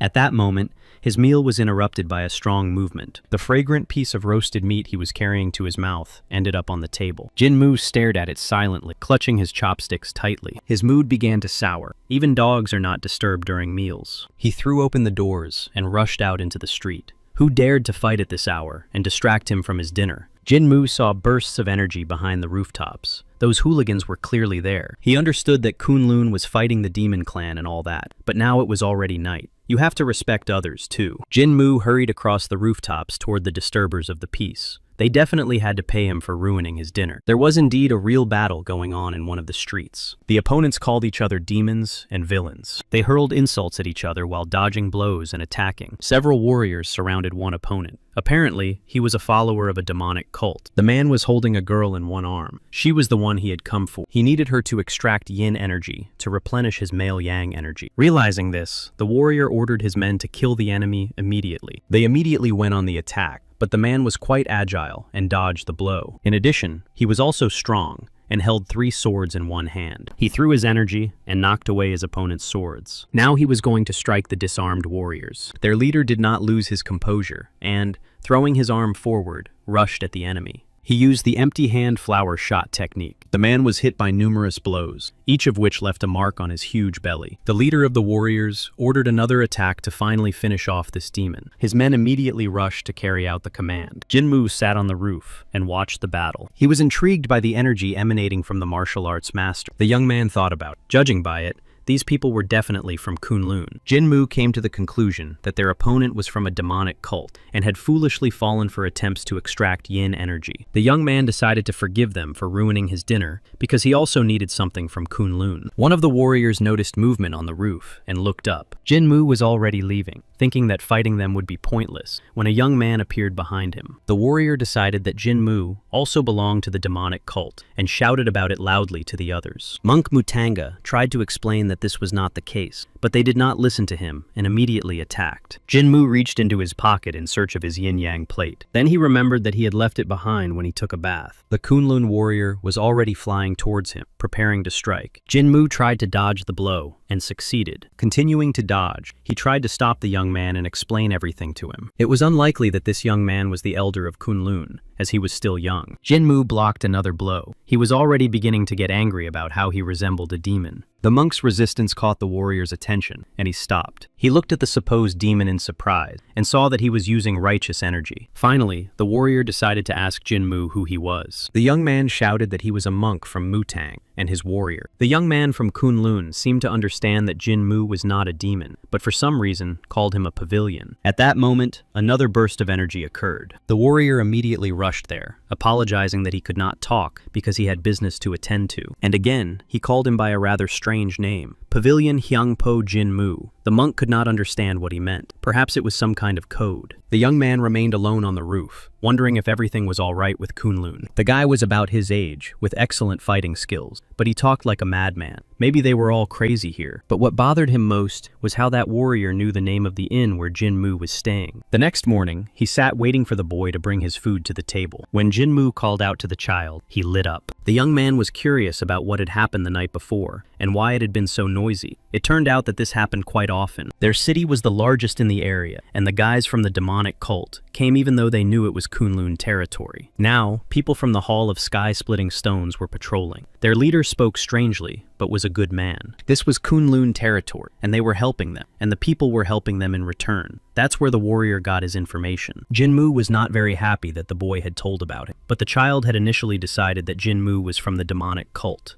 To dispel his doubts, the monk showed him his clothes and the yin-yang plate. Then the boy guessed that his guest was a monk from Mutang. He took out some coins and handed them to Jinmu, intending to return them. The young man was a little puzzled and looked at the saddened boy. Jinmu replied that the child could keep the payment. Before leaving, he also asked him to take care of his horse and left money for feed. The boy held a heavy bag. There was too much in it. Jinmu knew that. The bag also contained a tip for the good boy. The young man waved goodbye and continued on his way. The boy began to wave and promised to take good care of the horse. Ahead of Jinmu were high mountains and harsh terrain. It was impossible to ride a horse here. As he moved forward, he understood why the cultists had never invaded the main temple. They would have lost their skates on the way. The coveted entrance appeared ahead. He was almost there. As he continued walking, the young man reminded himself that he was a monk with good manners. He had to try hard, because the double energy technique awaited him ahead. Finally, a giant gate appeared before the traveler. While he was looking at them in amazement, he was stopped by the guards. Jinmu held out his badge and introduced himself. It turned out that Kunlun had been waiting for the Mutang sword for a long time. This title was very useful. It became somewhat noisy, and Jinmu was surprised to see warriors approaching them. The head of the Hall of Sky-Splitting Stones returned. Jinmu recognized this guy as the weirdo from last night. The young man recognized the monk Mutang from Henpo. He admitted that he had been too harsh yesterday, and when he came to apologize, Jinmu had already left. It was very fortunate that they met here. Upon learning that Jinmu was not just a monk, but also the sword Mutang, the young man was delighted. He immediately grabbed the monk's hand, expressing his admiration and respect. The young man's name was Unam.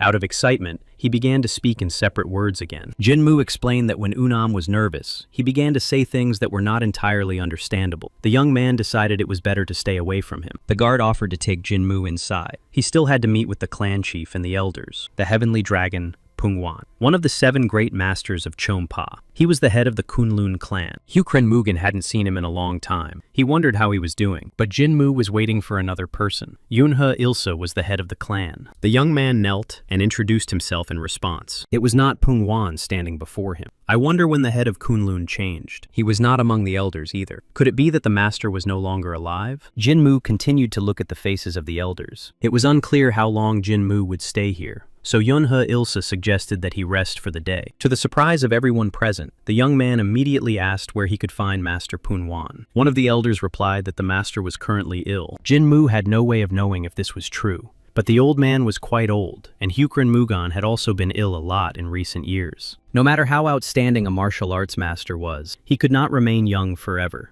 Inner strength preserved youth for a while, but over time it dissipated. At that moment, a person had to face reality. Jinmu admitted that he was sorry that he would not be able to meet Punwan. But unexpectedly, Unam appeared nearby and happily announced that they would be able to meet today. The clan chief decided that it was admiration for the master that had brought Jinmu here. Unam, whom the monk had met before, was Pungwan's disciple. Before falling ill, the clan leader had handed over his position and taken on a disciple. Wunam was also the one who was supposed to experience enlightenment in Kunlun. However, Jinmu was not interested in him at all. The young swordsman Mutang had one request for Yunhe Ilsa. Jinmu asked for permission to visit the ancestral hall and pay his respects. Last time, he managed to find part of the Yang sphere, and he was sure that there would be something worthwhile here as well. However, his hopes were dashed by the fact that there was no ancestral hall in Kunlun. The young man's politeness touched the head, but there was no need to worry anymore. There really was no hall. Jinmu looked indignantly at the elders, who were moved by his words. How could they not honor the memory of the fallen? How could they consider themselves masters after that? But seeing that he was upset, the young man did not show it, and smiled politely. However, where should he look for the next part now? Unam was supposed to escort Jinmu, and it was an honor for him. The young man saw the monk's surprise at the absence of the ancestral hall and tried to explain. Kunlun was mired in battle. They were often attacked by the demon clan, and many people died. Often, they could not even find the remains of the bodies. How could they put up memorial plaques for those they couldn't even find? Therefore, they kept the memory of the departed in their hearts. But one day they would destroy the demons and erect a shrine for their ancestors. Out of excitement, Unam began to speak in fragments again. While the young man was eager to destroy the demons, Jinmu decided to look at Pungwan. At that moment, Unam's students ran up to him. They needed his help. It turned out that the master had staged a scene. Suddenly, pieces of boards and stones flew at them. Several people tried to restrain the raging master, who shouted that he could not stand aside while Mutang was at a crossroads of existence. Uman tried to calm the master down. More than 10 years had passed since the events he remembered. Punwan froze in amazement. Had so much time really passed? The disciples looked sadly at the great master. Punwan apologized for his behavior and hurried away. Watching them, Jinmu remembered his mentor. I wonder how Myung-jin was doing. Unam had just told him that the talented student and sword master Mutan had visited Kunlun. Jinmu immediately bowed respectfully and introduced himself. However, Pungwan looked at the young man with a very unkind gaze. He accused Jinmu of destroying Mutang and now reaching Kunlun. The elderly master saw Hukren Mugen in this body. Jinmu could not understand how the old man could recognize. Could it be that he had gained spiritual insight? Pengwan pushed his disciples aside and rushed forward. He was not going to stand by and watch as the enemy destroyed Kunlun. The master immediately rushed into the attack, putting his palm forward and accumulating energy. The blow sent Jinmu flying far to the side. However, he managed to regroup and land deftly. But the master had no intention of stopping and letting Hukren Mugen go. The clan chief ordered his men to protect Jinmu and use the dragon-slaying palm technique. The elders immediately began to carry out the order and stood up to defend the monk. The energy they directed swirled around Pengwan. Yunhe Ilsa apologized for the situation. Master Pengwan was not suffering from physical illness, but from dementia. Jinmu pretended to be shocked by this news. In fact, he breathed a sigh of relief that the elderly master could not see him with his spiritual eye. Every time Pengwan flew into a rage, the entire Kunlun, including the head, came out to stop him. The master may have grown old, but he was still one of the pillars of Muram, and fighting him would be dangerous. Jinmu smiled. He was definitely lucky now, and could take advantage of the situation to find part of the Yang sphere. After a while, Master Pengwan opened his eyes. He had been unconscious all this time. He came to his senses, and was even able to get up. Nearby were the concerned Unam and Jinmu. Pengwan apologized to the young monk, who had almost suffered from his illness. Jinmu was hurt by Unam's words that the master had mistaken him for the vile and disgusting leader of Sapa, who was no longer alive. Pengwan apologized again. Before the bloody catastrophe, Mutang and Kunlun had been bound by a strong friendship. No one could have imagined that Hukren Mugen would attack Mutang during the Great Battle. When Pengwan learned that the 8 palaces had been burned down, his heart ached with pain. He should have ignored the ban and helped the Mutang clan. The master regretted this his entire life, and every time he had an attack, it was as if he was returning to that time. Jinmu turned away. This old man was good at making excuses. The young man decided to seize the moment and ask the master for something. As a student of Mutang, he wanted to learn as much as possible about Kunlun, the traditions, history, essence of the clan, absolutely everything. Pengwan was delighted. How could he refuse such a request? He promised to talk to the head and ask for permission for Jinmu to move freely around the territory. If they did not have an ancestral hall, then Jinmu would search the library, and if he did not find what he needed, he would turn over every stone. Pengwan instructed Unam to show Jinmu everything. This terrified the young monk. He had no intention of being accompanied, but Jinmu wouldn't be so lonely, and maybe he could teach Unam something. The young man tried to pretend that he was also delighted with this proposal, but he really did not want to wander around with this guy. 10 days had passed since Jinmu arrived in Kunlun. All this time, the young man had been diligently reading and memorizing information. At times, the young man was angry, and sometimes even cried. It seemed that the history of Kunlun had captivated him. In Master Pengwan's opinion, it was simply delightful. He asked Unam and Jinmu to come to Snow Valley when it was time for dinner. It was time to welcome the guest properly. Studying Taoism was not always a difficult path. Sometimes it was useful to clear one's head. Pengwan watched as his joyful student rushed away. Suddenly, he remembered how he had asked to be let go to help Mutang. He couldn't stand aside while an ally was in danger. At that time, the dark sect was approaching Kunlun, and if Pengwan left, his clan would be in danger. There was no one to replace him. That was how he was persuaded to stay in Kunlun at that time. After the great battle, Pengwan stepped down as leader and began training disciples, hoping that they would protect the clan even in his absence. When the time came, Pengwan wanted to leave Kunlun to help Mutang recover. In a moment of despair, when dementia overtook him, he learned that Mutang's new sword had arrived. The Mutang clan had managed on its own without anyone's help. It was very good that Mutang's sword was now in Kunlun. And since the clan was able to nurture such talent, it was only a matter of time before it rose again. When it got dark, Jinmu and Unam headed for Snow Valley. Jinmu was not happy at all. He already had a lot to do, so why did they drag him here? However, he was surprised to recognize a familiar and tantalizing smell. The Kunlun disciples were roasting a wild boar over a fire. Meat awaited him ahead. Was it possible to roast meat right here on the clan's territory? Even when they got closer, Jinmu still couldn't believe that these crazy people were cooking pork in the open like this. But then he saw several bottles, and was even more surprised. Unam, seeing the young man's reaction, couldn't understand what was going on. Monks were forbidden to drink. Jinmu thought that this was not allowed for all practitioners. Pengwan was glad that the guests had arrived just in time. Everything was already ready. Jinmu still couldn't understand why they were acting as if this was normal. Pengwan asked why the young man was not eating, but he was amazed by the behavior of the oldest man in Kunlun. Suddenly, the master remembered that alcohol and meat were forbidden to monks by the 10 Commandments. He immediately hurried to put everything away, so as not to tease the young man. Jinmu stopped the old man. The ban on meat had recently been lifted, and he allowed himself small amounts of alcohol, so there was no problem. This news pleased the master. He considered monks to be good people, but was it possible to comprehend the Tao through abstinence from pleasures? A person should strive for wealth and eat a varied diet. Jinmu was taken aback. He thought the ban on meat and alcohol applied to all practitioners. Pungwan and the disciples smiled. Each clan had its own quirks. The volcano disciples even got married. Jinmu realized that the elders of Mutang had deceived him. There had been so much talk about these 10 commandments, and it was all meaningless. Jinmu remembered the day when he was scolded for feeding meat to his disciples. Unam pulled him by the hand, urging him to sit down next to him. Jinmu tried to calm down and eat first. Pungwan kept offering the young man second. They had more than enough, but everything was fine. Jinmu raised his head and looked into the distance. The imposing Kunlun temple towered over the mountain. The young man thought that some kind of business must be going on there. A magnificent building located in the mountains was unlikely to have been cheap. Pungwan didn't understand what Jinmu was talking about at first. It had all been built with subsidy. It was difficult to grow anything in this area, and there were constant skirmishes with the demon clan. Maintaining the students was expensive. Money was needed to attract students, who would then have to fight for the rest of their lives. Jinmu was curious who supported Kunlun. Training martial arts masters was indeed expensive. The Union of United Political Forces provided about 20,000 neon of silver each year. Jinmu was surprised by the amount. It was quite impressive. They also received expensive trophies and assistance from guilds. The clan shared the money with ordinary residents, paying them for information. It turned out that the boy at the inn was helping not out of gratitude, but for money. Kunlun's apprentice's family no longer needed money. That's why people lined up to help them. Jinmu even felt a little jealous.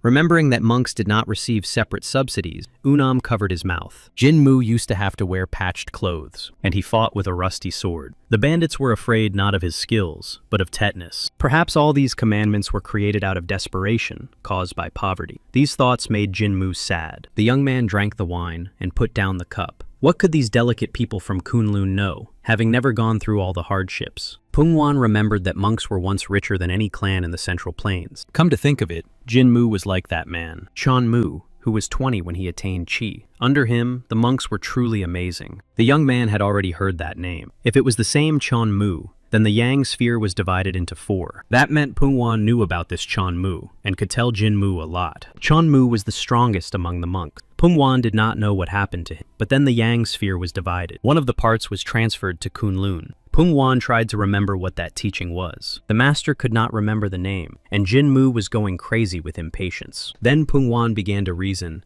that if Cheon had been there, the monks would not have fallen into the hands of Cheon. Jinmu was tired of listening to the old man's reasoning. He just needed the key point of the teaching.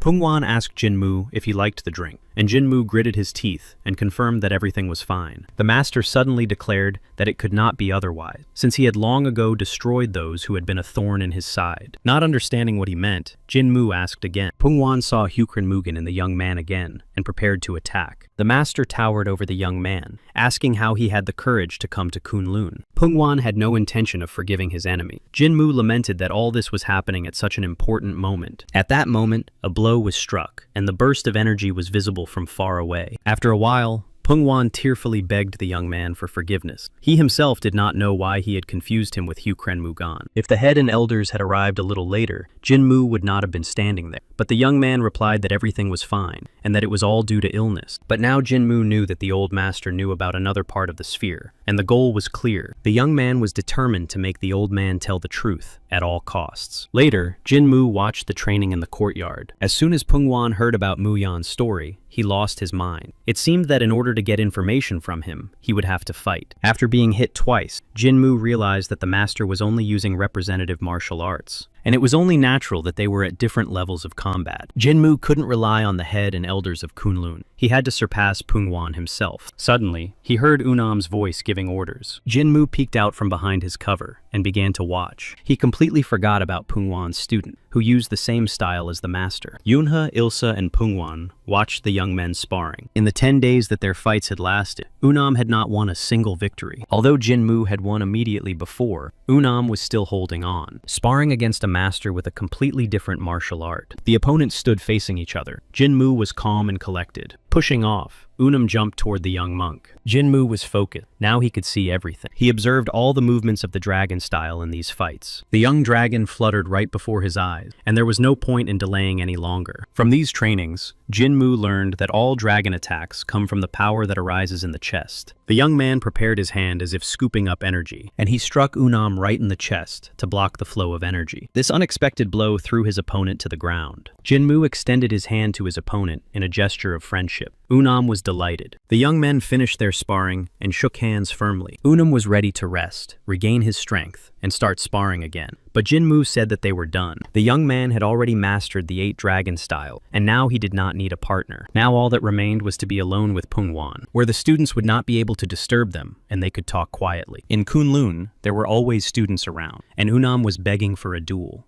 Pungwan almost never left the pavilion because of his illness. And then there was that annoying Unam. Exhaling mentally, Jinmu tried to calm down. It was all complicated. If the demon clan invaded Kunlun, everyone would be busy. Walking around the next morning, Jinmu noticed that the annoying Unam, who was always begging him to spar, was nowhere to be seen. And there was a training session that all the students were supposed to attend. Where did everyone go? A student running by told him that a clan of demons had attacked Yangpun, and all the martial arts masters were there. One of the elders who was on patrol was wounded. Jinmu couldn't believe such a lucky coincidence. Unam also came down from the mountain. He led the students of Chongyongat. The demons were serious. They were under the command of the head of the 7th Eastern Heaven. The Ilwol demon sect was a centralized force led by a leader. Under his command were the 12 Eastern Heavens. Without orders, they would not move anywhere. One Eastern Heaven was equal to one righteous faction. The head of the demon clan, whom he knew from Hukren Mugen, would never have gone for a full-scale takeover. Perhaps he had changed with age. While the people of Kunlun defended the Central Plains,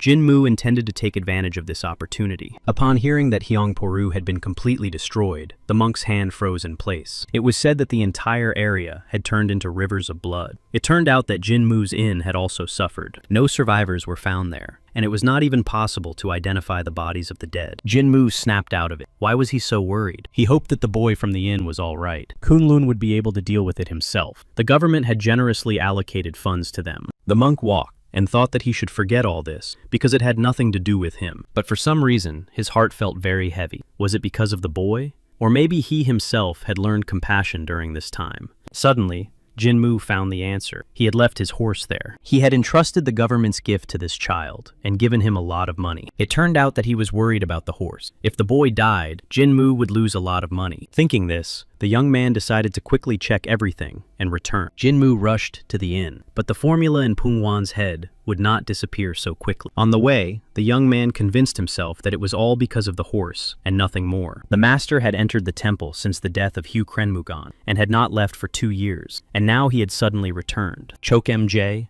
the Northern Sky Lido, and the head of the Ilwan Magyu clan sat on the throne. His subordinates knelt respectfully, greeting their master. Chok MJ looked around carefully. He did not see the elder Wanju. The junior chief reported that the elder was unwell and therefore absent. The clan chief called for Megan. If the elder was so unwell that he could not attend the meeting, then he should go immediately and behead him. His life had no meaning. Was it right for someone who could barely move to occupy the position of elder? The other elders present at the meeting froze in fear. One of the men rushed forward. He addressed the chief. Falling to his knees, the man confessed that he had told the elder to rest. Chokmg raised his index finger. Could it be that the junior chief had given the order? This was strange, because the chief did not remember giving his permission for this. The junior leader had been instructed to report on everything that was happening, but not to monitor the elder's health. The man confirmed in horror that everything Chokmg said was true. A terrible punishment followed. The clan chief asked if anyone else was unwell, to say so immediately so that he could put them out of their misery. Those present remained silent, bowing their heads. The meeting could continue. Chokmg heard that Li Kangbek, the 7th Donchong,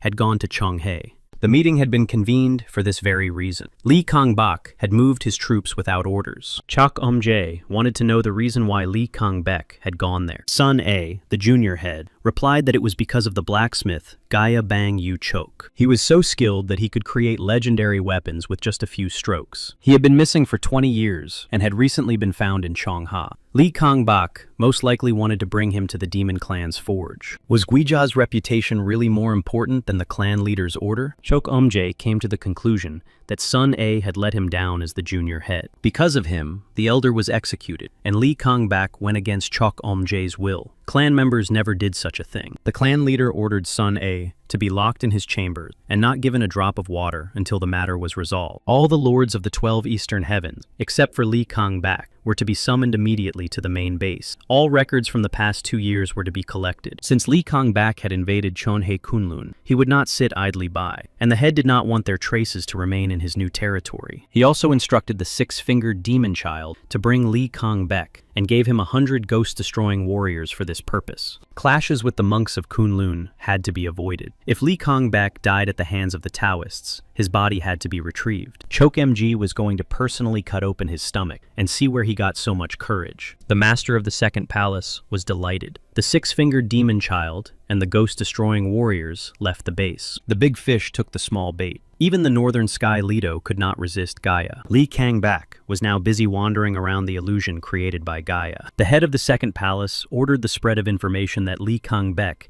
had set foot on the lands of the demon clan and Kunlun. If Gaia was caught, their deception would be revealed, so it was necessary for Lee Kang-bak to encounter the Kunlun disciples first. If a fight broke out between them, the Kunlun disciples would be destroyed. In a fit of rage, Jin Ryong and Pungwan would kill the demons, and then Lee Kang-bak. In that case, the head of the demon clan would definitely intervene, and the United Political Forces Alliance would not be able to remain on the sideline. The head of the second palace rejoiced. The plan was to expand the game through battle. Jinmu reached the place where the battle had taken place. Everything was destroyed. The young man looked at the remains of the building, and the bodies sticking out from under it. Jinmu turned to the men who were compiling lists of the dead and asked if they had seen a 12-year-old boy. They could not answer this question. All the bodies were mutilated, including the children. In a world where justice and evil coexisted, violent death had become something natural. But innocent people, and especially children, should not die in the process. One of the students from the Heavenly Dragon Pavilion ran to Jinmu at full speed. The young monk explained that he was here because he needed to check something, and he remembered that this student had come down with Unum. It turned out that Unum had followed the demon sect, and the young man had sent a letter to the Union, asking for help. Kunlun couldn't handle it on his own. The demon clan was acting strangely this time. They heard that Lee Kang-bak was pursuing Ban Yu-chok.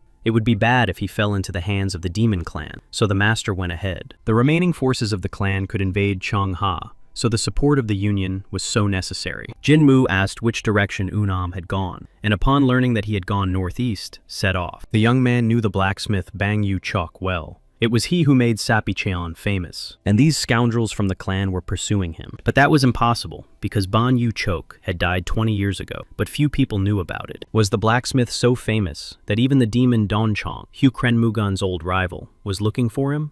But he would not have attacked Kunlun without a serious reason, so some madman was trying to imitate Ban Yu-chok. Jinmu didn't know who it was, but he would definitely find him and make him pay for the death of his horse. 3 days later, the disciples and Unam were in a forest clearing. The satisfied boys reported to Unam that they had done everything. They had managed to find the old man before the demons did. One of the disciples asked what they should do next. Lee Kang-bak had to follow the tracks, which meant he was somewhere nearby. These people were turning the villages of Cheonghae into wasteland, and they had to be stopped. All the disciples were very tired after 3 days without rest. All this time, they had not eaten or slept properly. Given their current strength, fighting Lee Kang-bak would be tantamount to certain death. One of the disciples suggested taking the old man to a safe place, since they had requested support. If Lee Kang-bak got hold of this blacksmith, their fighting power would increase. For the sake of peace in the Central Plains, he had to be protected at all costs. And Unam decided to move south. The young man understood that this would condemn ordinary people to suffering, but there was nothing they could do now. They all surrounded the blacksmith and set off again. The young people ran with all their might, but they needed to hurry even faster. A bright flash flashed among the trees ahead. One by one, the enemies began to jump out of the trees, right in front of Kunlun's people. Unam shouted loudly, warning that there were enemies ahead. He gave the order to stay close to the rocks and form 2 lines. Everyone immediately obeyed the command and took up a comfortable position. One of the enemies knocked them down, surprised that they had managed to get so far. Unam saw that they were surrounded on other sides as well. Fortunately, Lee Kang-bak was not there, but the difference in strength was still great. All that remained was to maintain formation and reduce the number of enemies, and if the chance arose, to run. Unam shouted for everyone to stay where they were. The young man leaped forward, aiming for the very center of the enemy. The attack was successful, and Unam took out one enemy after another. One of the students holding the defense shouted for Unam to stop and conserve his strength. But an enemy was already running towards the young man, intent on finishing him off. Out of the corner of his eye, Unam saw the student who had given him advice. But now was not the time to relax. They had to protect Banyu Chok at all costs. The young man was determined to kill all his enemies, even if it cost him his life. The opponents watched the young Kunlun warrior in amazement. The others kept up with him and crushed the enemy. Many of the opponents were already lying on the ground. Unam was pleased that their numbers had dwindled. At least 10 people had to be destroyed. But at that moment, Kunlun's people sensed something strange. The disciples stared in horror at what was approaching them. Unam felt a suffocating demonic energy. The ghost sword Li Kangbek was approaching them, inspiring terror with his mere appearance. Coming closer, he was surprised that the children of Kunlun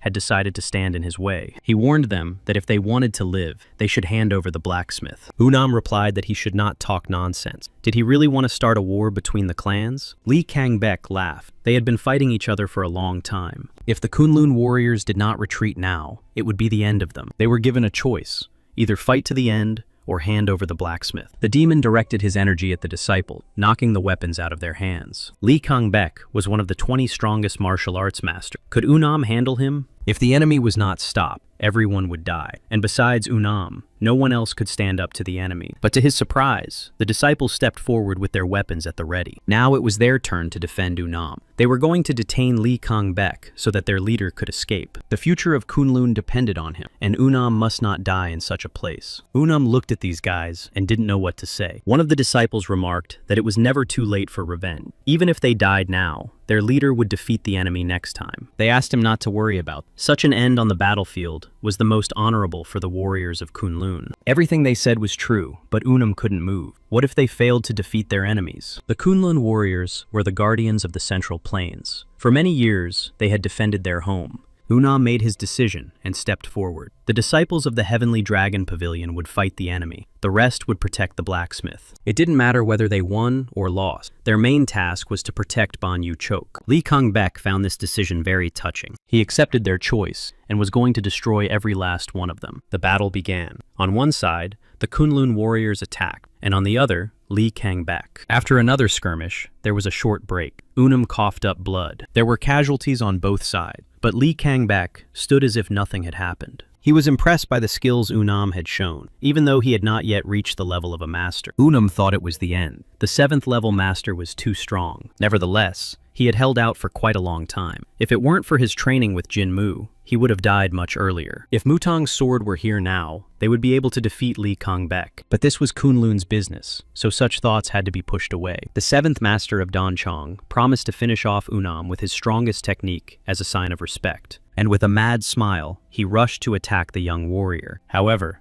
a flash of blue energy appeared behind him. Its beam passed through the survivors, destroying everyone, until it finally reached Li Kangbek. The 7th rank master Danchong managed to block the blow with his sword. He recognized the dragon technique with indignation, but that could only mean one thing: that the heavenly dragon Punwan himself had come to them. Unam looked on in amazement at what was happening around him. The blue energy tossed and scattered enemies like fluff. Li Kangbek was forced to cover his eyes from its bright light. Following this wave of energy, Jinmu appeared. He was furious that these scoundrels dared to interfere with him. Unam couldn't believe his eyes. Was it really Jinmu standing in front of him? Mutang's sword approached Li Kangbek directly. Was this really the demon clan, where a master with power mocked the weak? Jinmu ordered the 7th Danchong master not to stare at him and to clear the way. Such insolence enraged Li Kangbek, and he swung his sword. But there was nothing in front of him. Jinmu had vanished from where he had been standing a moment ago. While his opponent was surprised, he already struck from behind. Li Kangbek managed to turn around and block the attack, but the blow was so strong that it threw him far back. Who was this guy who didn't even take a stance before attacking? Meanwhile, Jinmu turned around and headed towards Unam. He asked the Kunlun warrior if that was why he had done so. He risked his life to protect some Banyu Chok. It was a very stupid thing to do,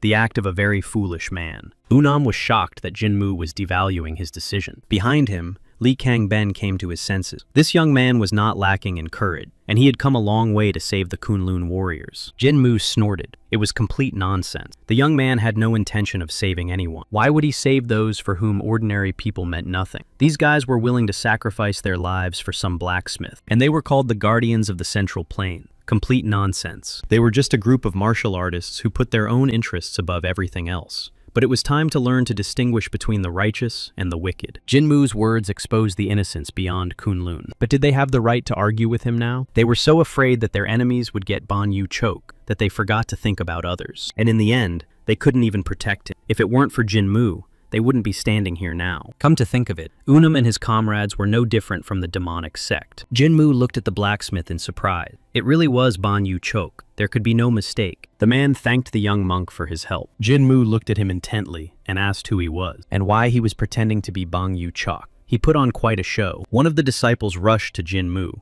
and rebuked him for daring to speak that way to the legendary blacksmith. But the young man quickly put him in his place. At first, Jinmu thought he would simply punish the scoundrels who had turned Chonghae into a wasteland. But then there was the blacksmith, who had long since passed away. So who was standing before them? Both Unam and Li Kangbek were stunned by the news that the great blacksmith had long since passed away. Of course, the guys from the clan were to blame, but the main instigator was Bang Yu Chok. If it weren't for him, there would have been no attack. Jinmu did not know who was behind it, but he was determined to catch him at any cost. The young man remembered that he was speaking aloud and apologized. Then he began to squeeze the neck of the man, pretending to be a blacksmith, with all his might. The man didn't even flinch. Apparently, his skin was too thick. Jinmu reached out with his other hand and tore the mask off the man's face. The real Bang Yu Chok could not be brought back to life, and the elixir of immortality would not be used for him. Jinmu kicked the man to check if he was alive or not. Li Kangbek watched in horror. The seventh master of Dongchun had wasted his energy. Seeing that Li Kangbek had turned around, Jinmu asked him what he was doing. He replied that this time he had decided to let the monk live and that they would retreat. Jinmu smiled. This man was very amusing. I wonder who else he spared. After these words, the young man threw the torn mask at Li Kangbek.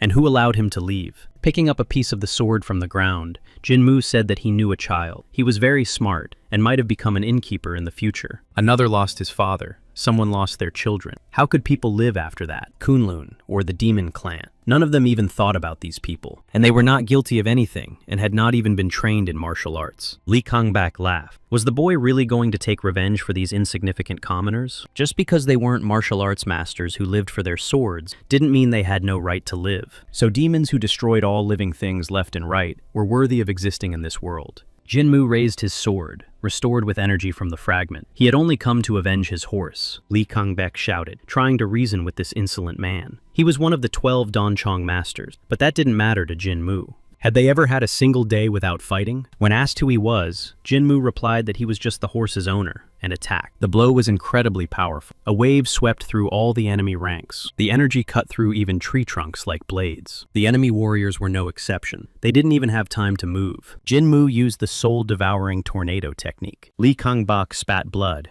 and tried to resist the attack. Jinmu smiled. His horse was quite expensive. It didn't tire even after galloping 1,000 miles, and he left it at the inn. But Li Kangbek and his men took and destroyed such a beautiful creature. Unexpectedly, after these words, the enemy began to get nervous and tremble. Kunlun's disciples watched in amazement as Jinmu dealt with his main enemy. The young man struck blow after blow, and when Li Kangbek lost consciousness, he was even upset. Just as he was about to go for his spine, he heard a suspicious sound. After that, Li Kangbek's body flew out from under Jinmu's feet. Excited, Unam rushed to him, worried about whether the monk was okay. The six-fingered demon child was impressed. It took great power to bring Li Kangbek to such a state. He thought that this could be the end. Jinmu did not lose his composure and asked directly who this person was. The man in front of him was the first of the Gonsansin clan. Jinmu had heard something like that before, but couldn't remember the name. However, Unam immediately recognized the six-fingered demon child. He was the elder of the demon clan and one of the 10 strongest. Jinmu boldly asked what exactly had angered the demon. He would have shut this boy up long ago if it weren't for the head's orders. The monk had to answer for the death of the elite squad, but if he voluntarily handed over Li Kangbek's body, the demon child would leave peacefully. Here, a discrepancy arose. Jinmu had to kill Li Kangbek, so he couldn't hand him over. The demon child asked if Jinmu would regret his decision. Because of him, the warriors of Kunlun would die, and everything could escalate into a great confrontation. The young man did not expect such words from the demon. Did they not crave to trample the central plains? The six-fingered demon child hesitated. It was true. But in any case, Jinmu didn't care. He just wanted revenge. They did not have time to start the battle before the Kunlun warriors arrived to help. The leader stood next to Jinmu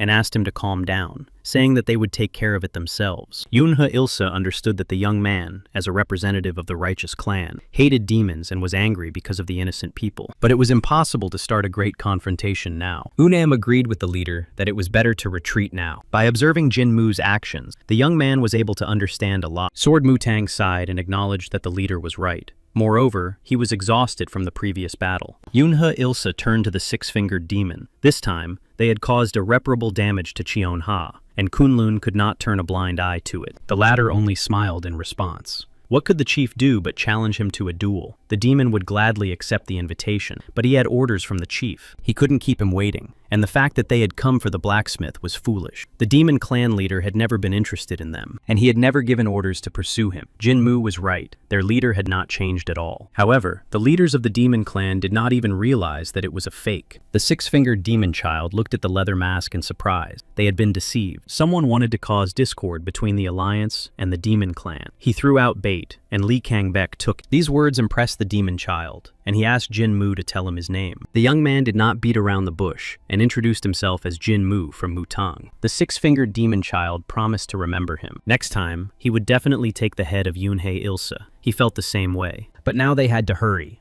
and the demons disappeared. The place where the battle had taken place was now completely empty. Yunhe Ilsa praised Unam for defending the central plains once again. But the young man did not accept the praise. Without Jinmu, nothing would have worked out. Everything could have ended very sadly, because they did not even suspect the trap with the blacksmith. The head of Kunlun expressed his gratitude to Master Jinmu. They would never forget Mutang's kindness in saving their clan's disciples and ordinary people. Jinmu smiled, because they were mistaken even here. It was not Mutang's mercy, but his own. When the battle ends, the consequences do not disappear. Buildings can be rebuilt, and blood can be washed away. But the terrible memories of it will never disappear. Like thorns, they pierce the heart and leave a lasting mark on everyone. Of course, the pain will fade with time, but when the end approaches for those who survive today, it will resurface again. Or maybe they will be destined to live with it forever. The righteous sects, those who created clans and factions, protected each other and shared both sorrow and joy. But the followers of the dark sects were completely different. Their lives consisted of nothing but battle. There was no room for grief and regret. They were simply accustomed to the fact that the people around them could disappear at any moment. How to cope with this pain and avenge the death of a loved one? These questions consumed him, and because of them, Hyukran Mugan did not get close to anyone. He had many followers, but no close friends. Chon Woomyong had been around for a long time.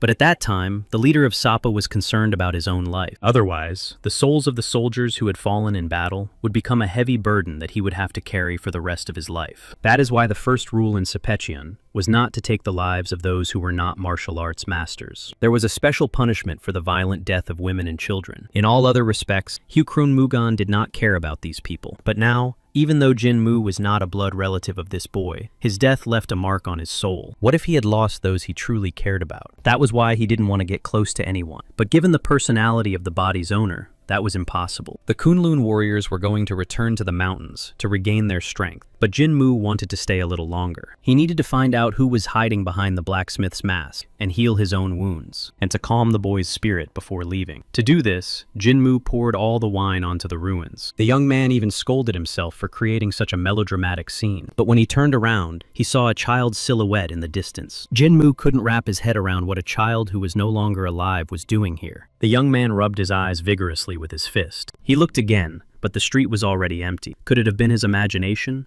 But it couldn't have been a ghost. Jinmu tried to convince himself that he wasn't imagining things, and that he had simply hallucinated. Taoist monks used spells to ward off evil spirits, but he had not been taught this. Or, perhaps with the growth of his power, came the ability to see ghosts. Jinmu began to blame the cursed Taoism. Where else could one encounter ghosts? Although he himself was a ghost in someone else's body. No. He was just tired and needed to return to Kunlun as soon as possible. Turning around, Jinmu saw the same child in front of him again. The young man simply froze in place. He was speechless. But deciding that he was a ghost, he jumped back in panic. The boy turned to the frightened monk once more. Jinmu pinched the child's cheeks and made sure he was warm, meaning he was alive. How did this boy manage to escape from these monsters? It turns out that he went to the stable because Jinmu's horse had fallen ill, and at that moment, the demon clan attacked. The boy barely managed to escape, but those who worked with him did not. He also thought he should return the horse to its owner, and went to Kunlun. Thanks to a certain lady, he managed to avoid danger. Jinmu patted the child on the head. He had seen too many terrible things at such a young age. He asked where his horse was. The horse was with the girl who had helped the boy. Jinmu's eyes popped out. His horse was being led by Dan Siren. The girl turned and saw Jinmu, who was stunned. It turned out that she was the one who had saved the boy,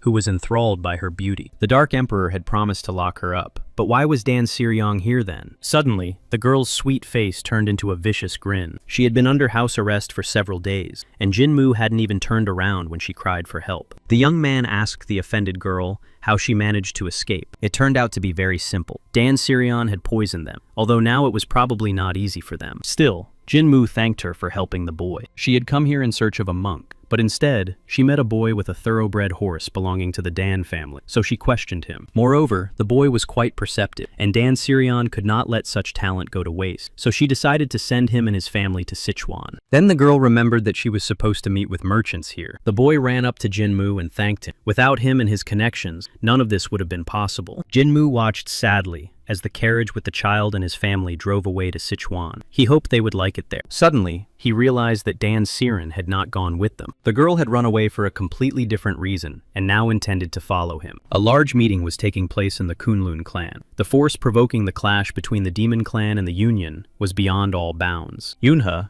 Ilsa came to the conclusion that it was beneficial to someone. In the past, that force was Sepechon, but now there was a possibility of a new enemy of the Union, called the Palace. However, the person who had pretended to be Ban Yu Chok did not say a word during the interrogation. Therefore, it was better to establish contact with the Union. Unam suggested asking Dan Siryong for help. Her family was more knowledgeable about such matters, and the clan chief agreed. But asking for such a guest might not be very appropriate, and how would the girl withstand interrogation? However, Unam believed that she was not entirely inexperienced. During training, many Kunlun students were noticeably injured. Dan Siren, on the other hand, was full of energy and invited the next person to spar with her. The surviving students quickly remembered what they had to do and hurried away. The girl had incredible strength. Jinmu suggested that she stop and train alone, but for Dan Siren, that was too boring. Unam, who would have been a good opponent, was busy in a meeting. The girl argued that the warriors of the Demon Clan should not be in the Central Plains and should not harm people. But when Jinmu asked her not to bother Unam and distract him, she immediately decided that the young monk was jealous. The young man immediately lost his temper and said that if Dan Siryon intended to continue behaving in the same manner, he would definitely kill her. The girl couldn't understand what was wrong with that. Even masters got married. Jinmu shouted that monks did not marry.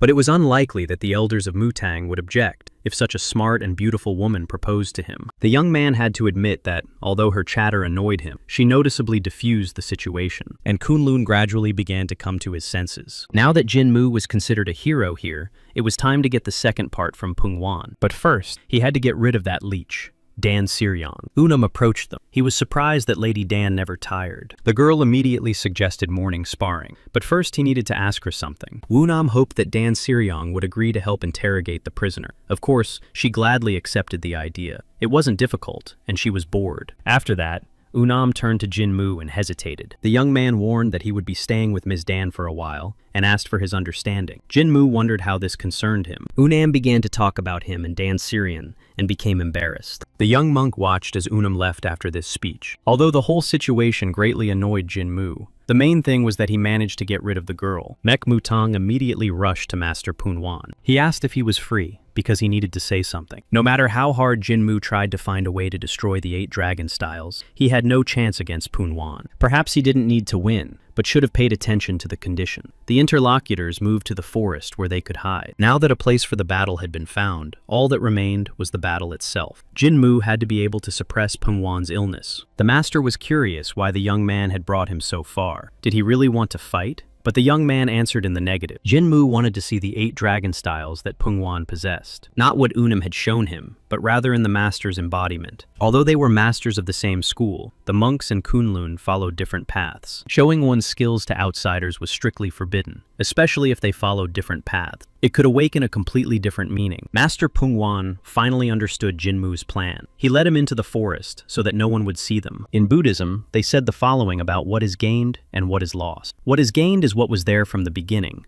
and what is lost is what was not there from the beginning. Everything that a person does not acquire himself is meaningless. One way or another, everything must be connected with the true martial arts. Master Pungwan prepared to show his dragon. It would be nice if Jinmu, being a monk, took another step forward. But the young man raised his hands and asked him to wait. It seems that Pungwan misunderstood him. Jinmu already understood the movements of the 8 dragon style and wanted something else. The young man was curious about how powerful the 8 dragon styles were. Master Pungwan was puzzled and silent. He did not expect such a question. Jinmu asked him to use his inner strength and not be afraid to break trees and scatter stones. The master did not quite understand the young man, but since he wanted it so badly, he was ready to show him what he was capable of. He asked Jinmu to step back a little, otherwise he might get hurt. Pungwan took the appropriate stance and prepared himself. Energy swirled around him. He pushed off with his supporting foot, beginning the movements of the 8 dragon styles. First, Pungwan demonstrated the spiral mist of the divine dragon. Then came the essence of the dragon, which caused cracks to appear in the ground. Jinmu stood at a distance, watching the elderly master intently. This was what he wanted to see.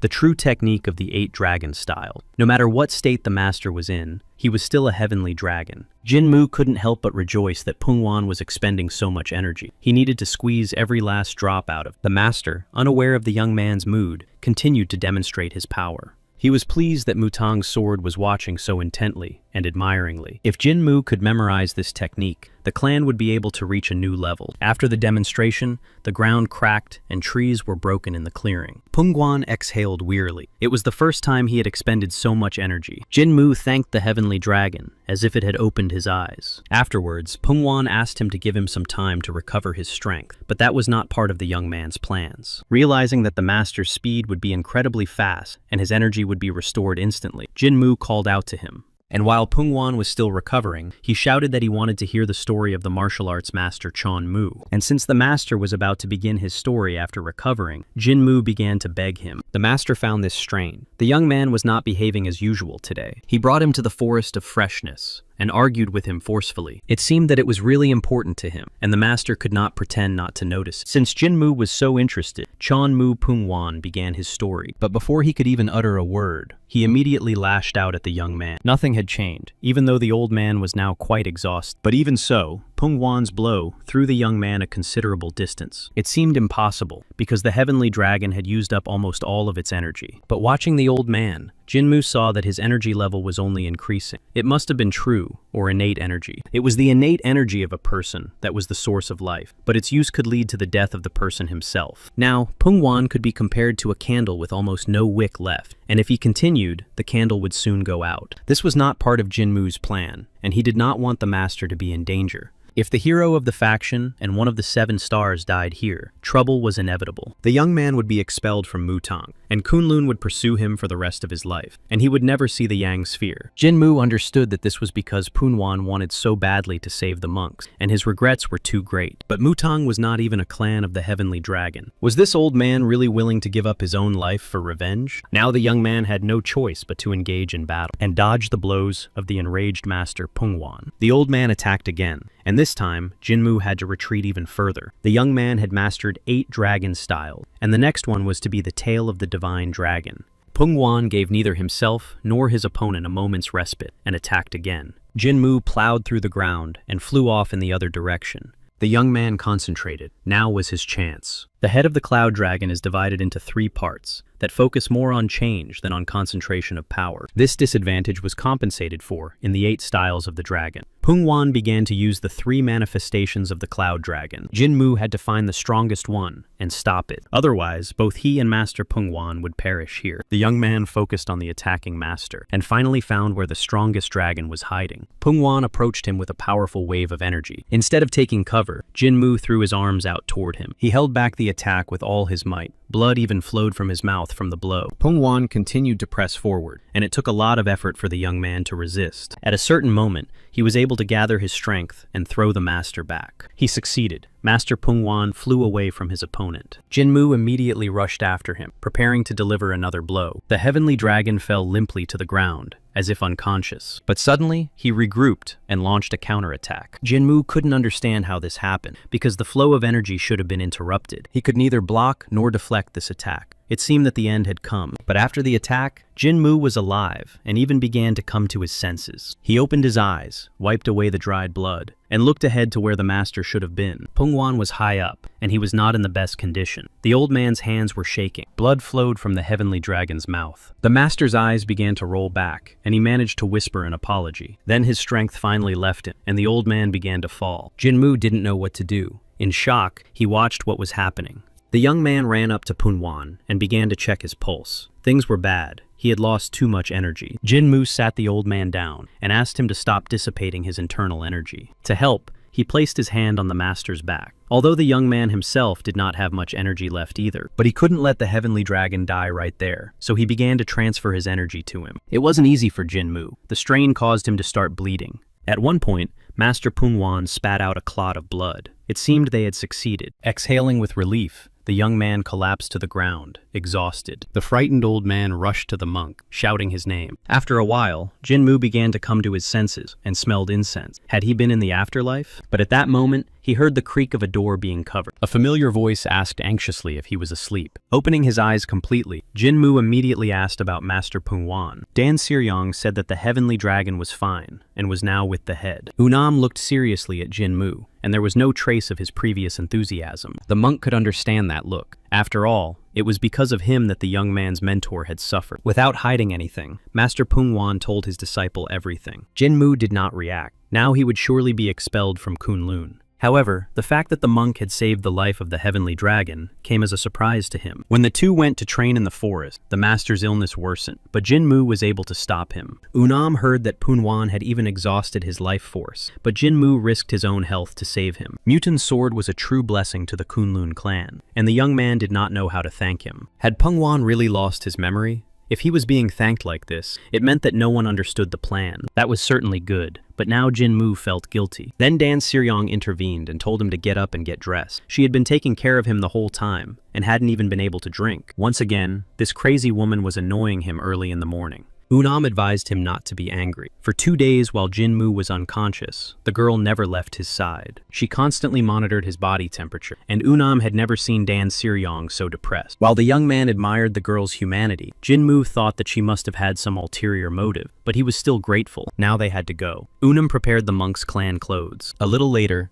Jinmu followed the young man and thought sadly that, even though he had saved Pungwan, he still hadn't found out the information he needed. Of course, if the old man had died, all their efforts would have been in vain. But now they could wait for a new opportunity. Seeing the young people approaching, Pungwan and Yunhei Ilsa hurried to meet them. The heavenly dragon was very worried about Jinmu and rushed to ask about his well-being. The young man tried to calm the old man down and assured him that he was fine. Pungwan breathed a sigh of relief and admitted that he had been very worried. While he was thanking the young man for aging, he thought that the master had aged several decades due to the use of life energy. Jinmu clenched his fists tightly. It was all his fault. The head of Kunlun also joined in the thanks. However, the young man thought that he should be grateful that everything had ended so well. Master Pungwan asked Yunhei Ilsa to leave them alone with Jinmu. They waited until the clan leader and Unam had walked away. Pungwan admitted that Jinmu's interest in Chongmu and his recent escapade in the forest seemed rather strange to him. He couldn't help but notice that the master's symptoms manifested themselves when it came to monks. So, what was it all about? Jinmu lowered his head. It turned out that the heavenly dragon remembered everything. But even so,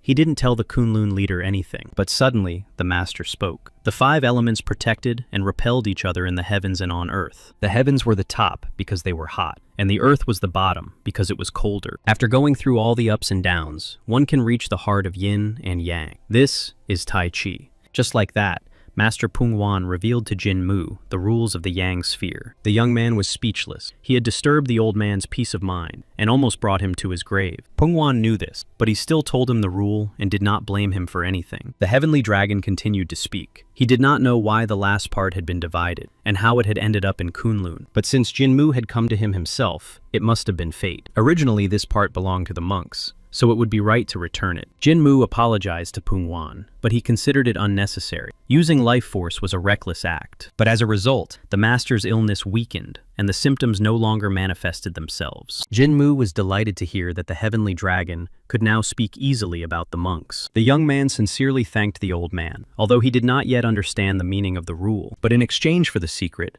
the master had a request for Jinmu. It was an excellent chance to atone for his guilt, and the young man was happy to do anything. The cunning heavenly dragon asked him to take Unam with him on his journey. The young man agreed immediately, barely listening to the end. But then he was stunned to realize the meaning of what he had heard. Pungwan hoped that his student would be able to see the world. Jinmu did not know how to refuse now. He would have to take another burden with him. The old man noticed how nervous the young man was, and asked what problems this was causing. But since it would be very inconvenient for Jinmu, the master bowed his head and accepted the refusal with a heavy heart. Pungwan said goodbye, mentioning that he now had to write a letter to Mutang. He needed to report that Mutang's sword had led him into the forest of freshness, drained his strength, and then somehow saved him, for which the master was very grateful. Jinmu tried to stop him, but the old man assured him that everything was fine. He may be the great master of the clan, but he is not quite in shape. Everyone had to understand. The young man understood that Pungwan had not forgiven him at all, but was simply blackmailing him. In such a situation, Jinmu had no choice but to agree to take Unam with him. The whole clan saw the student off on his journey. The other students kept asking if he had taken this or that. Finally, the preparations were complete, and a huge bag was strapped to Unam's shoulders. His mentor, fellow disciples, and the clan leader surrounded him with words of encouragement. And so Unam was ready to set off. Jinmu suspiciously asked if his companion was really going to take all of this with him. The young man preferred to be prepared for anything. You could never predict what would happen on the road. Suddenly, Jinmu couldn't take it anymore and threw Unam's bag away. It was best to travel light, and a small bag on his belt was quite enough. Jinmu asked the heavenly dragon for confirmation, and he nodded in agreement. But suddenly,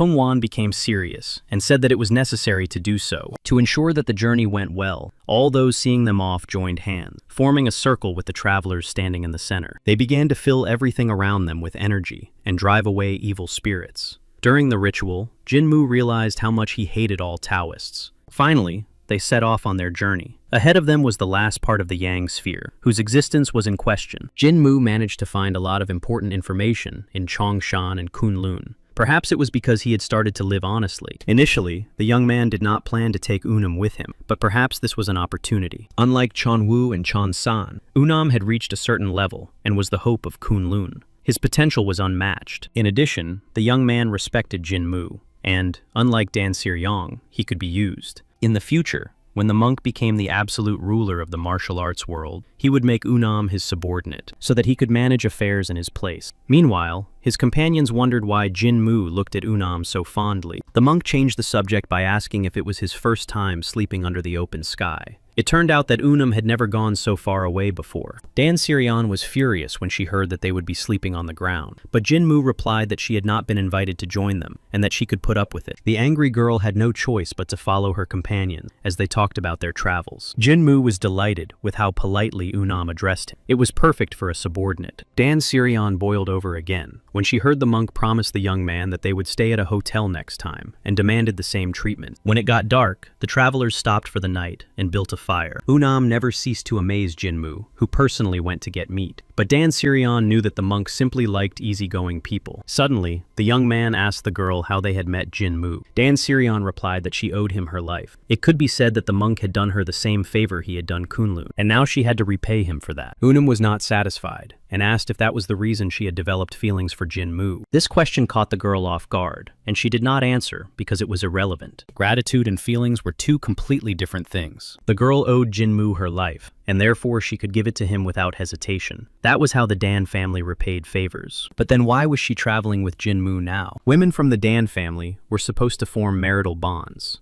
and it could be a political alliance. Regardless of her wishes, Dan Siriong was no exception, and the same fate awaited her. She could not refuse and had to follow the will of her family. Unam had heard that this was the future that awaited all women from families involved in martial arts, but marriage was too much to bear. When Dan Sirion met Jinmu, she thought it would be great to follow the monk. He was the first person who treated her without prejudice. He didn't suck up to anyone and could stand up for himself. Jinmu constantly surprised her and lived as if he were alone in the world. Dan Sirion wanted the same thing, so she followed him without any plan. Unam believed that the young man was keeping the girl close to him, but Lady Dan disagreed. She did everything she could to attract his attention, pretending to be weak and undressing, but he didn't care, although it was for the best. Dan Siryong was sure that Jinmu had many admirers, and it was better for him not to show interest in them. Unam agreed that Jinmu had a peculiar character. As soon as he said this, Jinmu asked from behind him what was wrong with his character. Frightening poor Unam, Jinmu told him to stop talking and prepare dinner. This time, the young man managed to catch a wolf. Jinmu thought that the first thing they needed to do in the morning was to change their clothes. Unam didn't understand why, since their clothes were fine.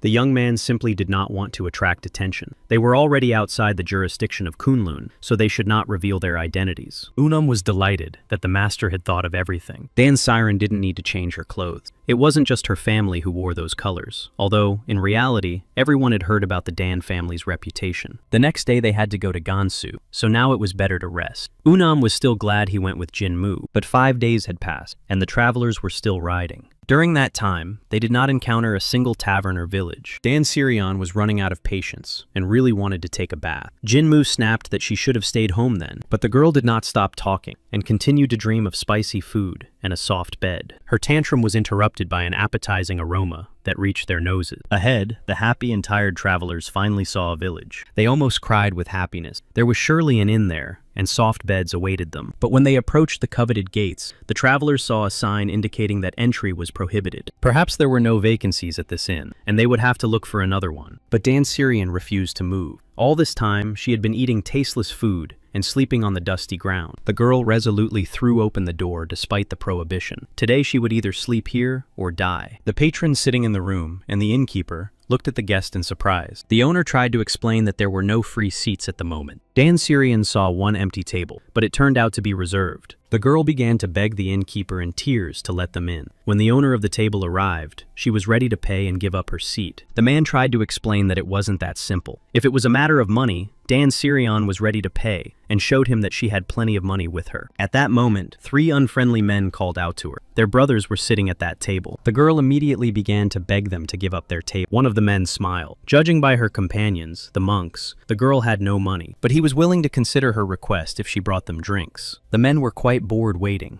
and it would be nice if the girl kept them company. Dan Sirion politely asked the guys to leave her alone. The men began to make unambiguous hints to the girl. Unam rushed to defend Lady Dan, but Jinmu blocked his way. He nodded to the angry young man, pointing to something ahead. Dan Sirion was already preparing to fight back against these vile people. With one blow, she sent the leader of these jerks flying high into the air and seemed to break his jaw. The 2 remaining men looked at their comrade in horror. Unam covered his mouth with his hands in surprise, while Jinmu was pleased. The other patrons sitting at the tables looked at the girl with apprehension. The man landed on the floor quite far from the girl. Dan Sirion tried very hard to be modest, but the hooligans made her lose her temper. The 2 hooligans were outraged by her behavior and prepared their weapons. But Dan Sirion was already unstoppable. She remembered every phrase they had said. It was the turn of the second insolent man, who flew away from the kick. The girl tossed him like a sack and calmly waited for him to land. Then she finished the attack with a kick to the neck. She immediately switched her attention to the third, who stammered that he liked energetic girls. With a blow of her hand, she scratched his face like a cat. He wanted energetic, so he got it. Dan Sirion had energy to spare. All 3 lay unconscious on the floor, and the girl stood humbly in the center. Unam was in awe of how Dan Sirion had dealt with the 3 of them. And since the 3 who had reserved the table were in such a state, the frightened owner gladly gave the place to the traveler. The hungry young people ordered the best dishes the restaurant had to offer. Dinner lasted until late in the evening. Thanks to Ms. Dan,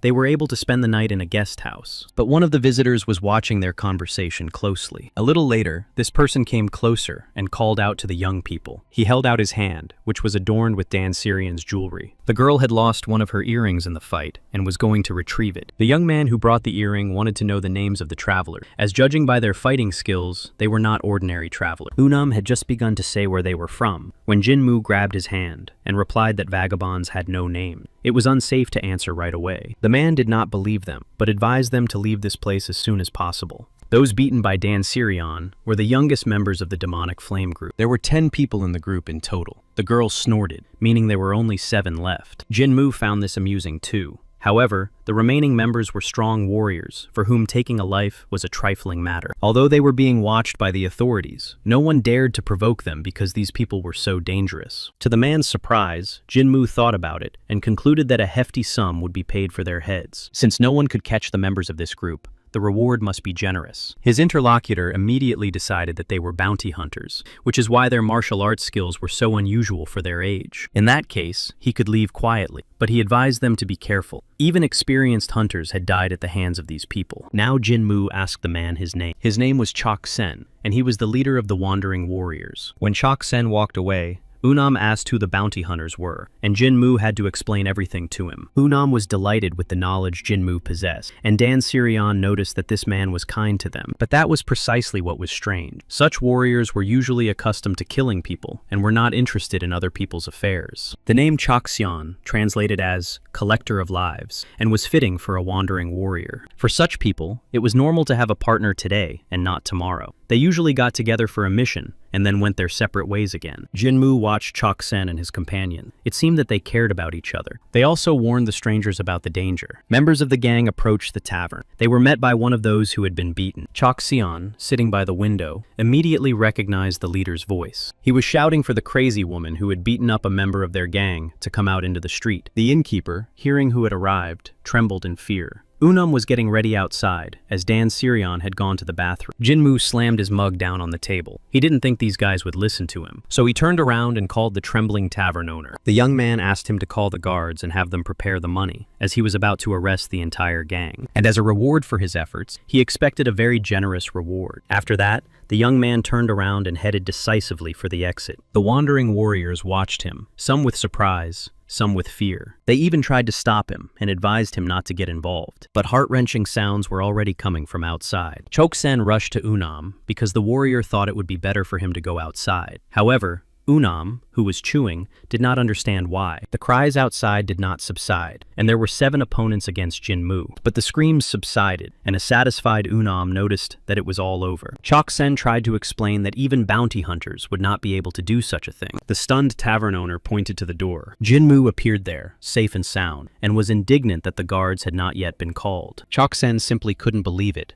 and rushed towards the young man. He and the tavern owner looked out onto the street in bewilderment. Outside, all 7 members of the gang lay unconscious. Chokseon still couldn't wrap his head around how one person could take down the members of the demonic flame alone. At that moment, Dan Sirion appeared and asked what all the noise was about. The companions simply replied that they were re-educating bad people and earning some extra money. Chokseon and the other warriors couldn't resist and approached to find out who these travelers were. Jinmu responded by inviting them to join the table. He wanted to repay these people for their kindness. They froze in surprise and fear. They were in complete shock and understood that if they were careless, it would be the end of them. Jinmu listened to Chok Sen's story with surprise. It had been 10 years since they became wandering warriors, and their group had not changed. His companions were convinced that it was not just luck, but talent. Chok Sen was an amazing strategist and knew how to read the battlefield. This intrigued Jinmu. It turned out that Chok Sen wasn't originally a wanderer at all. At first, he was an ordinary scientist and was even preparing to enter the Hanlin Academy. Jinmu knew that this academy processed royal decrees and that only famous scientists from the Central Plains could enter it. But after 3 failures, Chok Sen realized that he was better off pursuing a military career. He liked devising strategies more than studying. He did this for 10 years, and then he was expelled for protesting against his superiors. Jinmu calculated that all this took about 30 years. When Chok Sen was asked his age, he admitted that he would be 53 this year. This fact shocked the travelers so much that their jaws literally dropped. With such abilities, it would have been better to join a faction for stability, but Chok Sen's mind only worked during combat. It was very strained, a soldier who could only demonstrate his skills during battle. Therefore, Chok Seon was heading to Gansu with these guys. In Gansu, there was the Gondong faction, and the Hall of Heavenly Warriors from Sapchakon. Just as the 9 sects and 5 great clans were the foundation of the political forces union, the Hall of Heavenly Warriors was a major faction. Its history dates back to a time when Sapachon did not yet exist. Its leader, Wangon Hu,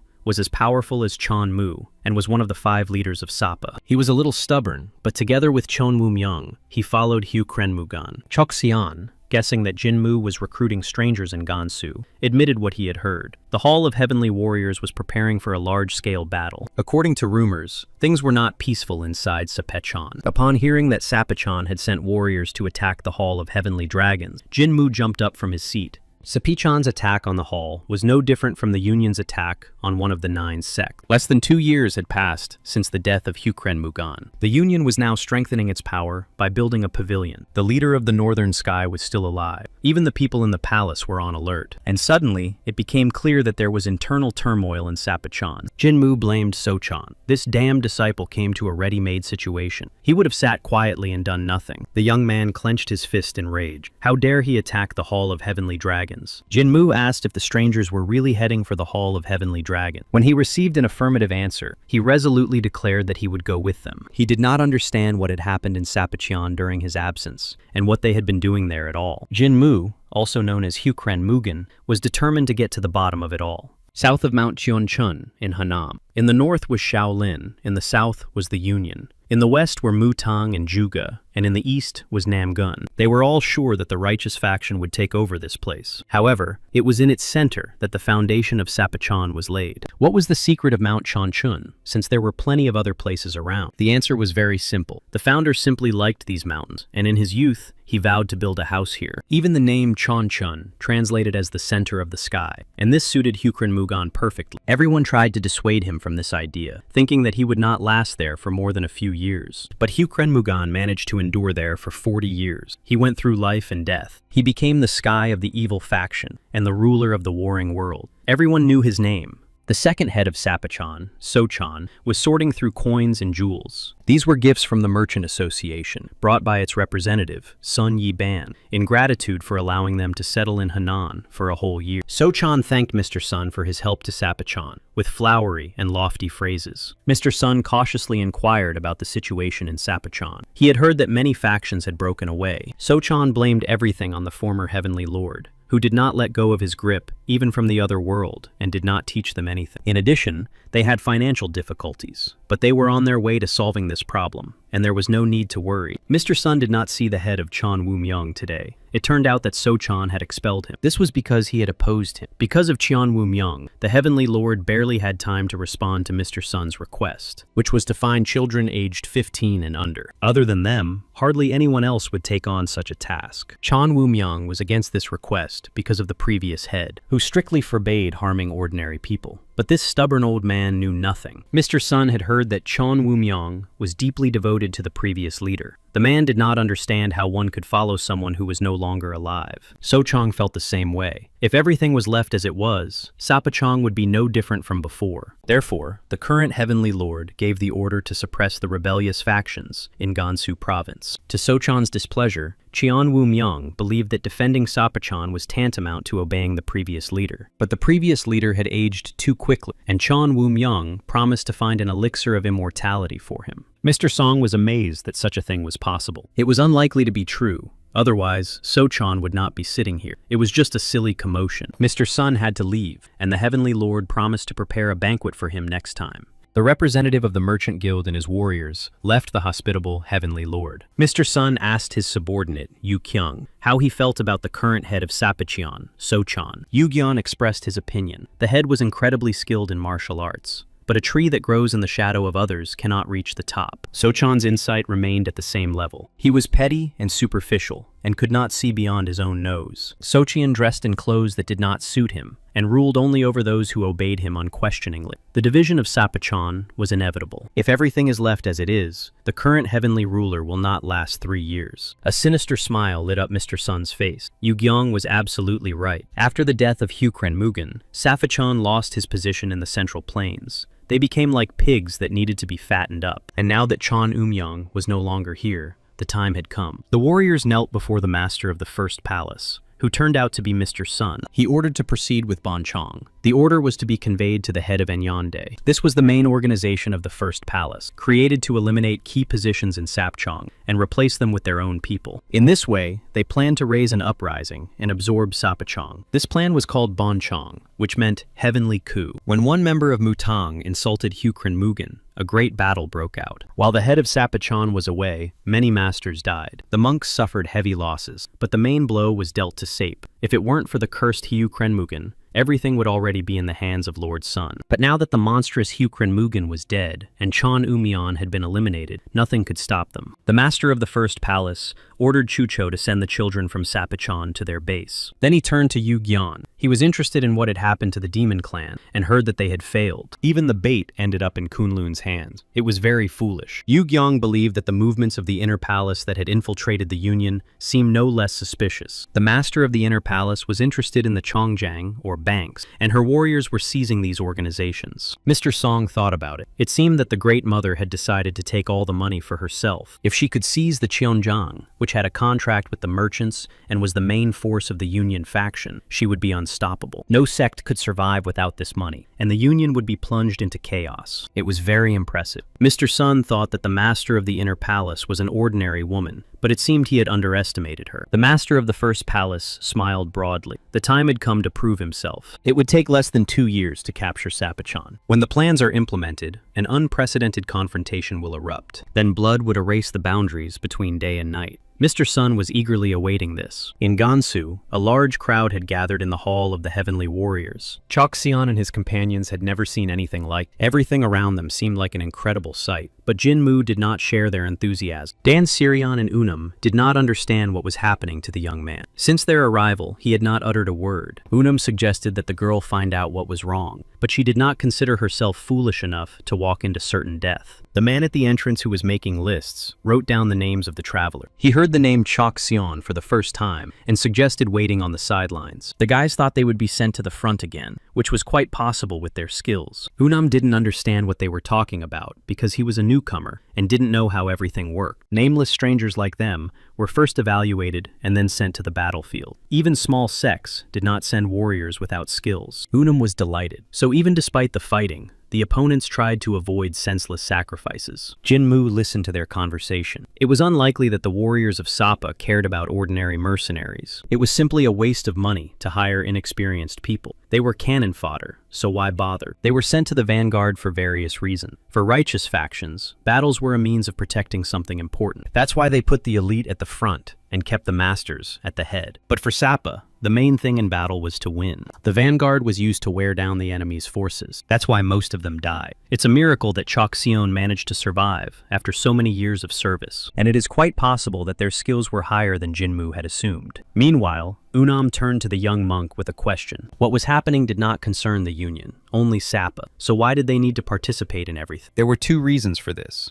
First, to broaden their horizon. It was unlikely that Unum knew much about Sapachan, their methods and techniques. Therefore, it was better to see once than hear 100 times. Second, the young people were surely interested in why they had gotten involved with the Wanderers. The fact was that the Union had not yet recognized. Unum couldn't believe that Mutong's sword was meaningless, but Jin Mu immediately shut him up. People won't believe it until they see them in battle. For them, the rumors were exaggerated. Even in the Union, few people knew their faces and names, which meant that in Sapacon, no one knew anything about them. The second reason was that it was dark under the lamp. As long as they were next to the nameless strangers, no one would pay any attention to them. Unam was thrilled again. Jinmu's plans seemed amazing and ingenious to him. Jinmu asked him to hide his skills for now, but in reality, his goal was to find out why the Sapa warriors were fighting and who was going to attack. The more Jinmu thought about it, the angrier he became. This student was already problematic, but what were the elders doing? It was unclear what Chon Woo-myung was doing there and why he didn't stop the attack on the Hall of Heavenly Warriors. But Jinmu was going to get to them. First, he would reach the Yang Sphere, and then he would disfigure them beyond recognition. But to do that, the young man had to advance beyond the vanguard. The man loudly announced that Chokseon's team should come forward. Jinmu stopped the wandering warrior, saying he would go himself. He tried to warn him that this exam could not be passed alone. The list specified a team, so the man was puzzled as to why only one participant had come forward, and ordered the others to be called. But Jinmu was confident that he could handle it himself and asked to begin the test. The man was furious at the informal address,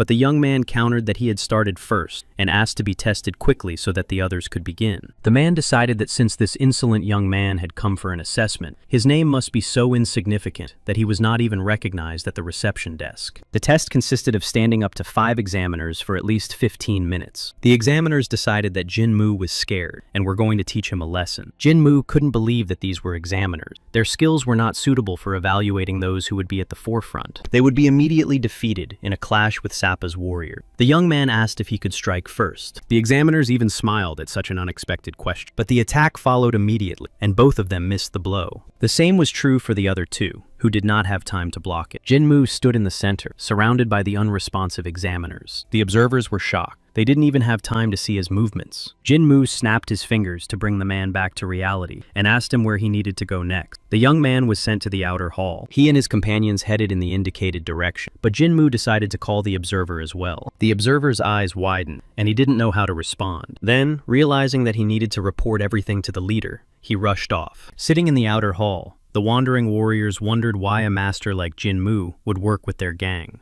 They watched him cautiously and were too afraid to even move. Finally, people came out into the center of the hall. The leader told everyone to listen carefully. It was the head of the outer hall of the Heavenly Warriors clan, Tam-san Mok. He asked loudly who among those present was in command of Chok-Son's squad. Chok-Son peeked out from behind Jin-Moo's back and shouted that it was him. The man who was conducting the tests immediately recognized the monk sitting next to him. Tam-san Mok was surprised that it was some youngster. However, despite his age, the young man had defeated 4 examiners. The head of the outer hall frowned. This guy was still too young. Even if he had taken up arms at the age of 10, about the same amount of time had passed since then. Tam-san Mok reprimanded the examiner. It seemed that he had completely let his guard down, mistaking him for a nameless warrior. And tomorrow, the Iron Sword was arriving. Because of the previous assessment, the head had to check something. He approached Cheon. If he passed the test, he would be sent to the inner squad. Only the best warriors and the most famous wanderers were sent there. And of course, there was a big difference in pay. Jin-Moo asked Tam-san Mok what he was talking about, and his informality drove him mad. However, if you live for today, it loses its meaning. The leader tried to control himself. Now they didn't have enough fighters, and the wanderers they managed to recruit weren't that good. Strong warriors did not even try to join them, because their opponent was Sappa-chan. That was why Tam-san Mok ordered that the appearance of strong masters be reported. However, there was no one special to look at here. Everyone was too young. At best, they were third-rate. Nevertheless, the leader decided to give them a chance, but warned that people with loose tongues do not live long. Jin-Moo boldly replied that he would figure out how to live his life, and asked to continue the story about the internal squad. Chok-Seon tried to calm the monk down, because the head himself was standing in front of him. There was no one in Gansu who did not know his name. There, San Mok was already gritting his teeth in anger. He said he would give only one chance. But in the end, he couldn't take it anymore, and lost his temper. Jin-Moo looked at the man skeptically. Was the Hall of Heavenly Warriors really so weak that they put such weaklings in charge? Although it was to his advantage. If he got into the inner squad, he would be able to move freely and find out what was going on there. Jin-Moo beckoned Tam-san Mok with his finger and urged him not to hold back. Such behavior finally broke the head's patience. He immediately rushed to attack the insolent upstart. Chok-Seon closed his eyes tightly in horror, so as not to see the gruesome punishment. But Dan Sirion advised him to open his eyes and watch the fight between true masters. The wandering warrior followed her advice, but opened only one eye. To his surprise, Jin-Moo stood calmly in place despite the chief's attack. The latter came very close to the young man. Also keeping his hands behind his back, Jin-Moo put one foot forward. This further enraged the hot-tempered and unrestrained Tam-san Mok. Jin-Moo coolly dodged the blows and was disappointed with the man's skill. Then he remembered that he was just a traveler now and shouldn't attract too much attention. Tam-san Mok was already flying towards him, preparing to launch another attack. Realizing that he had to take one blow, Jin-Moo positioned himself to receive it. Success inspired the leader, and a triumphant smile appeared on his face. Jin-Moo decided to pretend that Tam-san Mok's blow had gotten to him. The young man rolled over and took a stable position. Another blow followed, which the young man did not dodge. In response, Jin-Moo charged at his opponent with his knee. Even though the monk controlled his strength, the blow to the jaw was quite painful. The agitated examiner rushed to the head's aid. Tam-san Mok began to fall to his side, and the other warriors rushed to him, but he barked loudly for everyone to stop immediately. The young wanderer was very talented and managed to surprise him. It seemed unlikely that he had developed his inner strength separately, so how was he able to withstand the blow? Jin-Moo again replied boldly that if he repeated the Shaolin Iron Skin technique 13,000 times, he would also be able to do so. Tam San Mok asked the young man to give his name, and he quickly began to think of what to say. He introduced himself as a wanderer from Hubei named Mu Jin. The chief loudly announced that this wanderer was going to the inner squad and turned to leave. But Jinmu was not satisfied with this, and stopped Tam San Mok to say that he was the youngest in this unit. How could he be sent there alone, especially since they had agreed to go together? The leader considered this complete nonsense. Since Tam San Mok was not going to keep his promise, Jinmu asked to test him again. The leader thought about it. This brat had already beaten him once in front of his subordinates, so was it worth repeating? Finally, he made a decision and ordered all the boys to be sent to the internal squad. The happy members of their squad received part of their salary. They were promised the rest after the battle. Those who survived could also earn extra money for their merits during the battles. Choksen cautiously approached Master Mu Jin. He never learned his real name. The wandering warrior couldn't help but ask why the young man was being so kind to them. They were certainly infinitely grateful to him, but would they be able to fight in the inner squad? That is why they wanted to return to the outer squad. Jinmu reassured him. It was unlikely that anything serious would happen there, and even if a fight broke out, everyone would remain unharmed. He did not know who would come from Cheon, but if it was Wangan Hu, that would most likely be the case. Jinmu also asked him not to consider it kindness, but payment for the incident at the hotel. Cheon should have thought more simply. Thanks to a small favor, he was able to earn 10 times more. In any case, they had already been assigned a pavilion, and there was very little time left before the fight began. Therefore, the main thing was to eat well and rest properly. Jinmu himself left his companions and went to find out something. Dan Sirion offered to go with him, but she would only get in the way. Promising to return soon, Jinmu headed for the gate. Meanwhile, Chokson was reasoning that it was easier to assess the situation and find weak spots on the front line. But the internal guard was a different matter. If they tried to escape, they would be pursued by the heavenly warriors. This young man was so strong that he was able to defeat the leader. With his level, Choksen couldn't assess his skill, but decided not to dwell on it. He simply chose to trust this mysterious martial arts master. Jinmu, walking around the courtyard, noticed that everything remained the same. This hall held many memories.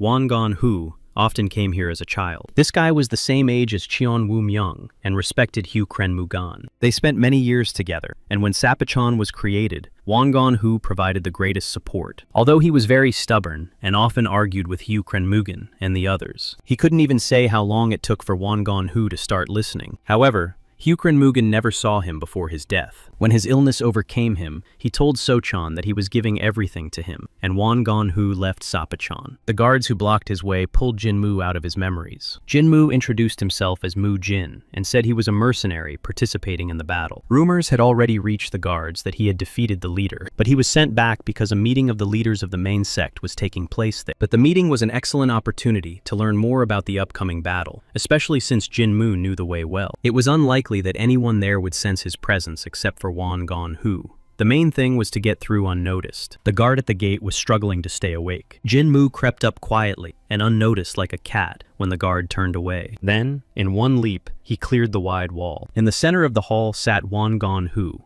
the fifth head of Sapa and head of the Hall of Heavenly Warriors. The elders present begged him in unison to change his mind and reconsider, but Wangan Hu calmly told everyone to sit down and explained that his decision would not change. The elders gritted their teeth in indignation. At that moment, the doors flew open and a young man ran in, addressing his father. The head of the hall jumped up from his seat. He had told the boys not to come, so why had they disobeyed him? The boys who had burst in learned that he was going to go into battle alone and asked him to reconsider his decision. Wangan Hu barked at the children and ordered them to shut up immediately and leave the hall. The Hall of Heavenly Warriors was not just a faction that appeared and disappeared, but a clan with a long history that ruled Gansu. The elders never questioned the leader's decision. Even when Sapicheon was created, the hall shed blood for them. Was there even one elder left who spoke the truth? Sechong filled the main residence with fools and ruined it. When Wangan Hu decided to leave, everyone followed him without saying a word. But now everyone was against it, and they could not agree with this decision. All the warriors would go out into the field for their leader, and, if necessary, die for him. They should not be considered weaklings who only hide behind his back. Wangan Hu clenched his fists. He understood all this perfectly well. But their enemy now was Cheon Woo-myung, who had all the forces of the steel sword with him. Jinmu, who was secretly eavesdropping on this conversation, covered his mouth with his hand in horror. Could it be that the one who led the attack on the Hall of Heavenly Warriors from Sapicheon was Cheon Woo-myung? Blindly following Sapicheon without thinking about what was right and what was wrong was wrong. And even if Wangan-hee sacrificed his life in this battle, his children would still not bow down to Cheon. No matter how foolish Cheon Woo-myung was, he could see what Cheon was doing. Wangan-hee hoped that if he left his position, everything would be resolved. However, the head of the Hall of Heavenly Warriors was wrong this time. His old friend and comrade was now coming for him to destroy everything. Cheon Woo-myung was a threat in himself, but the Iron Sword was made up of warriors trained by Hyukrin Mugen. They would not be able to resist him. Wangan-hee understood this, so he decided to go alone, despite the protests of the elders. Jin-moo fled in the darkness from the hall where the meeting was taking place. It couldn't be that Cheon Woo-myung was coming here to destroy Wangan-hee. Tears streamed from his eyes, and it was all the fault of those idiots. He had entrusted them with Cheon, and look what they had done to him. Dinner had already begun in their room. Unam Dan Seryong and Chok Seon were sitting at the table, but the young master's appearance frightened them. They immediately understood that something had happened. Jin-moo was completely unlike himself, and tears streamed down his face. He replied that nothing had happened, and left without even sitting down at the table. Unam noticed that Jin-moo resembled the deep sea. One day he was calm, like a boundless expanse, ready to accept everything. The next, he was fierce, like a storm sweeping away everything in its path. His mood was impossible to predict. It would have been a little easier if he had shared at least some of his feelings. At that moment, Jin-moo was sitting in his room, clutching his head. He didn't know what to do or how to act in this situation. On the last day of Hyukren Mugan, everyone prayed for him to disappear quickly. It was disgusting, but they were determined to take matters into their own hands. They may have been scoundrels, but they had incredible abilities. And then they put worthless people in charge. To suppress the Hall of Heavenly Warriors, they sent Cheon Woo-myung, who would destroy everything. So-chong was clearly out of his mind. This guy was definitely insane, but Jin-moo couldn't let Cheon Woo-myung destroy Wangan-hee. Cheon Woo-myung inherited all of Hyukren Mugan's fighting technique. It won't be easy to deal with him alone, but the main problem was the Iron Sword. With his current strength, he wouldn't be able to break through to Cheon Woo-myung. Jin-moo grabbed his hair again. Was there really nothing he could do? The young man spent the whole night going over all possible options, but he still couldn't find an answer. Horses galloped across the eastern plains outside Nanju. Armed horsemen galloped at full speed. One of them reported that the vanguard of the Heavenly Warriors was visible ahead. Iron Fist Cheon Woo-myung, one of the 5 leaders of Sapa, saw it himself. Wangan-hee was well prepared. There, in the very center, stood his old friend, whom he was about to kill today. Cheon Woo-myung understood why Wangan-hee had turned his back on Sapa-chan. But for him, this place was his master's life's work, which he was obliged to protect. It didn't matter that he didn't like the new ruler. There was an order, and it had to be carried out unquestioningly. So Cheon Woo-myung commanded his men to attack. The Iron Sword warriors rushed forward. Now everyone would see what awaited those who turned their backs on Sepicheon. Jin-moo and the other warriors stood calmly, waiting for the enemy. The confrontation began. Jin-moo could only wait until Cheon Woo-myung mingled with the Iron Sword warriors. Chok Seon watched the events on the battlefield closely. He noticed that the vanguard was shaped like a wedge, the center like birdwing, and the rear closed in a ring. Their tactic was to break through and destroy. The vanguard consisted of 300 warriors, who would not last long. The vanguard was only 100 paces away from them, with half an hour to go. With this setup, they would die without even entering the battle. If only they had chosen a different tactic. Jin-moo was amazed that Chok Sen analyzed the course of the battle and came up with countermeasures on the spot. He remembered what his comrades had said about this man. The stranger was indeed a strategist. So that's what the words battle genius meant. Jin-moo looked at the man in a new light. The young man rushed to Chok Sen and asked him to repeat what he had just said. Jin-moo was interested in another way to deal with the enemy. Chok Seon tried to explain in simple terms that the Hall of Heavenly Warriors had chosen the wrong tactic. They were trying to slow down the enemy by holding them back with the vanguard. Then they would use their main forces to attack from the flanks. But this was ineffective. They were fighting in open terrain where it was impossible to set up an ambush. Not only did the enemy have a numerical advantage, but they were also divided into groups with different tasks. The first broke through,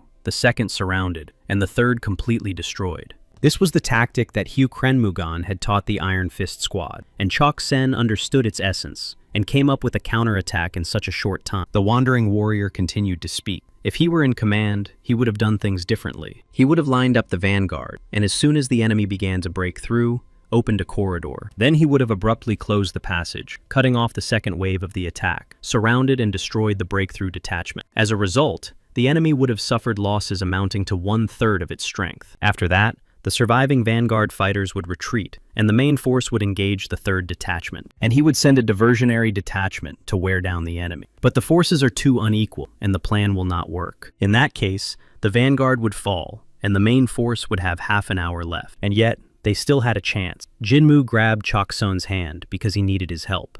After that, Jinmu asked Dan Siryong if she had taken the poison and throwing weapons. He ordered her and Unam to use everything they had to slow down the Iron Sword Squad a little. They just needed a little time. Jinmu told them to throw everything they had at their enemy and then run to the camp. And with a plea, he uttered the word, "please," which probably no one had ever heard from Jinmu before. It surprised his companions so much that they froze in place. Dan Sirion didn't know what had come over the young man, but since he asked so earnestly, she was going to do everything in her power. Unam was also willing to try if it would help. With that question settled, it was Chokson's turn, and Jinmu dragged him along with him. He literally carried him, rushing to stop the enemy. It seemed that the other warriors were standing still, so fast was Jinmu moving. The young man covered Choksion's precious head and paid no attention to the conversations around him. It seemed to everyone that they were running away inside. Dan Sirion and Unamu also had to move on to their mission. The examiner, who was also on the battlefield, watched in bewilderment as the fools rushed into the most dangerous place without orders. He couldn't understand what kind of chaos was going on here. 2 ran inside,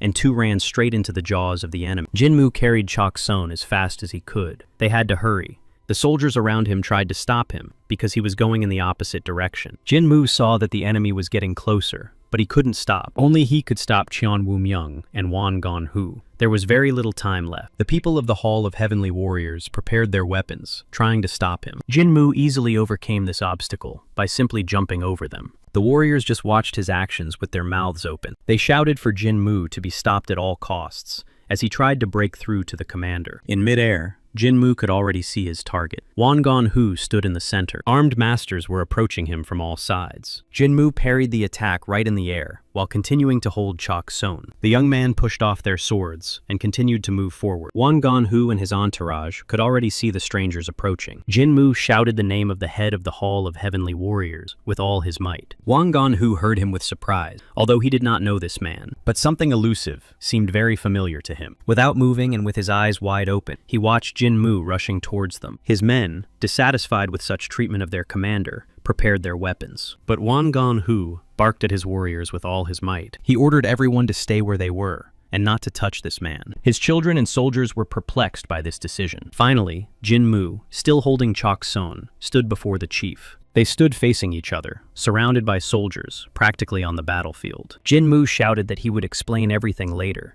as there was no time for details. If the chief did not want to see the Hall of Heavenly Warriors fall, he had to listen to him. Such familiar treatment caused everyone around to prepare their weapons again. Won Gon-hu barked again and ordered them to stop. In front of him stood a young man clenching his fists resolutely, and another warrior behind him. Jinmu stared intently at the leader and asked him to trust him. There was no time for doubts now. Loud noises distracted the young man. The front line was already beginning to collapse. The explosion ahead was most likely the work of Dan Siryong, but she would not be able to hold them back for long. Jinmu couldn't take it anymore and yelled at Won Gon-hu to finally listen to him. The chief, taken aback by such pressure, agreed. He even prepared to follow the young man's orders. Won Gon-hu pointed at the men and ordered everyone to listen to them carefully and follow their orders. Chokseong was an outstanding tactician. His son and subordinates were categorically opposed to listening to strangers. The situation was critical, and they could be attacked at any moment. Won Gon-hu shouted that it was his order, and told everyone to rearrange their battle formation and prepare for battle. Jinmu turned to Chokson. He was to lead the people of the Hall of Heavenly Warriors. The man was terrified. How could an ordinary mercenary become a commander like this? Besides, he had never commanded so many fighters before. Jinmu patted him on the shoulder. That didn't matter now. The main thing was to stop the Iron Sword's advance. The young man asked Choksen to believe in himself. The fighters of the Hall of Heavenly Warriors were much better trained than the mercenary had thought. Won Gon-hu approached the conversing warriors. Jinmu knew that he and Chokseon had many questions for him, but he suggested discussing everything later and focusing on the battle now. If they acted together now, they would be able to survive. After that,